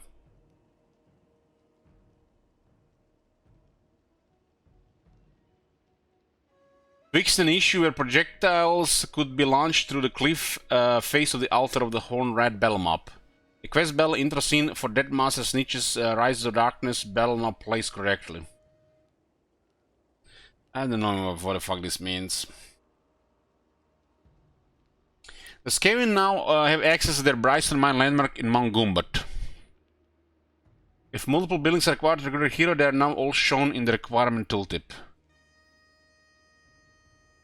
Fixed a crash in, on the Hell Pit Bell map. The quest bell intro scene for Dead Master Sneakage Cloak of Shadows bell has been fixed.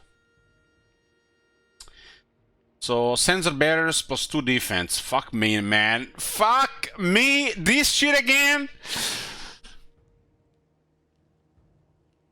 I mean, got above them tier 5 units. Another health increase of Doomwheel. I was screaming in Warhammer 2, buff the fuck the health of the Doomwheels. Finally, Doomwheel is getting proper. They used to have like 5,000 health. That's a nice buff to Doomwheel.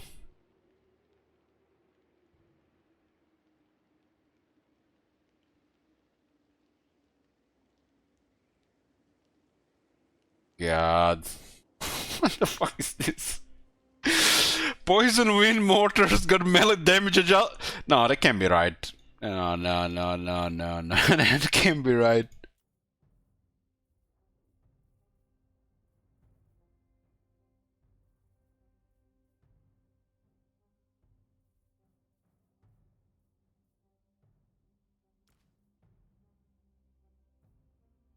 It's their range.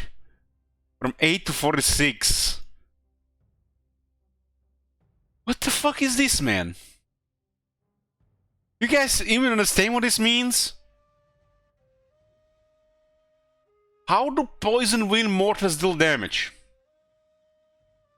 It's a debuff that slowly deals damage when the enemy is hit. Literally direct hits don't do anything. And they adjust the damage on the direct hits when the damage is caused by the poison wind. That is so bizarre.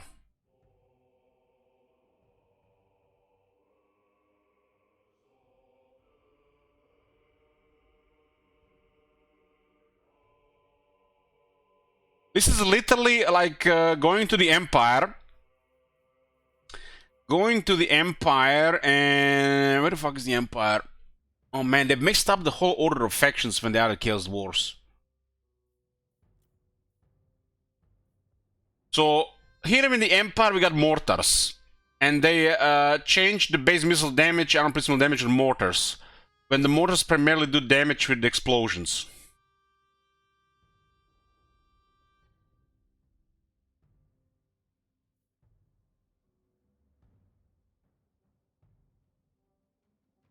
So bizarre, man. Sensor barriers too. So it's all the sensor barriers got 2 defense. I mean, it's nice. I think the sensor barriers should be a little bit better. They're solid, but I want to see if it's on tier 5, it better be tier 5. They're shock infantry, so 2 more defense, like they're gonna make them live a little bit longer. They're supposed to charge and then murder people after that. Sensor barriers only got a major buff from Warhammer 2 to Warhammer 3 the moment they changed how the magic resistance works. Because that was one of the main issues with them, magic attacks. And now since this got changed, they're deader than ever. But this is not a unit, this is a shock infantry unit. They're basically, when they attack, when they go in, they're supposed to murder, finish off the enemy. They got frenzy with big damage, big charge, right?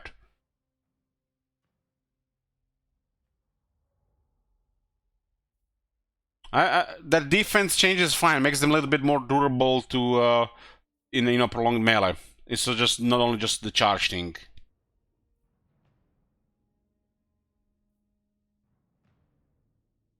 Why they don't go with these units with the Nurgle way of going things? Like the Plague Monks and the Plague Monk Sense Bearers should have more health. Because these units would be so amazing they had like another 1000 health. Because Plague Monks and Plague Sense Bearers are just pure flavor units, and Death Runners exist. Death Runners, these guys are ugly. If you make like a shock Skaven army, psh, sure, but Death Runners work in any army, and they literally appear out of nowhere. And look at this, 313 upkeep, 213 upkeep. These units, 250, 230. These units will be focused with hard by range, while you can't see Death Runners. Death Runners used to be my favorite Skaven unit. Like Death Runners exist, so the sensor barriers, they need to be something way more than this. Being a battle line unit that's same in shock as a shock infantry, they need to get like another 1000 health. And I hope in the future sensor bearers get another the health buff. I think both Storm Vermin and the sensor bearer should get more health.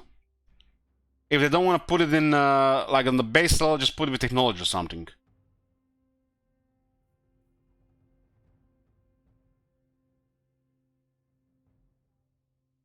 So Plague Monks was slightly cheaper. Like, what the hell is this? Like, this is so bizarre.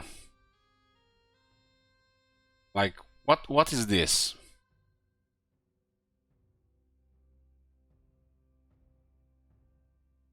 Doomwheel got a nice buff. I like the buff on Doomwheel. They are getting there. Man, Doomwheels were so sad in Warhammer 2. Meme unit, really. That's a meme unit. The only thing good about Doomwheels is Doomwheel mounts, and that's it.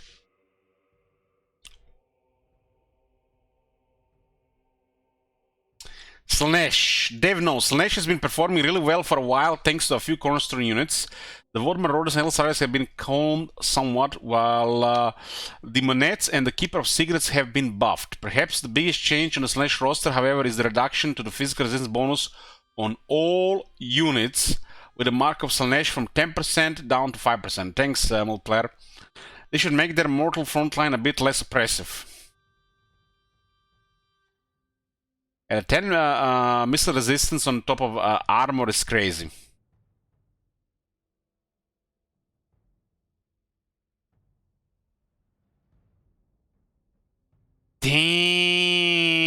Damn. They nerfed the Devoted Marauder Slaanesh to the ground. They made him more expensive, higher upkeep, lower physical resistance, removed anti-infantry. This used to be such a nice basic unit.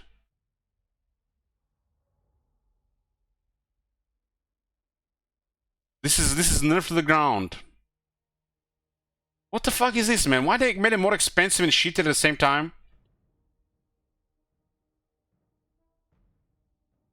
Why just 7 to 0? Why not 7 to 5?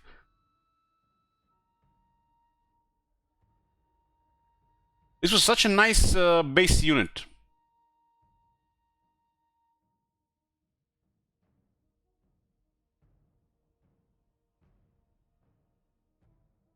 Same as when with all that shit before. Hopefully there's a technology that makes these guys a little bit better now. Because you can't just nerf this unit to the ground because of multiplayer, not put a technology. This guy's just now cannon fodder for bloody.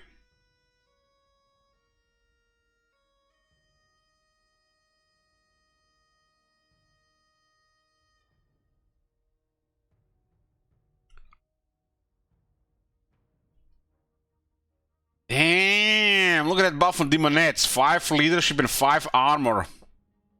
It totally makes up for this. Demon Prince of Slaanesh also lost 5 resistance. Why even be a demon anymore? No missile resistance and now it lost physical resistance. So bad.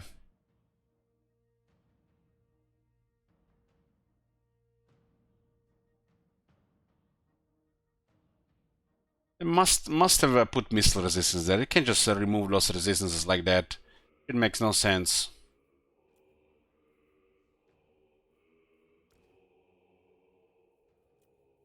No missile resistance.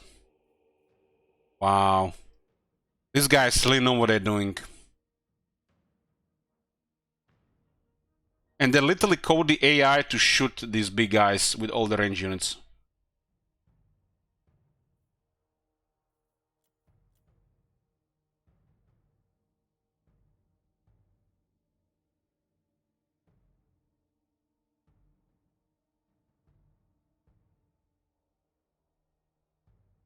This is so inconsistent with the rest of the game, with the demons not having missile resistance on the characters, like all the characters.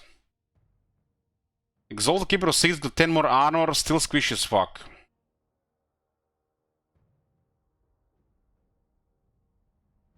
$30 should be pretty much in this unit. All these guys should have 30 armor.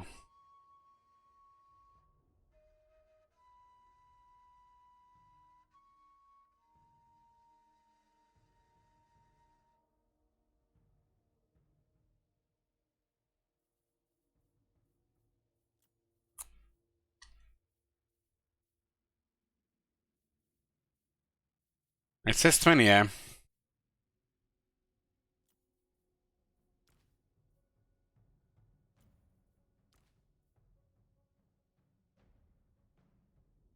I don't know what the fuck this is.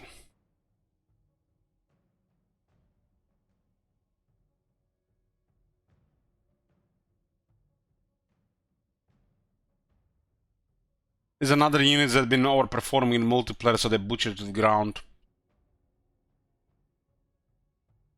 When a couple of people who wants to win abuse something and it's really effective, this is what happens.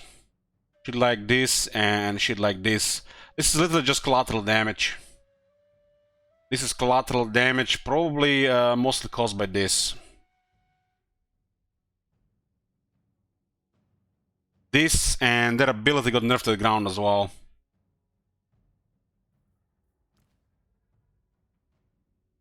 They lowered the ward save.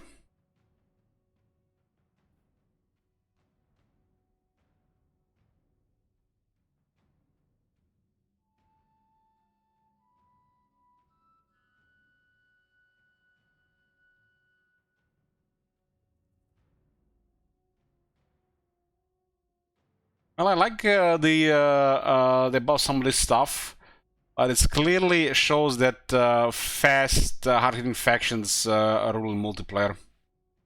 Probably most of those players that used to be good with Bretonnia started playing Slaanesh after that. Now all the Bretonnians are just fun boys, and all the good players play Slaanesh.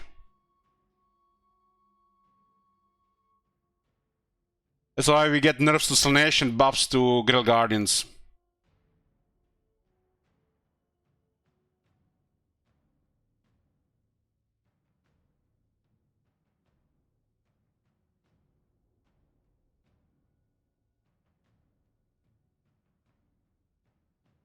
Chaos Warrior Slaanesh got poisoned, but the stats got slightly changed.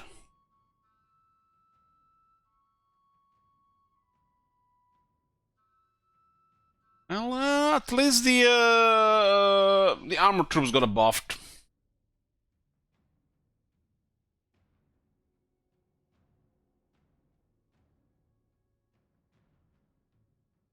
I'll have to say what the chariot change is gonna be. I haven't used them yet, but depends how fast the chariot is, which one got changed.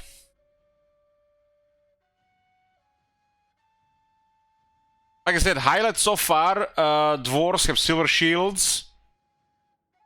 Chaos Knights got a damage buff. And there was one more thing which I forgot. What was that other thing? I have to say if any of the Grill Guardians, yeah, Grill Guardians. Iron Gods also worth mentioning, but Ogres are, you know, boring shit-ass factions, so who cares? The AI changes might be good, but still, we have to see that.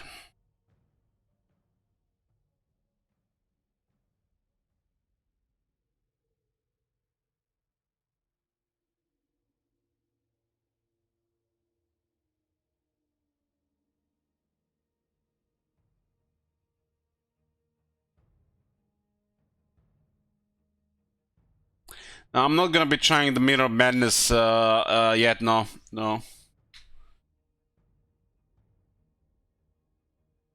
This patch notes overall been disappointing so far, so we have to see how it's in the game. We're gonna be starting 2 different campaigns.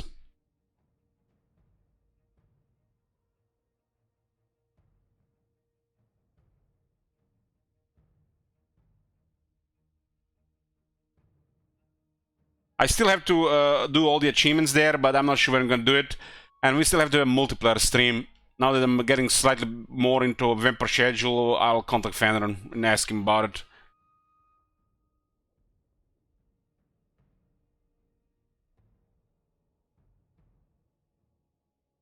Two Gors at the same time.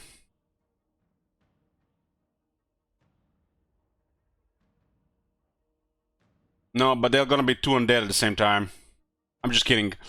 I'm just kidding. No, we can't do 2 undead campaigns at the same time. Chat would go mad.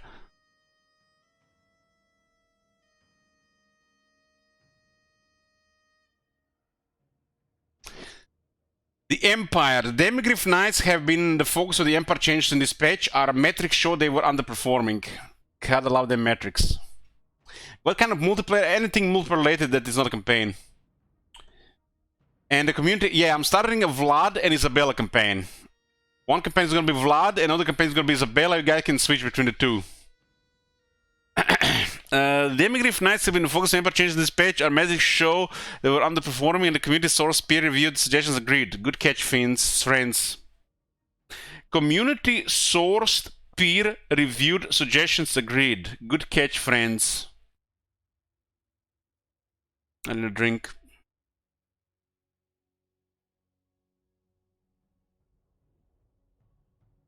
Bows to death for an order. Whilst the Luminarch has received a considerable buff. Oh, Luminar getting a buffed. With its reload time now halved. Damn! Also know that the War Wagon ammunition has been slightly tweaked. War Wagons have 6 gunners, and the unit info panel divides the ammunition by 60% a single volley. The raw ammo number is also displayed for all your budding gunnery students out there. Fix a crash when dragging portraits in the elector count sits in the elector count panel. We haven't had that issue. The pig-barter bridge now acts as a bridge, rather than forcing Calphanans to swim beside it. Is this more memes here? Jokes? I don't know what this is.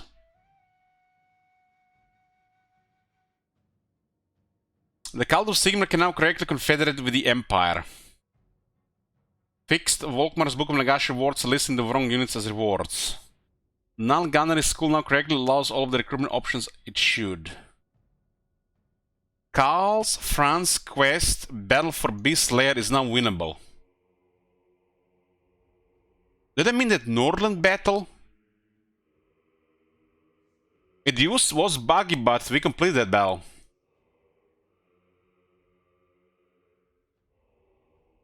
I guess they're getting input again, huh? The reinforcements all broken all around.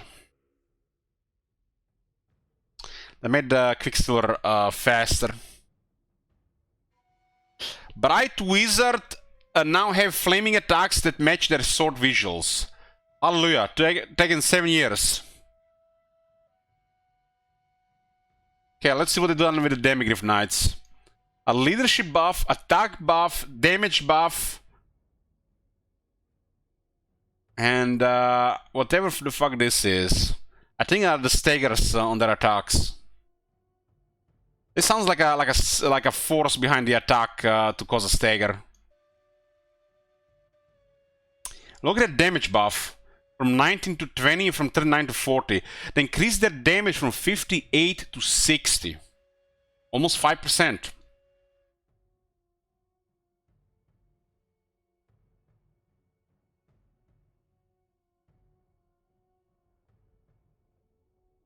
Then me give halberds.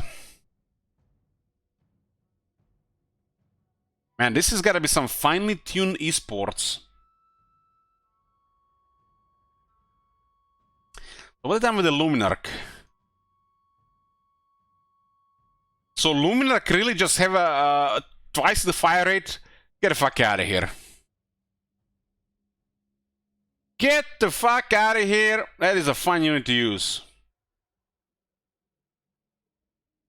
The Luminarch shots can actually hit the same target multiple times within the same shot. Because the line can drag through the hitbox.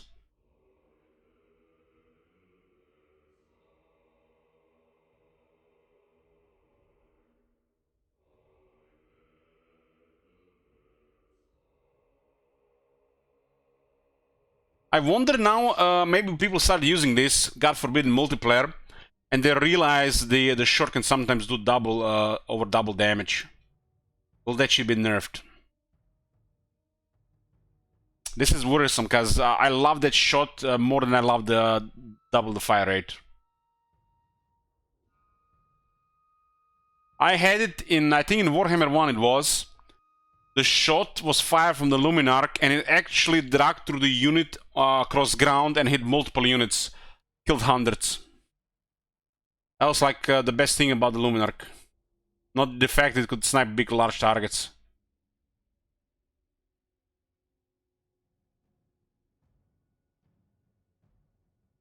It almost like the beam would bounce a bit and hit more, but since it has to go through everything, it just deletes everything. We had a clip of that shit.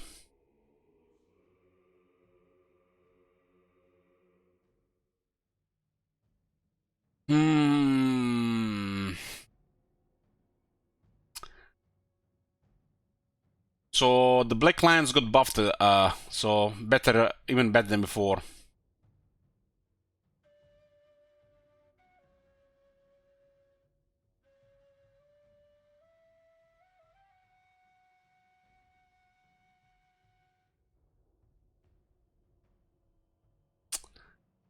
They given Volkmar's altar 700 mass. No way that thing only had 900 mass. No way.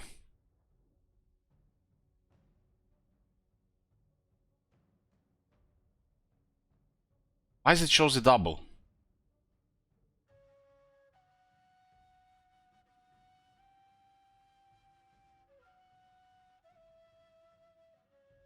Oh, nice, nice. Now they mentioned the under the hood stuff. I love it.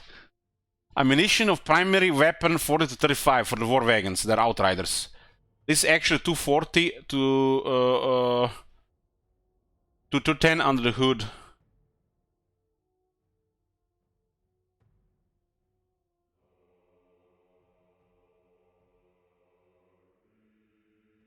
They got 35 shots.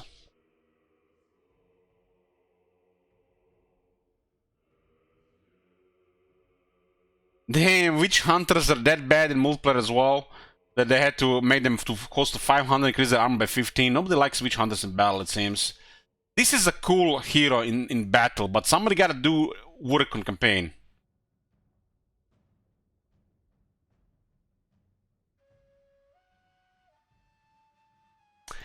State troop standards now provides intended leadership buff. Get the fuck out of here. That worked in my head this whole time. That's the speed and the leadership technology. There aren't many changes for Tomb Kings this time around now because they overbuffed them and they over-nerfed them, so they have to change anything this time. Aside from the chariot rework, which should help them out across...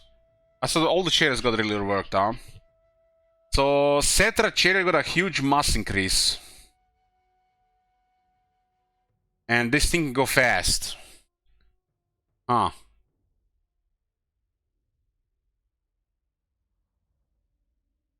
What the fuck have you done to the skeleton chariots? Another 1000 health? What the fuck? Just like that. Plus 1000 health.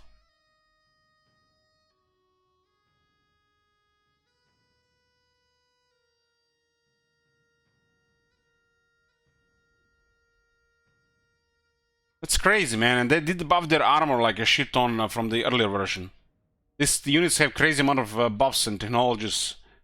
And they actually deliver damage.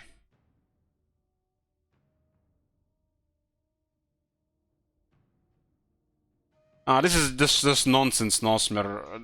That's just nonsense. They were firing before. I'm pretty sure they were firing before. Maybe not in Warhammer 3, but in Warhammer 2 definitely. I wasn't paying attention in Warhammer 3. I'm fairly sure they were firing in Warhammer 3 as well.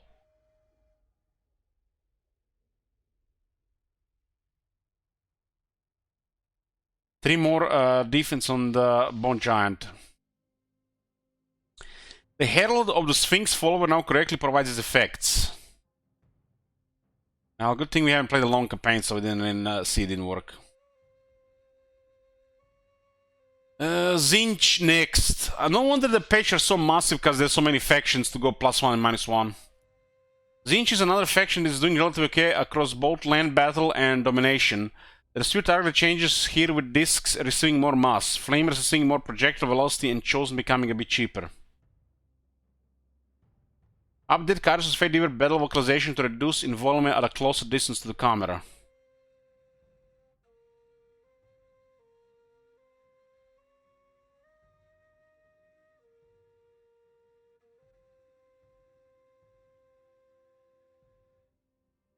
Pink Horrors got 10 armor and 5 leadership.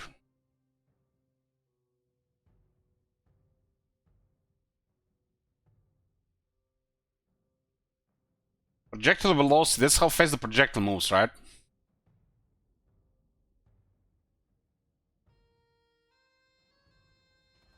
Hey, Sam Prime, thanks for tier 2. Have you seen that shit? Holy shit! What the hell?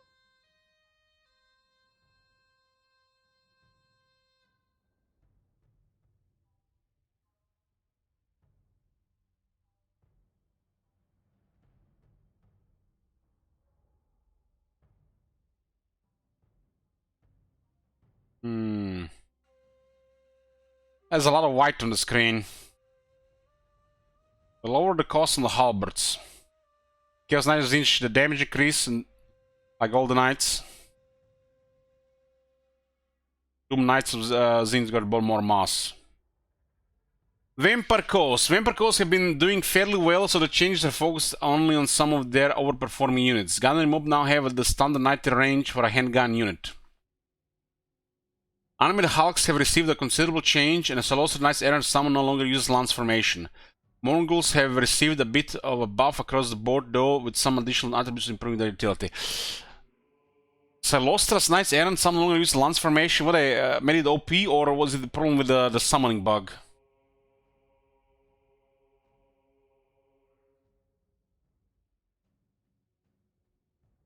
Vampire Coast pirate ship growth no longer shows the technology in the tool to breakdown on. The first time they actually changed one of these things where it's showing a wrong source.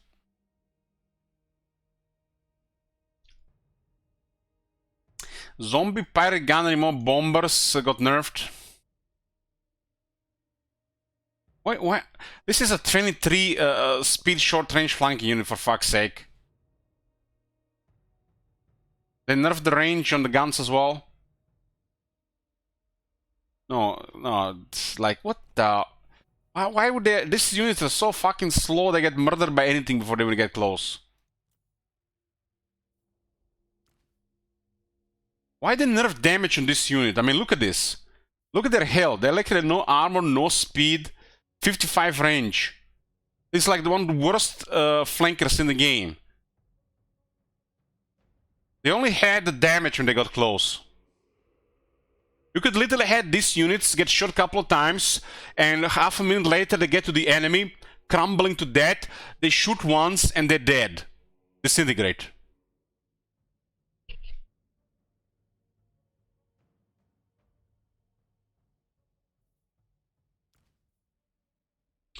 This unit had 120 range, which was strange.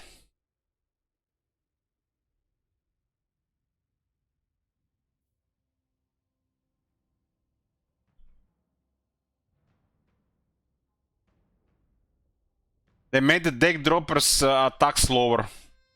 Now they call it melee attack frequency instead of a melee attack interval. Because apparently deck droppers are very dangerous unit in melee.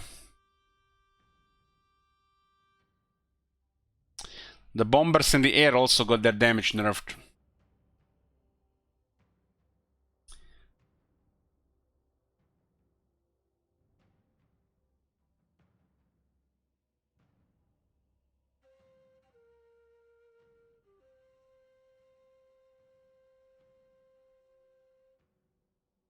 What in the shit? What the fuck is this? Unlimited hulks, low nerfed melee attack, armor, damage, AP damage. This is like one of the worst units in the game. They have like no leadership to even fight.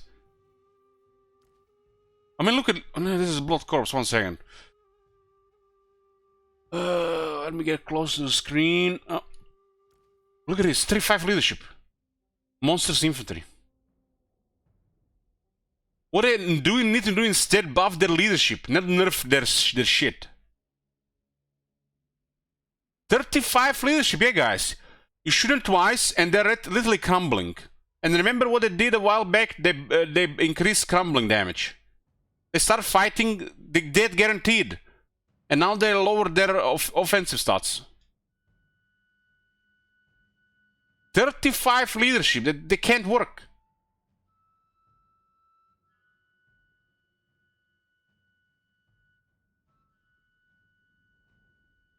Read the flavor text. An ogre risen from the dead is amongst the most powerful of minions a necromancer can control, and the most terrifying abomination to face in battle.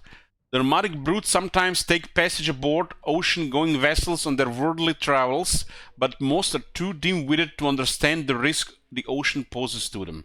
Since their dense bellies and hulking frames make them some of the worst swimmers in existence.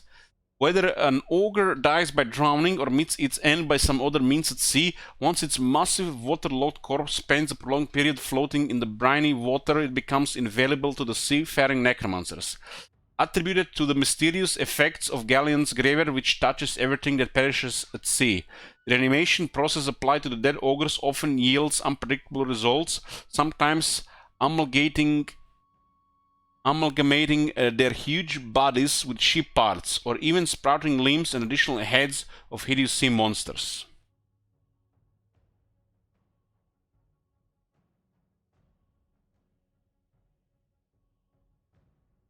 Why are they nerfing this unit? It's squishy, it's slow, that big health pool doesn't do shit on 35 leadership. Just, you see this 9600, this is not 9600, it's like 7000 at best because of 35 leadership. You know, effective health pool on the undead, it's all about leadership. Maybe if they had 50 leadership, they might have gotten this HP. But 35 leadership? This is a really sad unit.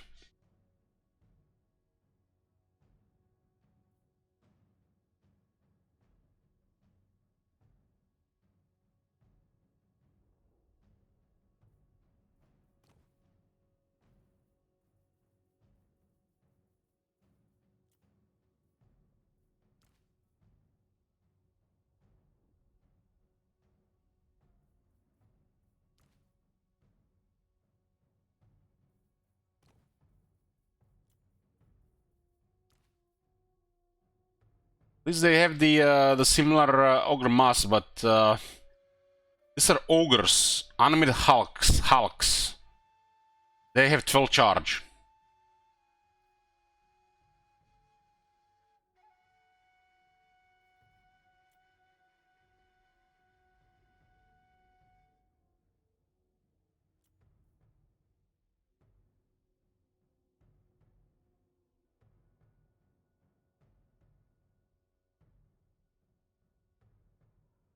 Reach the vampire cost technology icons for dread armor and distributable armor to match the type of vampire lord uncloaked by the technology. This got removed, either because it was too good after the change, or because it was bugging the summoning duration.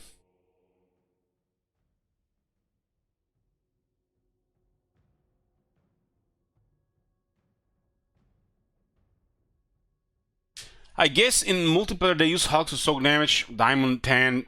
Don't say such things, man. Don't say such things. I'm guessing or trying to defend this shit. These are the people who change projectile damage on mortars. Not the explosion damage or the poison wind damage, but actual projectile damage. You know, like, let's say you got doing some chemical warfare, you know, with the Skaven, good old chemical warfare, and you're trying to poison them all with, you know, dead gas. And they adjust the projectile damage of the canister instead of the canister itself. So, because the canister will hit some guy in the head and or somewhere, and it's gonna matter if it does more damage. And the damage of the contents, you know, don't matter.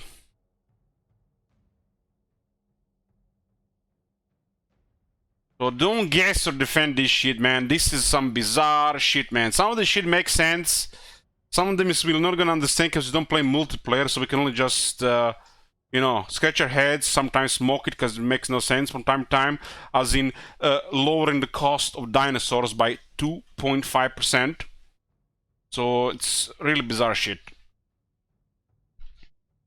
Like, why the fuck we even get one of those big-ass dinosaurs in a multiplayer battle with the Lizardmen? We get a couple of skinks and to annoy the player with 5 more units instead. Imagine having to deal with 1 dinosaur or 5 skinks. I mean, I see 5 skinks definitely more annoying than 1 dinosaur.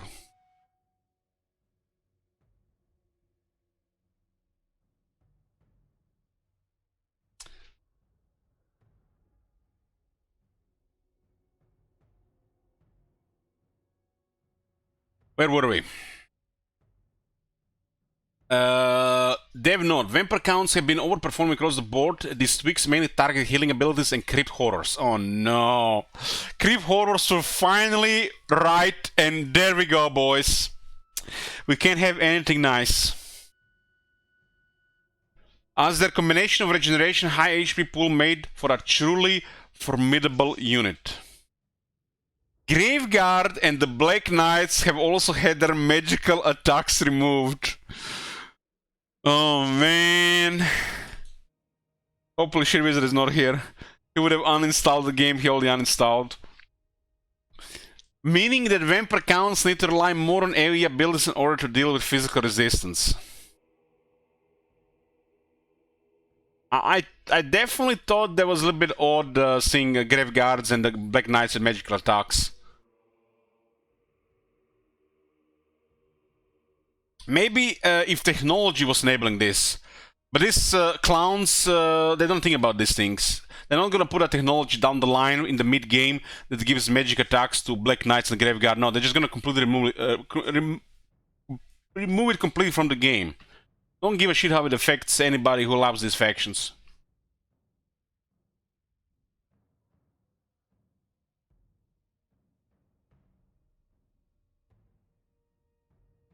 Fix an issue where Manfred's books on Nagash wouldn't upgrade until the following turn if he unlocked them while the Malevolent Museum is all built. I guess they're talking about the Drakenhof landmark. Hey, Nukes. Oh my god. Have you seen that shit? Holy shit. What the hell? If shit wizard appears here, guys, don't tell him. Just pepper off. Pepper off and be quiet.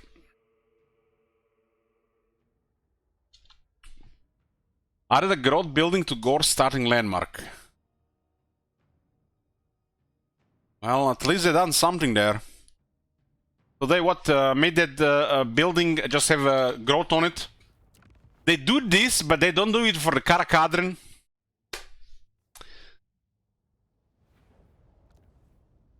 One thing at a time, huh? Summon the Elector Counts. I'll take Sigma. Master of Art. And the Vampire Counts have way better growth than the Dwarfs, and the Karakadrin is such a shit city. They gave it to Helman Gore's building, but not to the Karakadrin's landmark.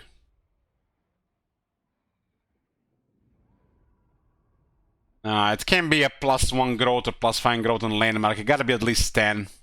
No, it's gonna be 20. Maybe 30.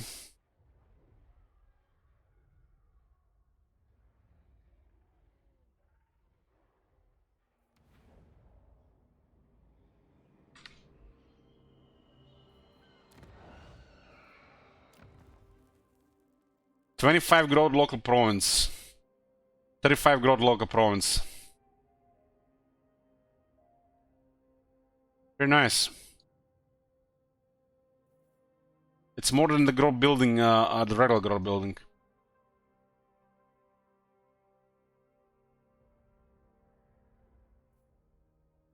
This is still garbage, huh?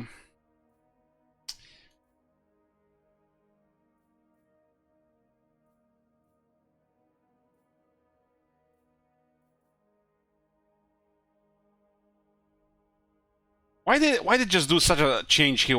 Nothing for Karakadrin, like. Have they played Karakadrin campaign?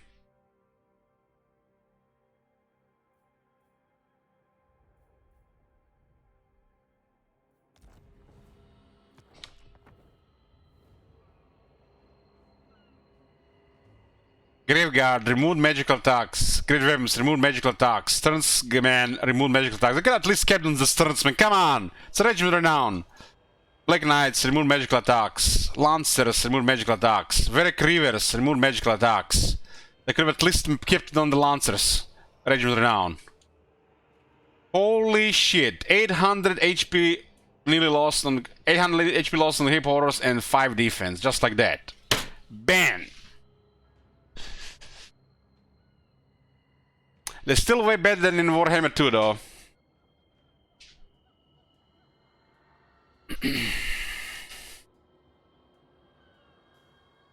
And they haven't provided any technologies to get some of these things back. Like, why not have unearthed cursed white blades?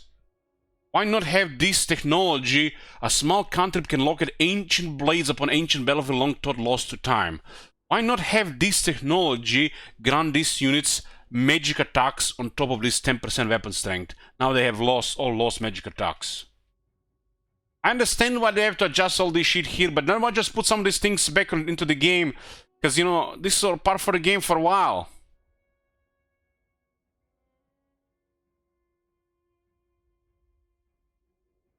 Cursed white blades.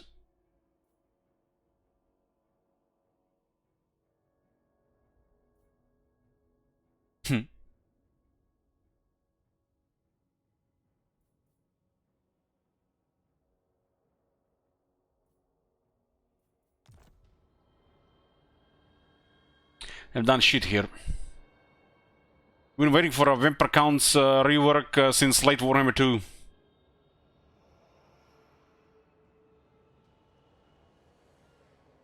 Wars of Chaos. Not too many changes for Wars of Chaos undivided units in this update, although changes to mortal units on other monograph rosters are also applied to them. The main change here is that the base stats of Chaos has been improved as they were underperforming slightly. Dragon Ogres and Shagots have also received some buffs, so they are a bit more viable.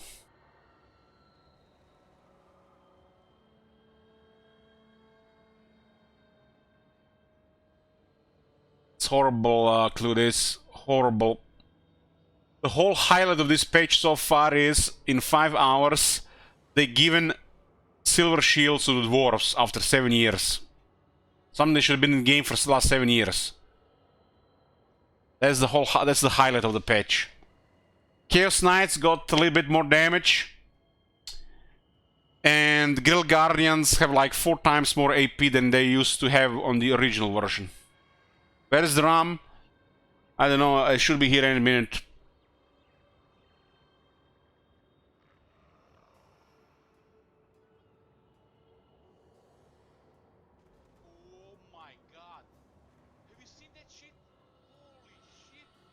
Yeah, I'm doing a long stream tonight because I'm gonna have very little time the next 4 days, but I'll be still streaming.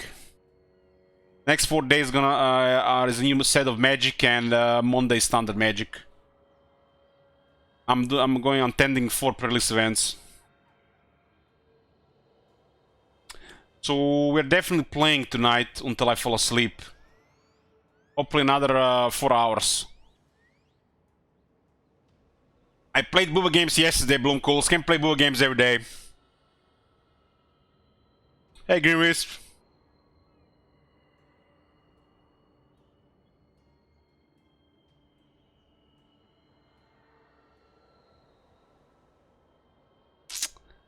Interesting. Regular Chaos Knight lines have weapon reach. Did they all get weapon reach?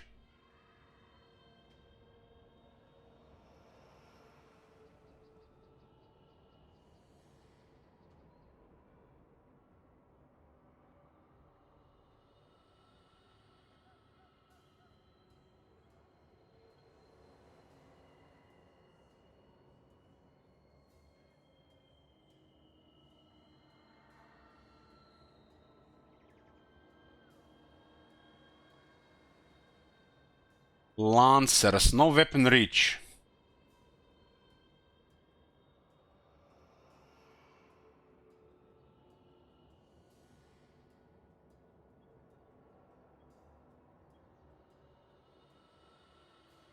The Chaos Knight Lancers got weapon reach. +1. That can actually be a really significant change, depending who they're fighting. In Warhammer 2, Big Guns had way superior stats to Saurus, and the Saurus was still winning. And we got to the bottom of this. Saurus were winning because they had weapon reach 2, and Big Guns had weapon reach 1. This is a stat that should definitely show in the game, but they don't. They could easily put it under the weapon strength, right?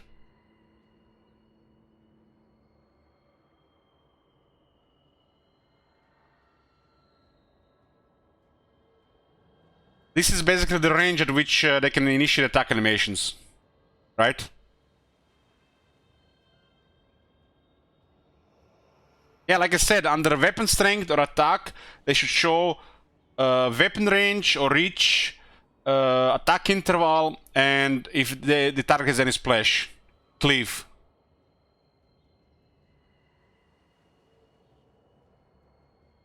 No buffs for the Swords of Chaos though.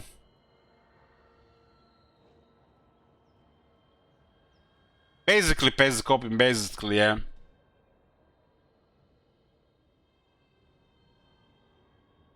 So, hold on. Dragon Ogres and Shagots have also received some buffs, so they are a bit more viable. Dragon Ogres.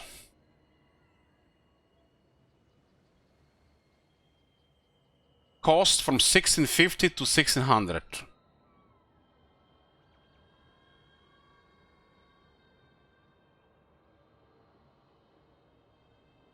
3% buff.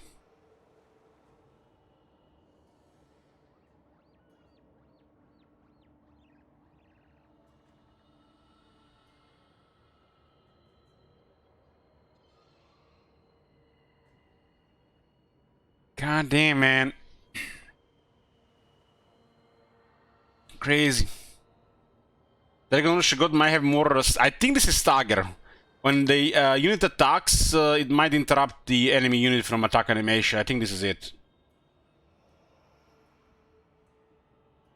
And more run speed thing. Maybe they use the old value and they assign it to a new value because they forgot when they increase the speed. What's the speed on this unit? Dark magic is mine.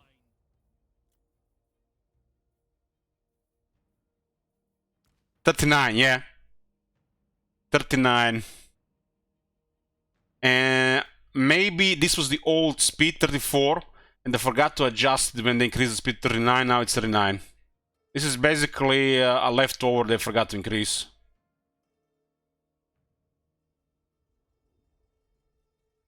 Could have been a mark of Nurgle change too, yeah.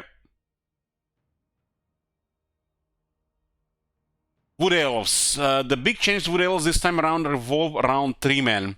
We're currently underperforming. 3 men have received a buff to their weapon strength, HP, and knockback multiplier. Which means that they should be a bit more effective in prolonged fights and clear enemies out a bit better.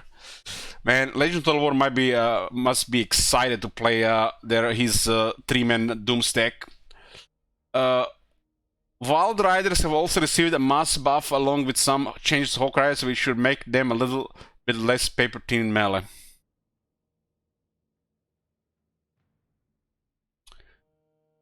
Ariel now places the correct out when moving on the campaign map. The Trilog tree has returned to the Wall's Anvil.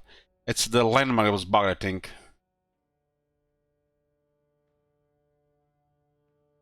So, state of the multiplayer, boys. They nerf animated Hulks. And they buff 3-men. And 3-men are already absurd. The Wood Elf Glade Captain hero now correctly provides its passive effect for boosting local income. I haven't noticed it not working. The names of the Wood Elf Flyers chain building are no longer reversed. Fixed an issue where Glade Guard buffs weren't being applied to fire and poison variants. Durtu. They lowered the base weapon damage by 10, but they increased the AP damage by 30. And splash attack knockback force multiplier was doubled. I don't know what it means, boys, but it got doubled! And it's Durtu! This gotta be good, they doubled it.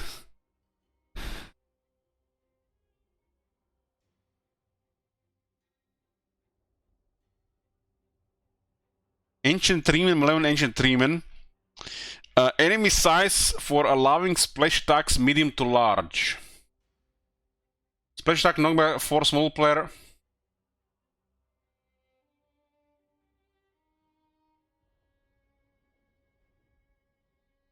This sounds like they improved their cleave.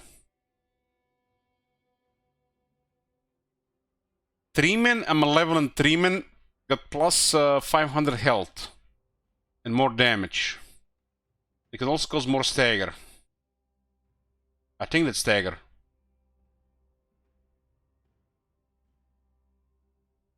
I mean, the way they were saying it here, I thought they would just give them, you know, those machine guns on the shoulders and shit. But some buff there. Who knows how this is going to be with this? I mean, if you ever use like an army of big stuff and several of them in the same area, some of these big stuff units have little enough force that just stagger the command, and so far they can fight the entire fight. You know, like Dino Army come to mind. But 3-men are slower than Dinos and they don't jump around. So they have slower attack animations and they do have to do a little bit more force in the blow, right? Yeah, 3-men are slow and bulky, but they're very tough.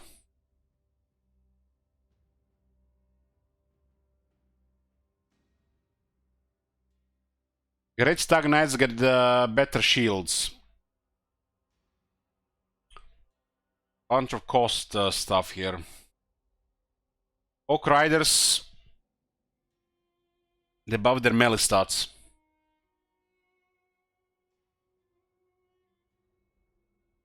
And the Grey Hawks got Woodsman. Those got 10 leadership, and the regiment around on another 10 leadership. Technology Wisdom of the Eagle Lords now correctly provides effects. Oh boy. That sounds like the one that reveals too much shit and the second effect doesn't work. Campaign. Okay, let's see. We are getting to the bottom of it, boys. Fixed an issue where gold was being awarded to a mission target, such as the settlement being attacked or the faction having declared war against it instead of mission owner. Ah. So let me get this straight. You would complete the mission, and the target of that mission will get the reward and not you. It did work in my head, at least. Updated campaign map battle selection for both Realm of Chaos and Moral Empires, huh? I guess we'll not see the pyramids of Tomb King pyramids in the Outer Lore anymore. Prologue the Lost God. Okay, who cares? I don't think we're gonna play Realm of Chaos ever again.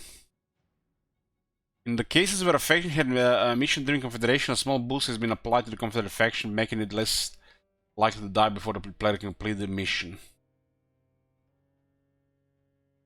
So... Imrik and the Khalid, right? Torek and Karakazul.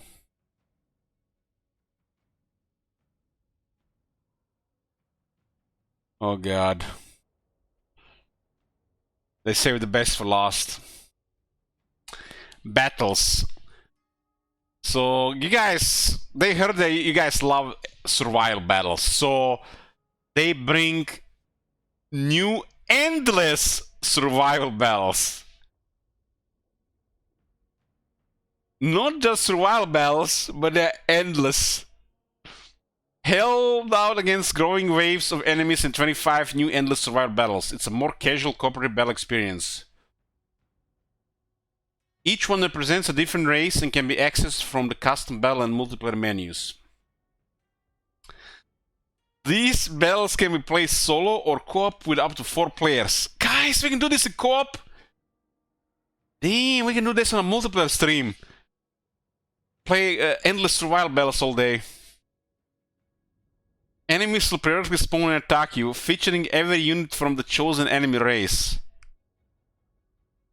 I'm gonna message Fenrir, hey Fenrir, I've been doing. And I'm like, you want to do some 7 hours of endless survival battles?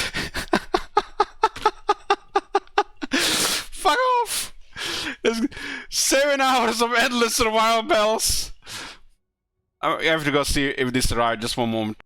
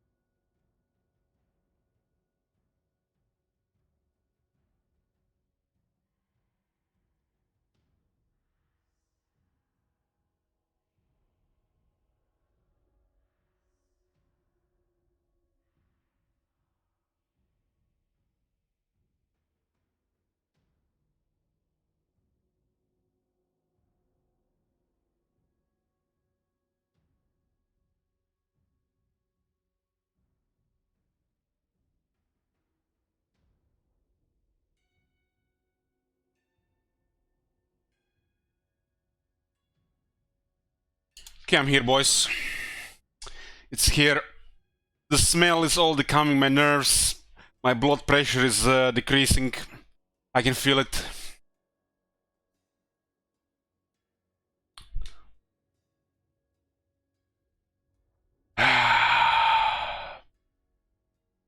Yes.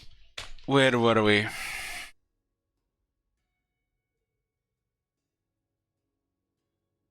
So, co-op up to 4 players. Okay, hold on. Let me just send a message to Fenrir first, so I don't forget. Been delaying it for too long. Hey Fenrir, I was just reading about new endless survival battles can be played in a co-op. You up for it for a multiplayer stream? Okay, press enter.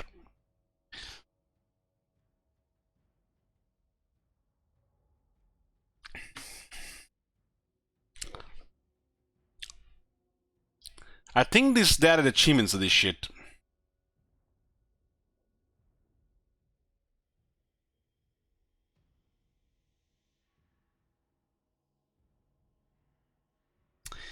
Achieve a score of 15,000 the Blackfire Pass trial. 15,000, 15,000, 15,000, 15,000, 15,000, 15,000, 15,000, 15,000, 100,000. Achieve a score of 100,000 in all trials of fate. I don't know, man. That sounds like Fenrir better be up in this game, man. Just like we're gonna have to cheese it and shit. 100,000. That's a lot of thousands. At least 100. 1, 2, 3, 4, 5, 6, 7, 8, 9, 10, 11 achievements. So they create a new mode that at least with the same this patch here. 1, 2, 3, 4, 5, 6, 7, 8, 9, 10. And they put 11 achievements. But Immortal Empires, fuck Immortal Empires. That's just a side project. That looks like the new shit.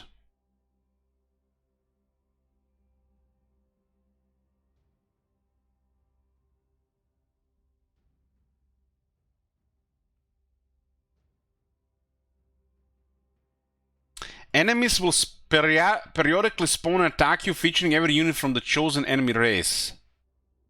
Each map has 3 capture points, with one starting within the player's deployment. This is literally survival battles from Realm of Chaos. Each capture point gives you supplies that can be used on reinforcements, upgrades, and replenishments. Difficulty scale based on both the player count and the time survived, so difficulty increases over time.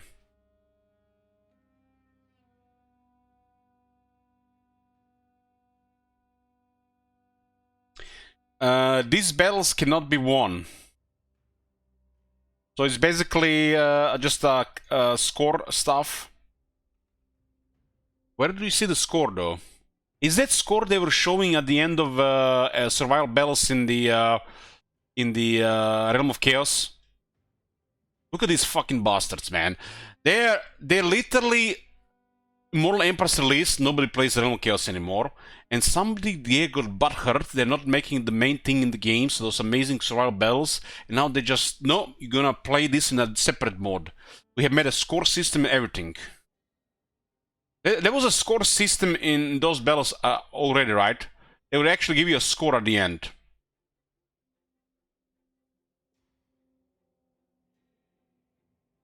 Imagine you start playing on these survival battles and it lasts for hours. We better just we're gonna concede when we get 100,000, right? Because there's no point playing after that.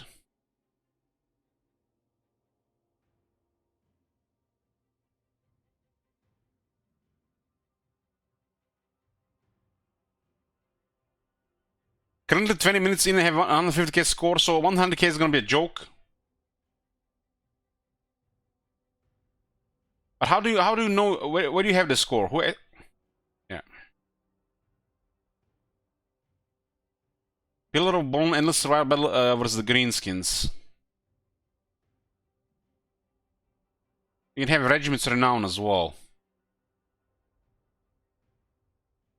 We are always looking at how our battle maps can be improved. To do this, we have a quality assurance sweep over the many maps in Warhammer 3,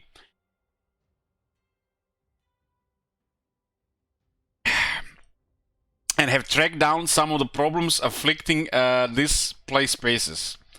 Below is a comprehensive list of the changes made so far. Some deal with graphics and audio, while others tackle collisions that were causing units and or even the camera to get stuck.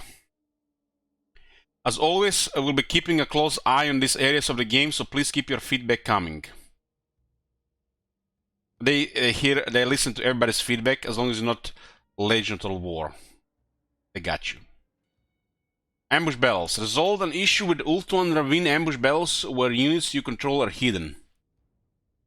Updated and corrected the deployment zones in the ambush maps on Ultuan Coast. Updated and corrected the deployment logic on the Shrine of Cain ambush battle map. When fixed floating assets on Badlands Wastes, I mean, this is like they were checking the battlefields. They had any issues going right.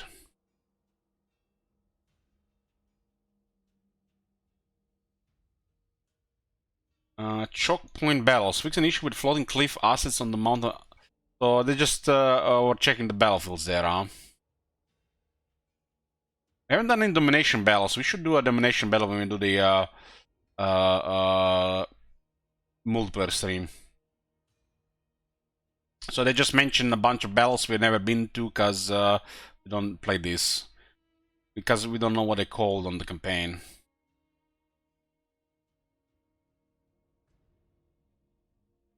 So it does look like they might have actually improved some battle experience on some of these maps because they are probably present in the campaigns as well.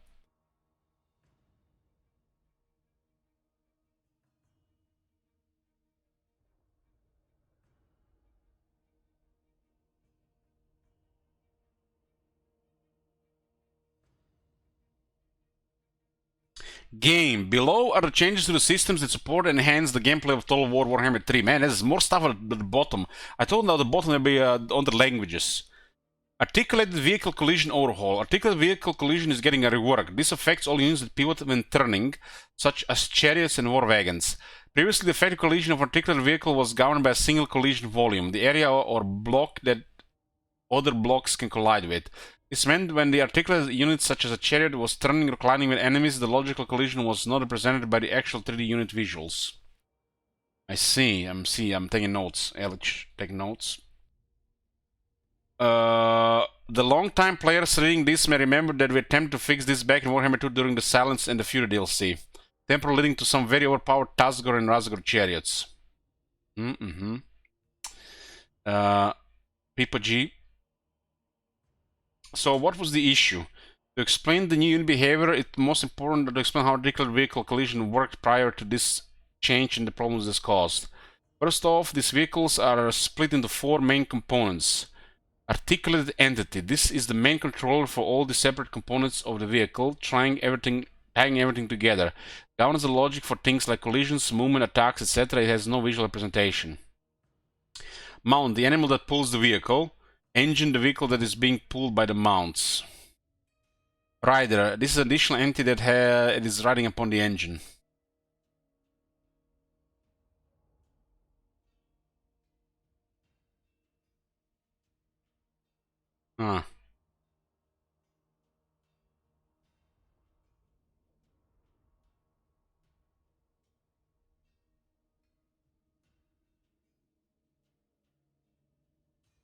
Prior to this change, the articulated entity alone was colliding with friendly and enemy units. This meant that the collision block had to be relatively large and encompass the entire unit to make the collision fair. The other collision volumes of the mount, rider, and the engines were only used for colliding with incoming projectiles. This led to problems when these units were attempting to turn, as seen in this image. What have we seen here, boys?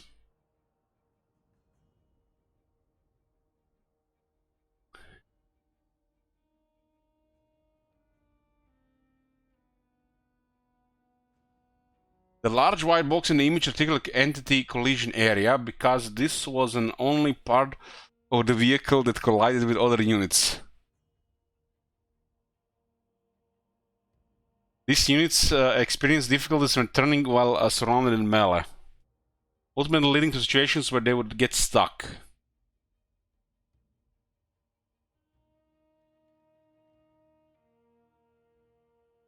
Didn't they did this change for the Black Coach and now they did it for the rest of the units? What have we done? In patch 3.0, the articulate entity, mount, and engine collisions all work in conjunction with colliding enemy units. To illustrate, here is a comparison of the effect collision setup of a Cold One chariot in 3.0 compared to the previous iteration. This image, the effect collision in melee is circled. This is the collision that is applied in a melee situation. Is it me, or this is the reason why we had to wait another day for the patch notes? Skull emoji. Why do they explain these mechanics like they are relics that they had to discover and read? Exactly! Exactly! They're the ones who coded and invented this shit. You remember when they were doing this patch, when that YouTuber made a thing, Bessigor Charge Cavalry and shit? They literally started creating new words and new mechanics that were buried somewhere in the engine. They had to just dig them out.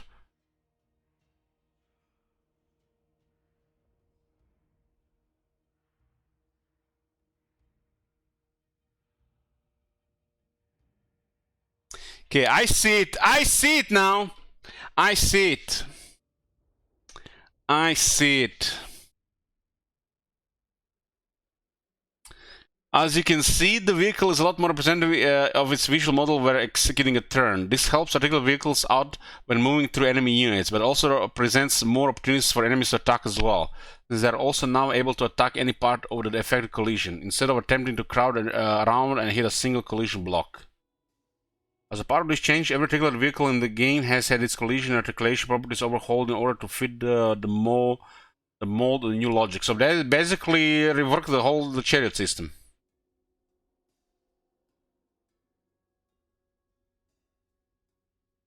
Overall, this change is far-reaching in scope, but it solves a long-standing invisible and overall negative element for articulate units. We'll of course monitor how it works and tweak where necessary. Is this why they gave the skeleton chariots 1000 more health?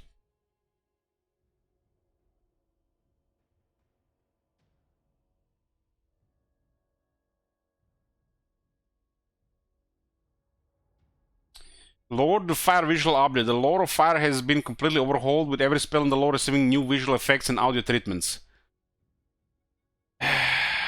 So those fireballs gonna look beautiful and they're gonna still suck. Highlights include Flamesword of Ruin, which now features an actual sword, and a towering flamestorm, which trundles around the battlefield, dealing a fiery welcome to anything that crosses its path. Flaming and magical attacks visualization. If a unit has flaming or magical attacks imbued on either their melee or missile weapon, they will now spawn minor VFX on afflicted enemies to telegraph it.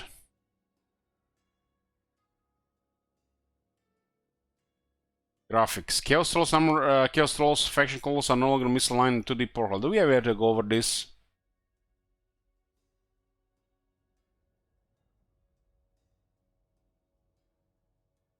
I don't know, we have to get this over this ones. These are just minor stuff.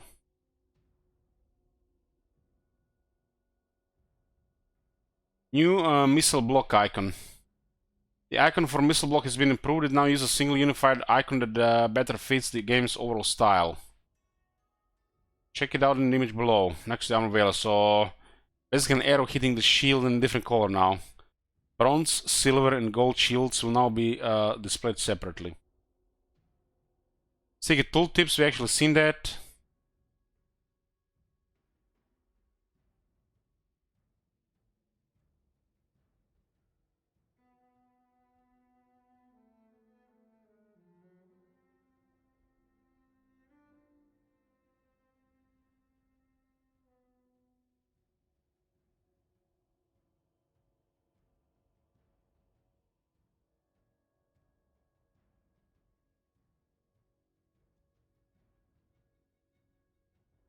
Settings, story panels can now be viewed from the movie viewer, which can now be renamed to the narrative viewer for better reflect intended purposes.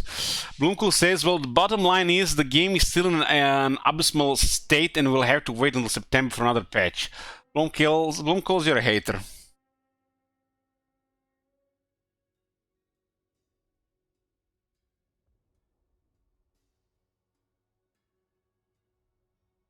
What's next? And that's all she wrote. Compiling this has taken years of our lives. Mine life too. We thank you for joining us on this voyage. Apologies to the vocal cords of any who foolishly chose to verbalize these patch notes. However, this is just the start of the update 3.0 story. We shall be keeping a close eye on your feedback and can in fact confirm that update 3.1 is actually very rapidly approaching. Very rapidly, so in about 2 to 3 months. Because as hard to believe as it is, we've actually got more stuff ready to deploy than we could fit into this release. We shan't go into the details here as well, we surely all had our fill by now, but expect yet more fix-based wholesomeness when update 3.1 arrives in a few weeks. Damn, they're listening on update 3.1 already in a few weeks. They didn't say a month, so it's 3 weeks.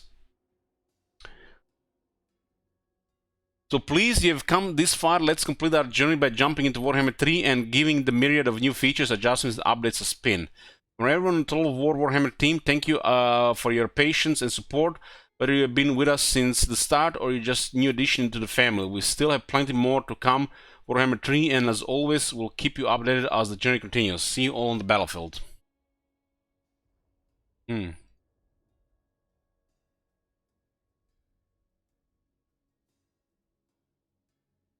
This is guys not medical patch we've been promised.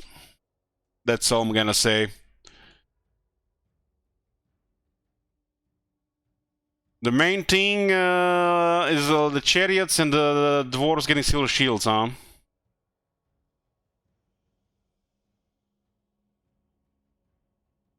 The next one is the one. Next one is the one. I can feel it. Next miracle patch is probably before Christmas. Let me just see if I can get this vampire thingy. It won't let me log into my CA account.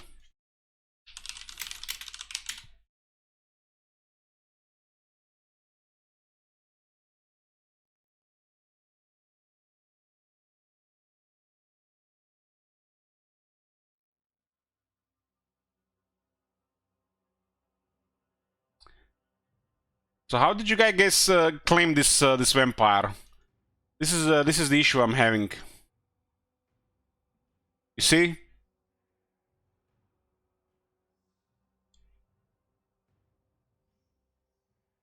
You don't need to claim, you just need an account. You sure?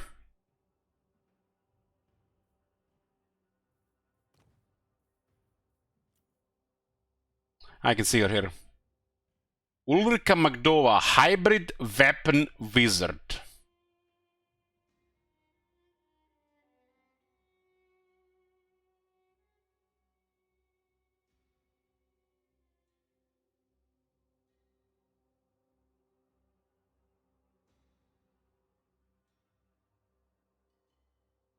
Oh.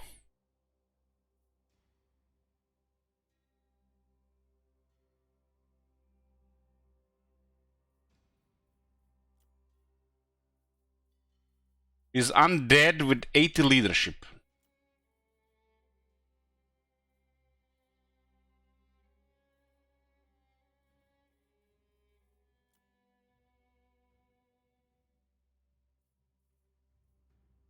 Well, we got the vampire goal option there. I'm planning to start 2 different campaigns, so switch will be available. One will be with house rules. I command here. Let's just click it once. Darkblade comes. Okay, mouse. Fucking mail, random lords. There is no limit.